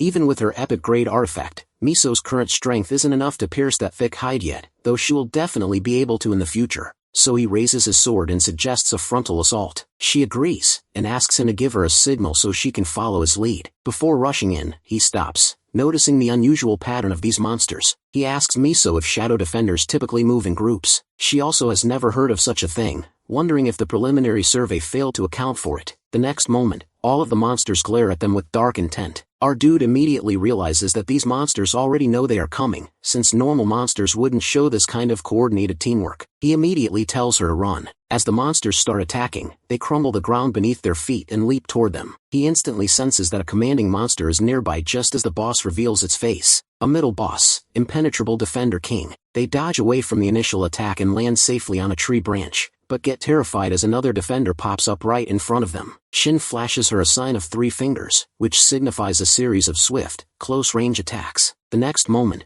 both of them engage the monster, our boy with his sword and Miso raining down a barrage of arrows. Finally, she manages to blow down her target. She tells him she is finished, but her sentence cuts off midway as middle boss lunges at her. Our boy immediately steps between them, using his speed boots to accelerate. He then swings his sword and crushes the ground, shattering the monster under massive weight. However, the middle boss is still completely unscathed, slowly rising back to his feet. Looking at it, our boy realizes that the impenetrable nickname for this boss is entirely accurate. He knows they could eventually take it down through a war of attrition, but he wants to save his stamina for the final boss, so it is time to use another specific skill. He nervously addresses Miso, who grows tensed upon seeing him raise a single finger to signal their next strategy. She immediately leaps away to higher ground. Looking down from above, she understands that he needs to use that high-end strategy to take down a boss with such massive defense, but since she has never seen him use that particular skill in actual combat before, she is deeply worried. Our boy gets ready with his sword. The middle boss growls, charging up as well. As he activates his skill, raging flames envelop his blade. He chuckles, noting that the monster won't understand his skill, but assures it that he will finish it off in a single blow. The middle boss charges directly at him. When the monster is an inch closer, he swings his sword with an intensity so fierce that the ground beneath him instantly crumbles. He thrusts his sword forward, fully hyped to test out his brand new skill. This is the Sword of Destruction, a technique that consumes a massive amount of his mana to flood his blade with pure destructive energy. The power of the attack is so overwhelming that it carves right through pieces of the monster, completely crumbling it. Finally, he successfully subjugates the middle boss. He laughs loudly, celebrating the fact that he finally has his own legitimate one-shot skill since regressing. However, his laughter is abruptly cut short as the system chimes in, reminding him just how much mana he consumed. He is plunging straight into a state of mana exhaustion within the next 3 seconds. A few days ago, when Shin was training with Miso at her guild, he suddenly got a notification about acquiring a new skill. He stopped Miso from training and checked the screen with a happy smile. He finally got the Sword of Destruction. This was once the finishing move used in his past life,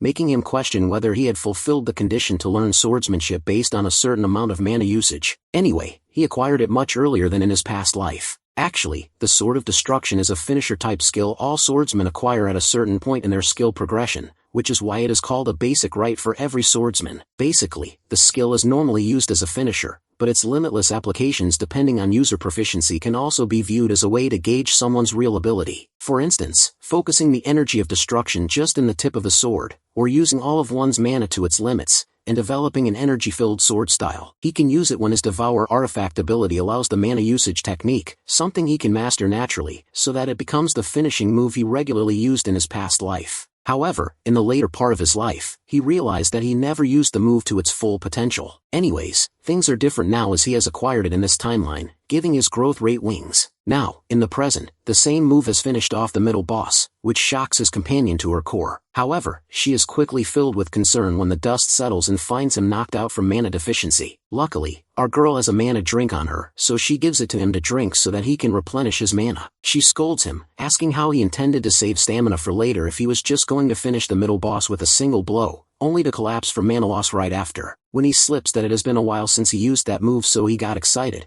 she points out that he used the skill for the very first time while acting like he has been using it for years, which makes him chuckle in nervousness. First, he spouts nonsense that makes her even more suspicious. Then he changes the topic, claiming that this amazing Eden Guild drink is simply too concentrated with mana. She offers him to join the guild and promises to give him a lifetime supply, adding that it is not that exorbitant. He however insists that he can't take it for free. When she mentions that the drink costs 500 million won, he initially misunderstands it as 50 million, but when she corrects him that it is 500 million won, he shouts in disbelief. Staring at the drink, she insists that he should just drink it since she won't demand payment. Later, they reach the deepest area of the Hollow Forest, Breathless Village. Looking at the village, our boy remembers the information he got about it in his past life, and it is nothing like what he expected, giving him a constant feeling that something is off. Even if the monsters are different, he never saw or heard about Monster Village of this size being there, not to mention this is the first time he has seen such a large discrepancy in his past or present life. So he decides to tell Miso about the final boss information from his past life. When he mentions the final boss, before Miso can fully question how he knows about it, her image suddenly starts to freeze in front of him, leaving him stunned, wondering if time has stopped. The next moment, the goddess of luck appears behind him. She explains that his words have been blocked so that no constellation in the Dimension Court can hear him. He is shocked to see her there, as there is no way constellations can interfere with the physical world. Then she informs him about an important fact: if others learn what makes him so special, he will cease to be special. Our dude doesn't understand a thing, and demands the goddess explain further, but she simply vanishes.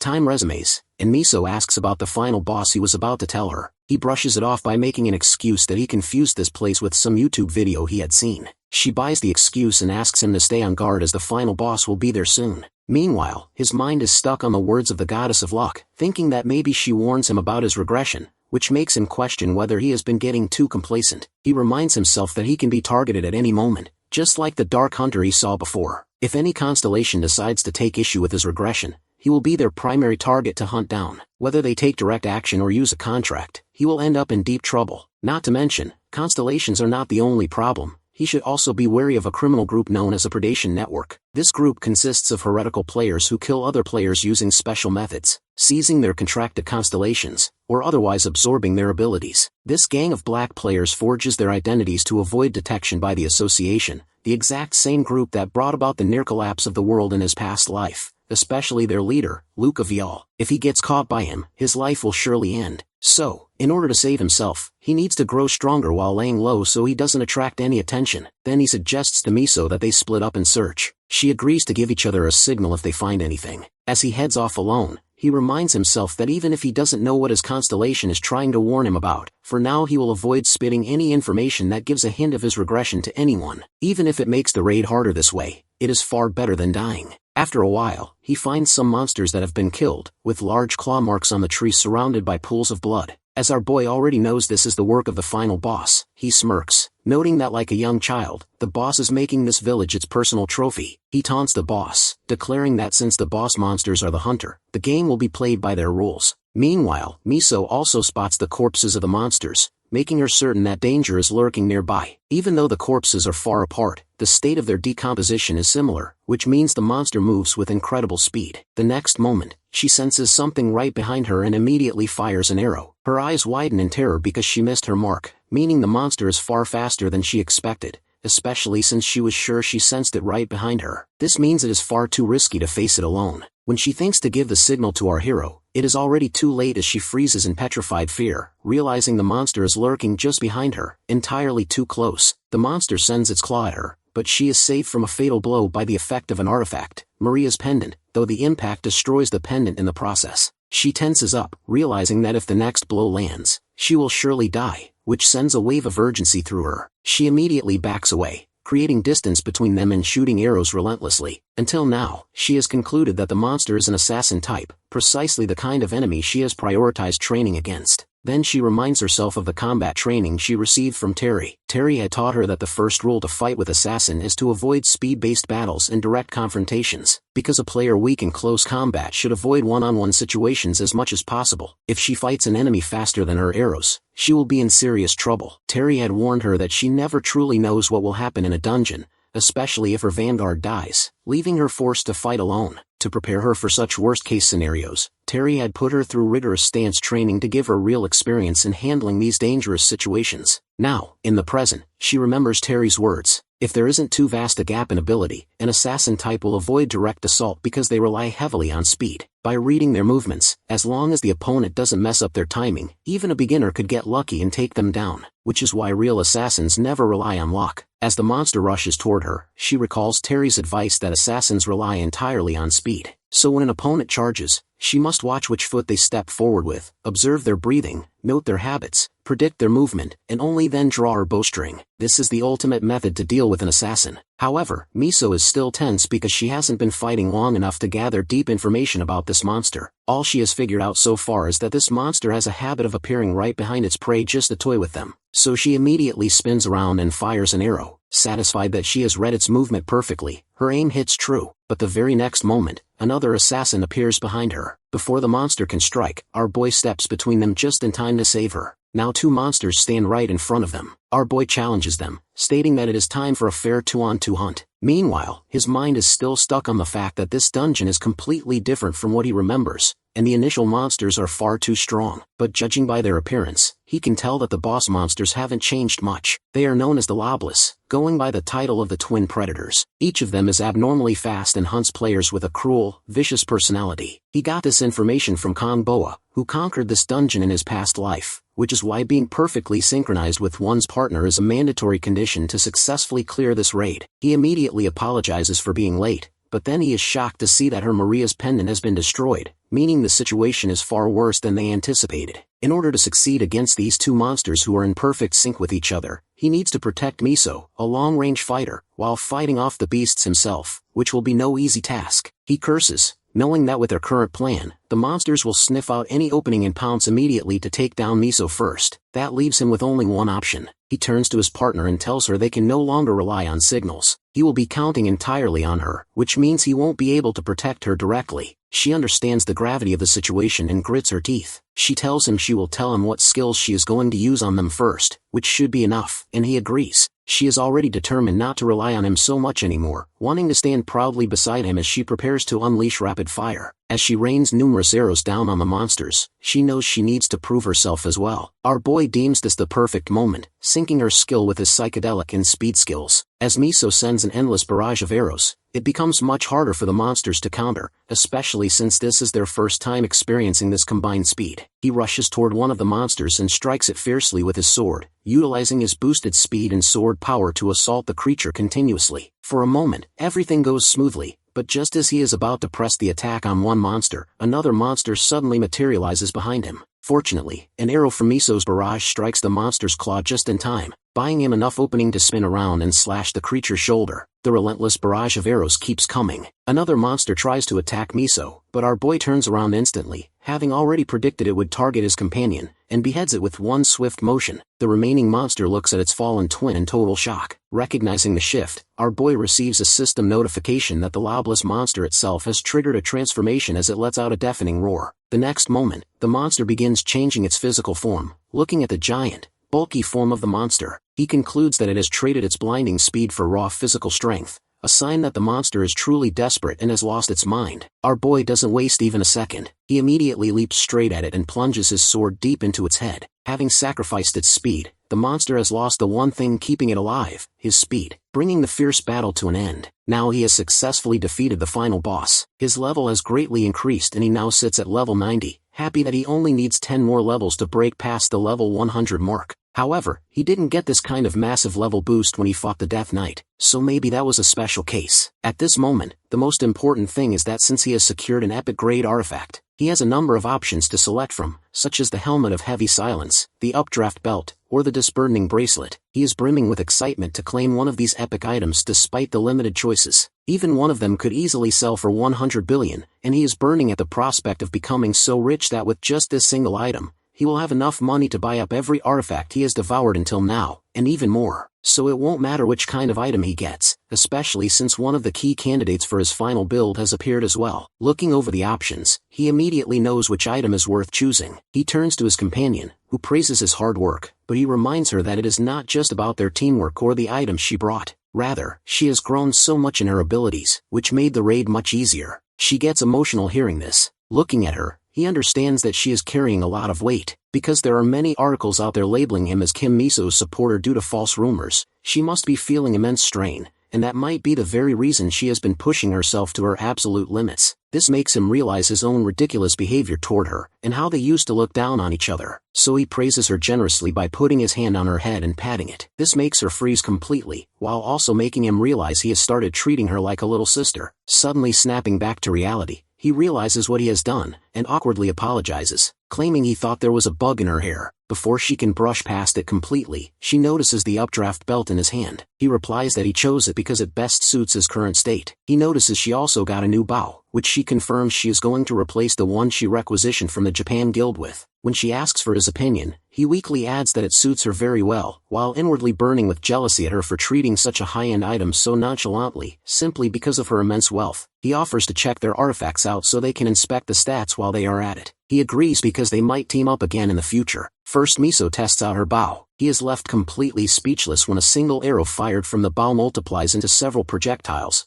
unleashing a devastating effect. She assures him that she only loosed a single arrow, which leads her to question whether the bow possesses some kind of illusion skill, but he rejects the idea. It turns out the bow has a duplication type skill, regardless of the arrow used or whether a skill is activated. This is an innate property of the bow, firing a total of 9 arrows with the exact same effect and ability. This is known as the 9-splitter. He has seen this skill on TV, and it is the exact way Miso earns her global alias as the Divine Archer of Carnage. It means she is steadily reaching the rate of growth she possessed in his past life. Then she asks him to check his item out as well. Upon hearing that, he becomes defensive, accusing her of just wanting to see it herself, which makes her quite nervous. However, he is also burning with excitement to check it out. He immediately equips his new gear and tests out the updraft belt by launching Miso straight up into the air. This terrifies her to her core as she lets out a panicked shriek of sheer betrayal. In reality, the hidden effect of the belt is the airborne launch. While still in tears up in the air, she shouts that she knew he would pull something like that. Later, a news anchor broadcasts a report about a player named Jean whose corpse has been found frozen,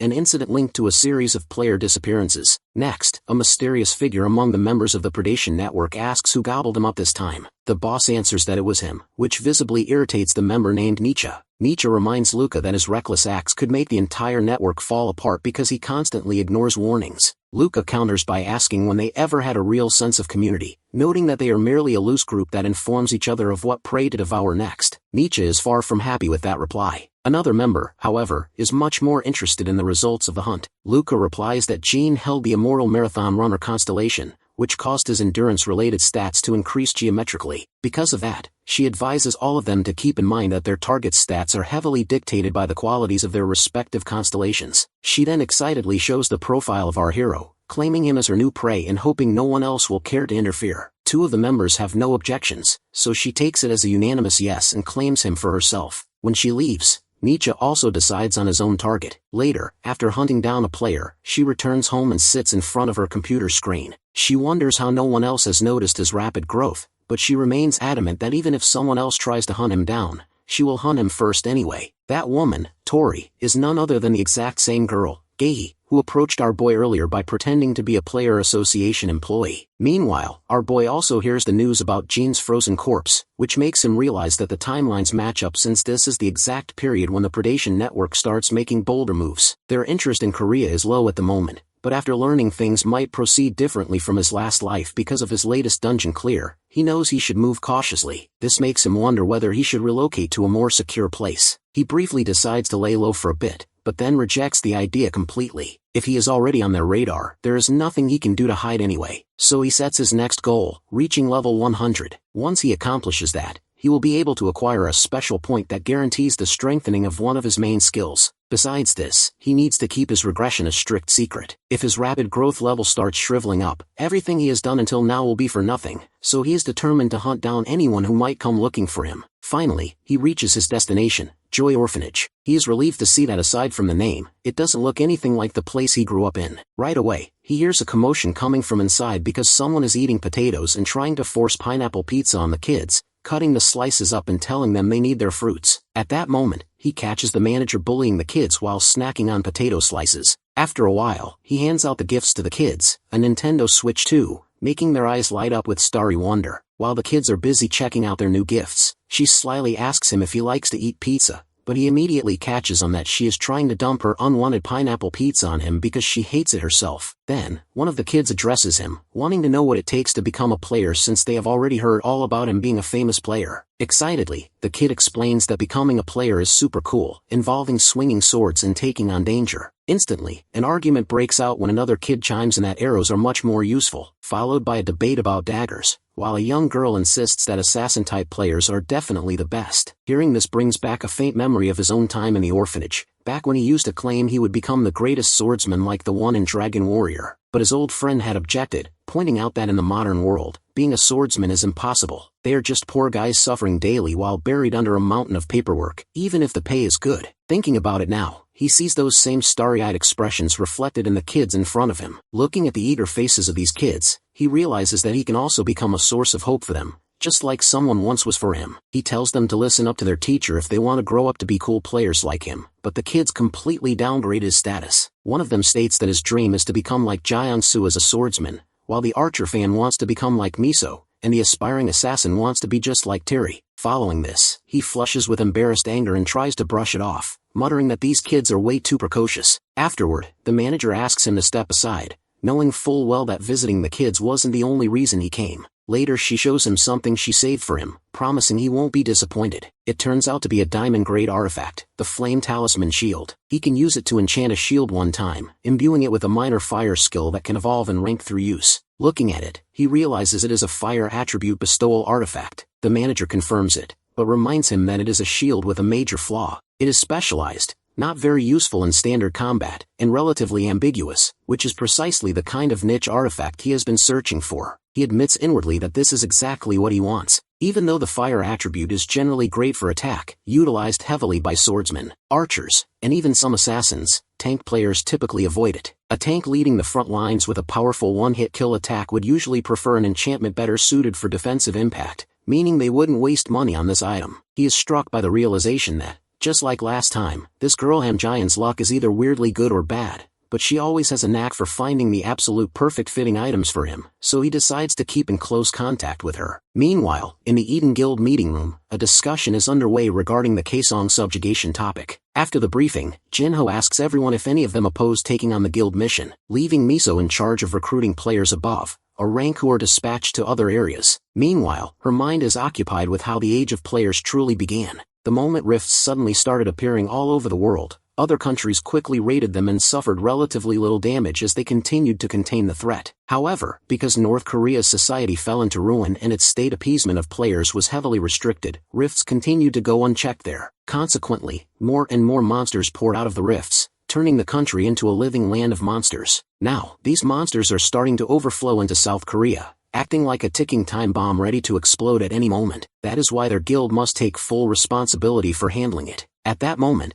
Miso is about to suggest recruiting Shin as well, but Terry beats her to it. Jinho himself thinks it is a great suggestion because even though they have enough destructive power, they completely lack the versatility to face the unknown. After reading the report submitted by Miso, he already suspects our boy possesses the exact potential needed in that aspect. When Jinho asks Miso to make a contract with Shin, Terry abruptly interjects, declaring that she will be the one to make contact with him, brushing off her younger sister's immediate protests. Besides, she adds, she has a few other things she needs to discuss with him as well. Our boy is meanwhile drinking cartons of milk to deal with the aftermath of his recent devouring of the fire attribute shield. In order to devour the shield, he was presented a 50,000 Scoville buldak noodle from hell, which makes him feel like he is dying from the spice. To compensate for the pain, he at least acquires a decent skill. A small fire can now be ignited by consuming just a single point of mana, and it will naturally evolve and rank with the passage of time. He guesses that even with this single skill, his overall approach to combat can change. Now he can not only apply debuffs, but his physical damage output has also increased quite a bit. His overall growth rate has skyrocketed, boosting his speed and unlocking slightly faster skill casting. Combined with the updraft belt and the hyper-awakened state, he hopes these upgrades will increase his combat ability by several levels. Anyway, it is also important to note that his success depends heavily on how he combines or utilizes these skills in real combat. He acquires amazing skills but lacks the practical capabilities to use them effectively, rendering them completely useless. His main priority now is to gain as much experience as possible, which means heading to a dungeon to secure real combat opportunities. He wonders if he should contact the association to get assigned to a gate or dungeon. Since he still cannot compete with large-scale guilds in acquiring dungeon entrance rights, he has to rely on the association. When he touches his phone to make the call, he pauses, realizing this is not the right choice. Right now, his absolute measurement in terms of level is still too low, and his precise player rank has not been officially decided either, which would leave him with very limited options within association dungeons. This is a major current problem for him, because even though his growth rate will likely continue to increase rapidly,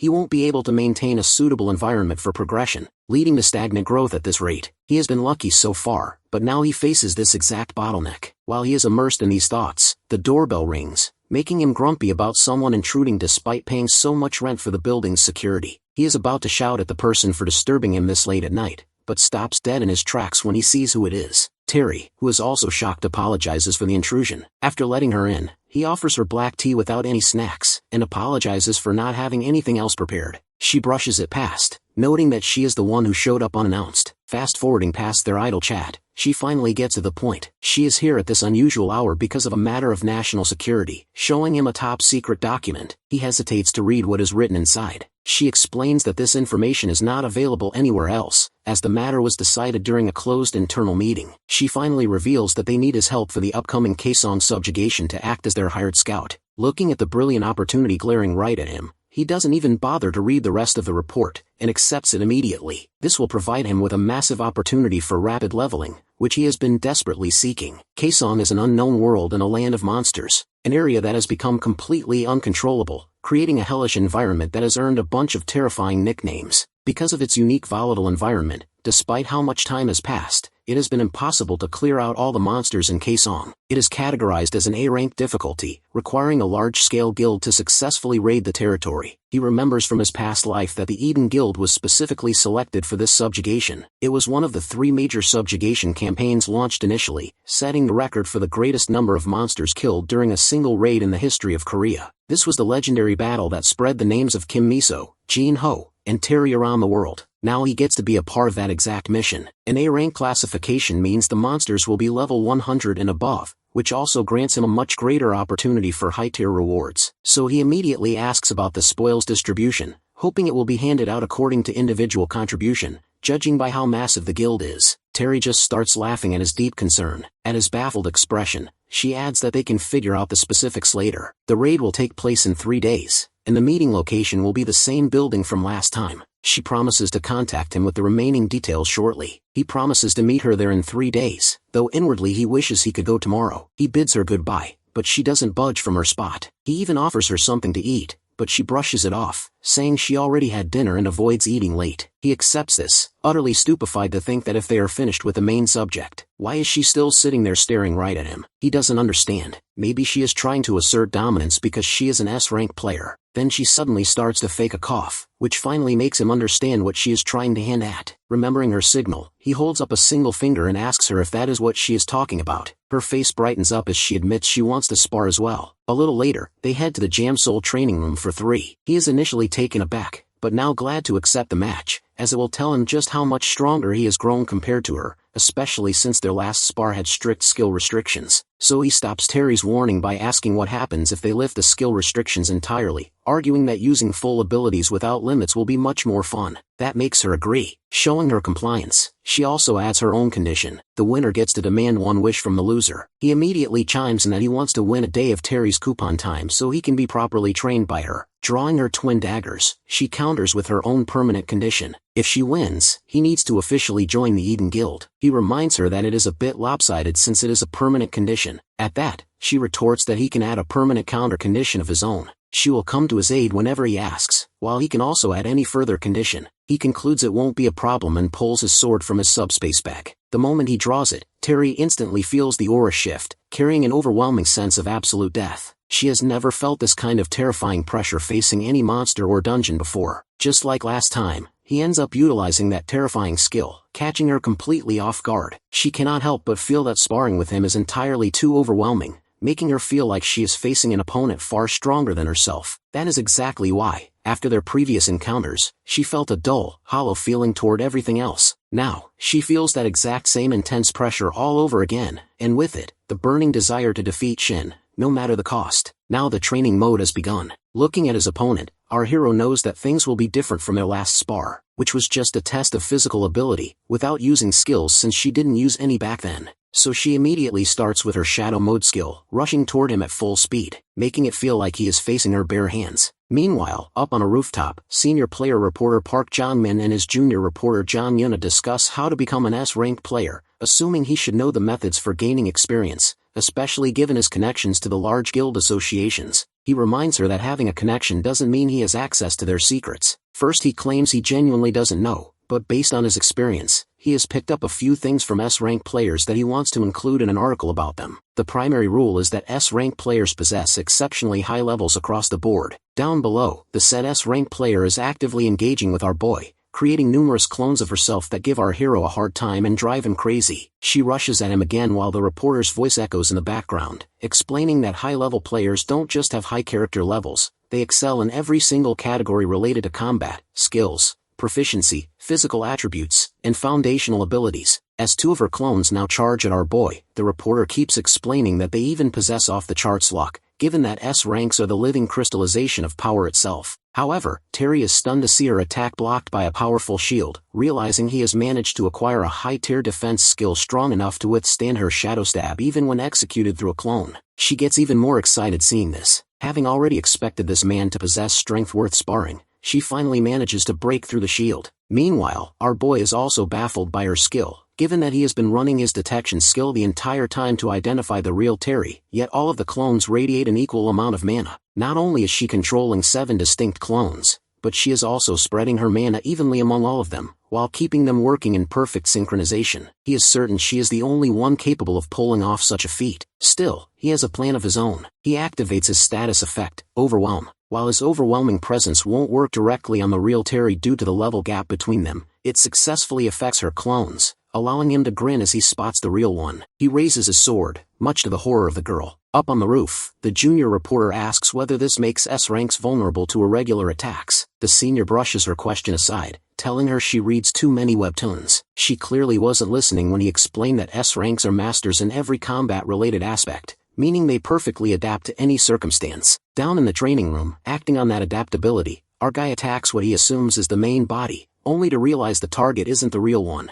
Terry suddenly appears right behind him, telling him he did well, but reminding him that she can control her clones to absolute perfection. All of the clones rush to attack him from every direction simultaneously. When the junior reporter asks if these powerful S-rankers have any weakness, the senior confirms the old saying, "The enemy of my enemy is my friend," meaning an S-rank can essentially only be pressured by another powerhouse. Proving this truth, our boy starts dismantling her clones one by one. From the start, he has been aiming to draw her out into the open, so he deliberately held back his full strength. Terry realizes this with a sudden shock. One by one he easily defeats 4 of her clones. With the others closing in behind him, he instantly triggers the updraft skill, launching her main body straight up into the air. She is stunned to see yet another unfamiliar skill in his arsenal, wondering if it is some sort of disarming technique. Still, she is confident that even though she has temporarily lost her footing, they are still evenly matched. Furthermore, she is certain he won't be able to attack her effectively from this distance, giving her plenty of time to carefully calculate her next move. The next moment, however, she is completely taken aback by the overwhelming force of his attack as the ground beneath him starts to crumble. She realizes instantly that this is no mere disarming skill. Our boy prepares to use the sword of destruction against her, but unlike last time when he recklessly dumped all of his mana into it, he is going to use it with cautious precision this time. He also invokes his small fire skill to raise the temperature of his blade to its absolute limit. He puts the destructive energy tightly around the very tip of his sword, slowly and steadily bringing it upward. Watching him, Terry realizes this is his lethal finishing move. Understanding that he has successfully bypassed her defenses and is taking the necessary time to activate his skill, she matches his dark excitement by unleashing all of her own power. Though this is the first time she is using it against a human,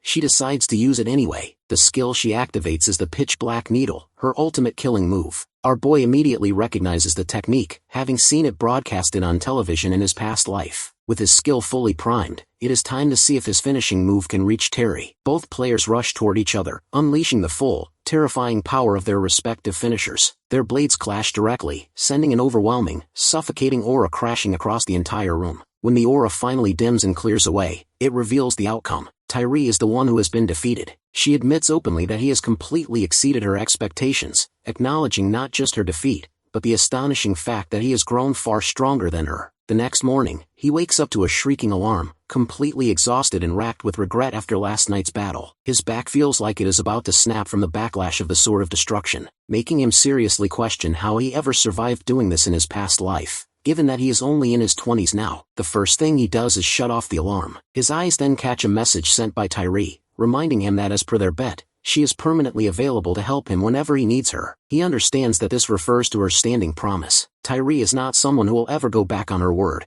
On the other hand, he feels a wave of relief. While he was worried about his growth rate lagging, last night he managed to practice against Tyree, an opportunity nobody gets every day. Now that he has actually defeated Tyree, he is confident that not only will fighting different classes give him a distinct advantage, but he can genuinely hold his own against S ranks. This hypes him up so much that he immediately tries to jump out of bed to prepare for the Kaesong subjugation, only to be struck by sharp back pain, reminding him that he needs to rest a little longer first. Later, near the Guro Station open market, someone is selling a sword allegedly wielded by Jiangsu at level 200. A diamond rank artifact that instantly catches the attention of the crowd. The seller boasts that the hidden skill of this blade was Jiangsu's signature trademark back in the day. Everyone is shocked to hear it because the hidden skill is a stun effect. When a customer expresses interest in buying it, the sly seller continues bragging, adding that the sword's edge is so sharp it can smoothly cut through steel like a hot knife through butter. Our boy steps in, publicly questioning the authenticity of his claim. Pretending to show genuine interest, he asks to test the blade first. The seller grins, thinking he has reeled Shin in, and happily agrees to let him test it, having already prepared a specific anvil to test the sword's resilience. Inside, the seller is quite pleased because the display will authenticate his scam. After all, everything he claimed wasn't a total lie, just a fabricated truth. The artifact he actually brought is a silver rank item with the innate trait of toughness. Our boy unleashes a swing with the sword,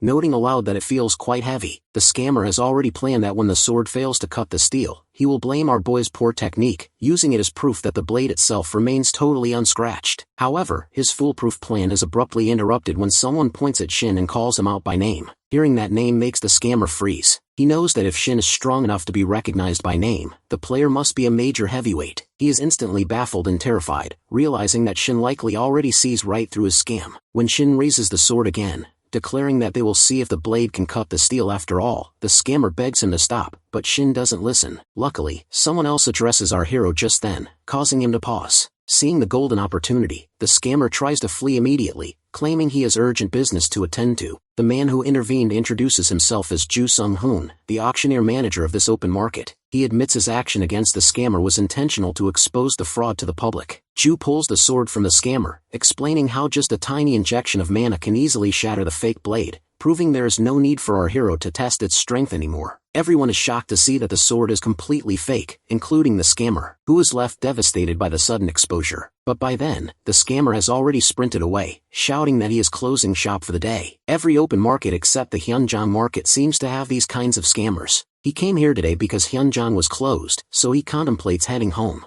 Manager Ju apologizes for the inconvenience and offers to assist him with whatever he is looking for. Our boy immediately states his demand. He is looking for artifacts ranging from bronze to gold rank, priced under 100 million won, especially those with special niche properties that nobody else wants. Ju then offers to give him a tour of the secret market they operate underground. Usually, only exclusive members are allowed to visit, but since Shin is famous, he is willing to make an exception so our hero can see if anything fits his needs. Our hero gets hyped up just hearing the word secret. After a short walk, Ju leads our guy down into the secret market, where he begins inspecting a certain dagger. Ju notes how items like these cannot be found outside, praising the fact that a good player always has an eye for quality goods. Ju even asks him to test one out to his heart's content. The item is of unique rank, but Ju promises a special discount for his membership. When Ju offers to take it out for him, our boy acts completely oblivious. At the next moment, he bluntly rejects the artifact, exposing it as a total fake, revealing that Ju is not a simple manager at all. Our boy has already realized the truth, especially since he can smell the reek of blood lingering around the man. Ju nonchalantly comments on how Shin knew all along, asking why he still came down here anyway. Was it out of sheer arrogance, pride,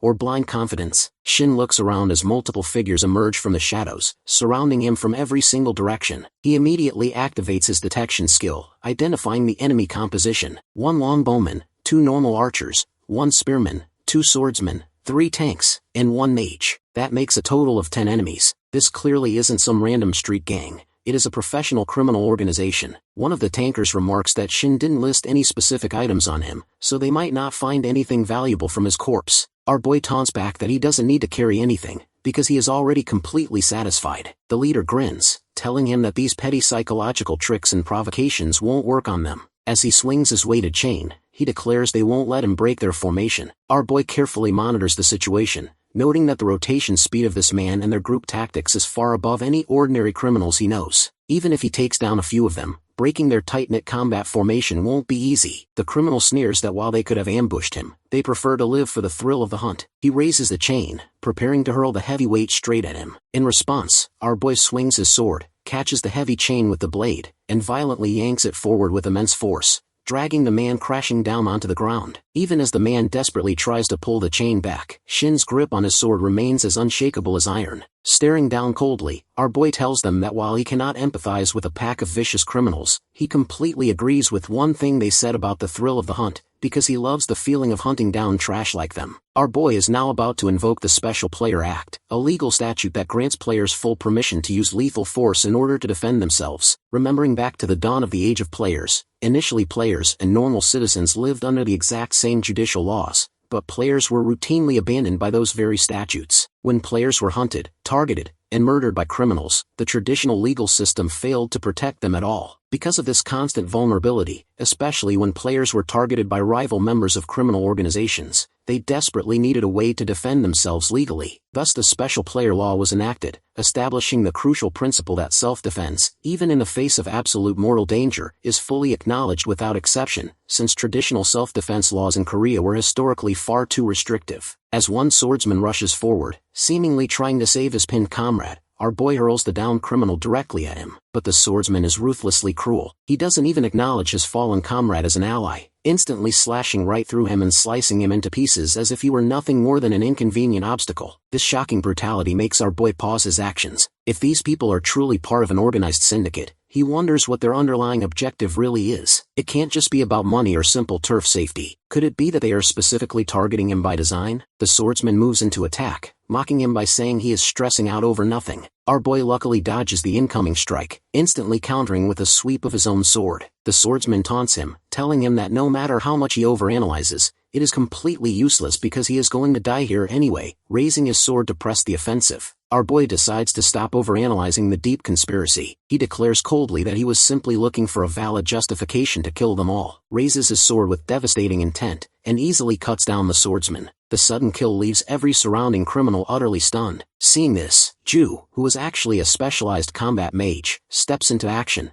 declaring that the rumors about him must have been true. Ju immediately activates Robin Hood Protection Level 3, a powerful buff that boosts both the fire rate and firepower of the two archers targeting our boy simultaneously. Seeing Ju openly casting buffs on his comrades, our boy realizes Ju is no ordinary background mage but someone hiding dangerous buff abilities in his arsenal. Our dude is ready, instantly activating the updraft skill to launch himself straight up into the air and effortlessly dodge the incoming arrows. Ju is completely shocked by the maneuver, noting that their informant failed to mention mobility skills like this. Suspended mid-air, our boy comments that even though the archer's arrows have been buffed, their raw projectile speed is still sluggish, proving that a simple mage buff cannot make up for low baseline efficiency. Provoked by the insult, one of the archers fires a panicked arrow upward. Operating at full speed, our boy drops down and drives his sword straight through him. Terrified out of her wits by how fast her partner went down, the remaining archer immediately turns tail and flees, realizing this is far above what she signed up for. Next, the master swordsman steps up, signaling to Ju, who promptly applies a high-tier buff. Swordsman's Blessing Level 3. Joe also layers a Level 2 blessing onto the spearman. Both elite mercenaries position themselves on either side of our boy. The B+ ranked spearman, Xiao, mutters that mercenary life never goes smoothly. The swordsman on the other side, an A-rank mercenary named Chun-Lei, agrees with a grim smirk. Our boy calls out to them in Korean, demanding they speak a language he understands since their foreign chatter means nothing to him. Chun-Lei doesn't bother with pleasantries. The very next moment, he executes a lightning-fast strike aimed straight at our boy's neck. Ducking at the absolute last fraction of a second, our boy barely manages to save himself from being beheaded. It is an abnormally strong sword-drawing technique, and our boy instantly realizes that Chun-Lei isn't just carried by buffs. The player himself is inherently powerful. Before he can recover, Chun-Lei charges from one flank while the spearman lunges from the other, coordinating a synchronized pincer attack. Looking back at them, our boy admits inwardly that their tactical teamwork is genuinely impressive, but instead of feeling scared, he feels a thrill run through him, grinning as he decides that the real fun is only just beginning. Even when the spear comes dangerously close, he ducks to dodge it effortlessly. Chen also raises his sword and attacks, but our boy jumps from his spot and lands cleanly right behind Chen. Our hero admits the attempt was good as he raises his sword. Before he can behead the swordsman, the spearman extends his weapon. Chen catches the shaft, and Xiao violently drags him out of harm's way, saving him just in time from Shin's blade. Both of them stand ready to face him again with their weapons raised. Meanwhile, Chen wonders if he made a huge mistake taking on this job. Our hero, on the other hand, is equally curious about who these guys really are, noting that they are clearly not standard hired thugs, but exceptionally skilled professionals. Instead of answering, Chen informs his companion that they will have to face our boy with their absolute full power. After that, a relentless clash of blades begins, with sparks flying as their weapons slam together. Meanwhile, the others watch closely from the sidelines. Ju is visibly frustrated because our boy's actual abilities completely differ from the intel they gathered, thinking anxiously that at this rate, the operation will fail. The longbow archer, Barrett Fletcher, steps in and voices his thoughts out loud, declaring that they will lose the contract at this rate. Ju reminds him that they will fail entirely if he doesn't step up soon. Barrett explains that he is paid strictly to eliminate the target with single shots, but he cannot fire cleanly while they are brawling in close quarters. Two A+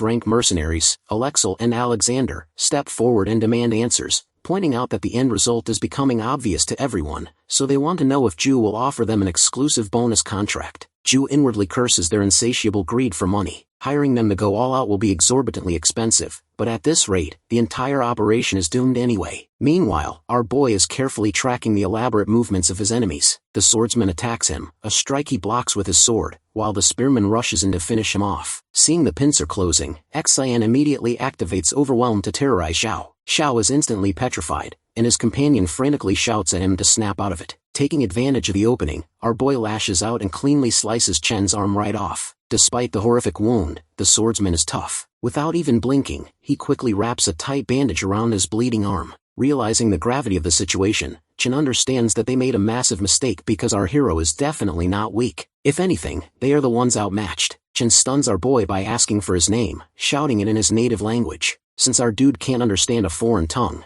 he bluntly demands that Chen speak in Korean. Without wasting another second, they clash blades once more. Chen attacks relentlessly, activating his 11 chain slashes technique and sending a barrage of sharp slashes toward our boy. When Chen finally lands back on the ground, however, he curses as the dust settles and sees our boy standing completely unharmed. Our hero admits that this man actually has the potential to become the great one-armed swordsman. At the same time, our boy decides to take the offensive, pouring everything he has into a final strike as he grips his sword tightly. Chen rushes forward, screaming that this is the end. Our boy doesn't understand the foreign words, but his blade strikes true, ending the swordsman in a single, decisive blow. Behind him, Chen's companion lets out an enraged roar upon seeing his senior fall. But the next moment, our dude feels an intense wave of light washing over him, which confuses him since Xiao wasn't the one preparing an attack. Looking up, he spots Barrett aiming a glowing fire arrow straight at him. The lethal danger is looming right over him, and he knows he can't take it head on. He has to dodge. A split second later, Barrett releases the bowstring. The shot is so overwhelmingly powerful that it creates a massive explosion right where Shin was standing, blinding everyone around them with the lightning and dust for a moment. The mercenaries wonder if the shot hit home, but our boy successfully evades the blast. Emerging unscathed from the dust, the twin tanks admit they miscalculated, noting that our hero is remarkably nimble. Looking at the sheer crater Barrett's arrow is carved into the wall, Shin is genuinely stunned to realize these remaining mercenaries are operating on a completely different level. To make matters worse, his psychedelic effect has just run out. He didn't expect it to end so soon, having assumed he could maintain the buff longer thanks to his ultimate awakening state. Now he worries how he is going to survive the rest of this chaotic fight. On the other side, Barrett prepares another arrow, reminding Ju that he expects to be paid extra for every single shot until our boy is dead. Ju agrees, because he has no other choice. He can't worry about expenses when he has a mission to fulfill. Barrett may lack mobility, but he is an S-rank powerhouse in pure lethality. Furthermore, the twin brothers are currently running amok on the battlefield with their unique innate skill. To guarantee victory, Ju realizes he needs to deploy a plus-grade force. He is deeply frustrated at his client, who insisted on taking a personal interest in our hero. Said hero is stunned to notice that Barrett doesn't shoot immediately. Instead, Barrett turns to the twins, ordering them to stop standing around like guards and actually use their skills since Ju has just sent them their advance payment right on the spot. Hearing the confirmation of payment, the twins agree and praise Barrett for his exceptional archery, making the archer feel slightly awkward at receiving compliments from other men. The twins step up, their facial skin beginning to melt and mingle together as they claim they will now reveal their true form. Perched on a higher vantage point, our boy watches them merge into a single grotesque entity, cursing loudly in disbelief at what he is looking at. The brothers have activated their innate skill, fusion, and warn that the real fight is about to start. Our boy rapidly weighs his options. He originally came here to hunt them down and claim their artifacts, but things have escalated to the point where he might actually get defeated. Though running away would be shameful, he seriously considers fleeing just to save his own neck. Just then, a familiar voice echoes directly inside his head, calling out to him and reminding him that this is the right time to strike. He is shocked to hear it, but instantly recognizes who is speaking. Instead of hiding or running away, our dude rushes head on toward them with his sword, shouting at them to take their money and go grab a drink. Barrett is thrilled to see him charging straight into the open, immediately ready with another arrow. Finally, a heavy chain erupts from completely out of nowhere, wrapping tightly around Barrett and binding him in place. Our boy has taken a massive gamble, choosing to trust the voice in his head. If the voice had belonged to one of the Kim sisters, he might have doubted it, but he cannot doubt it when the voice belongs to someone he never expected to hear from. The person hiding in plain sight among the enemy ranks is none other than Park Young-min.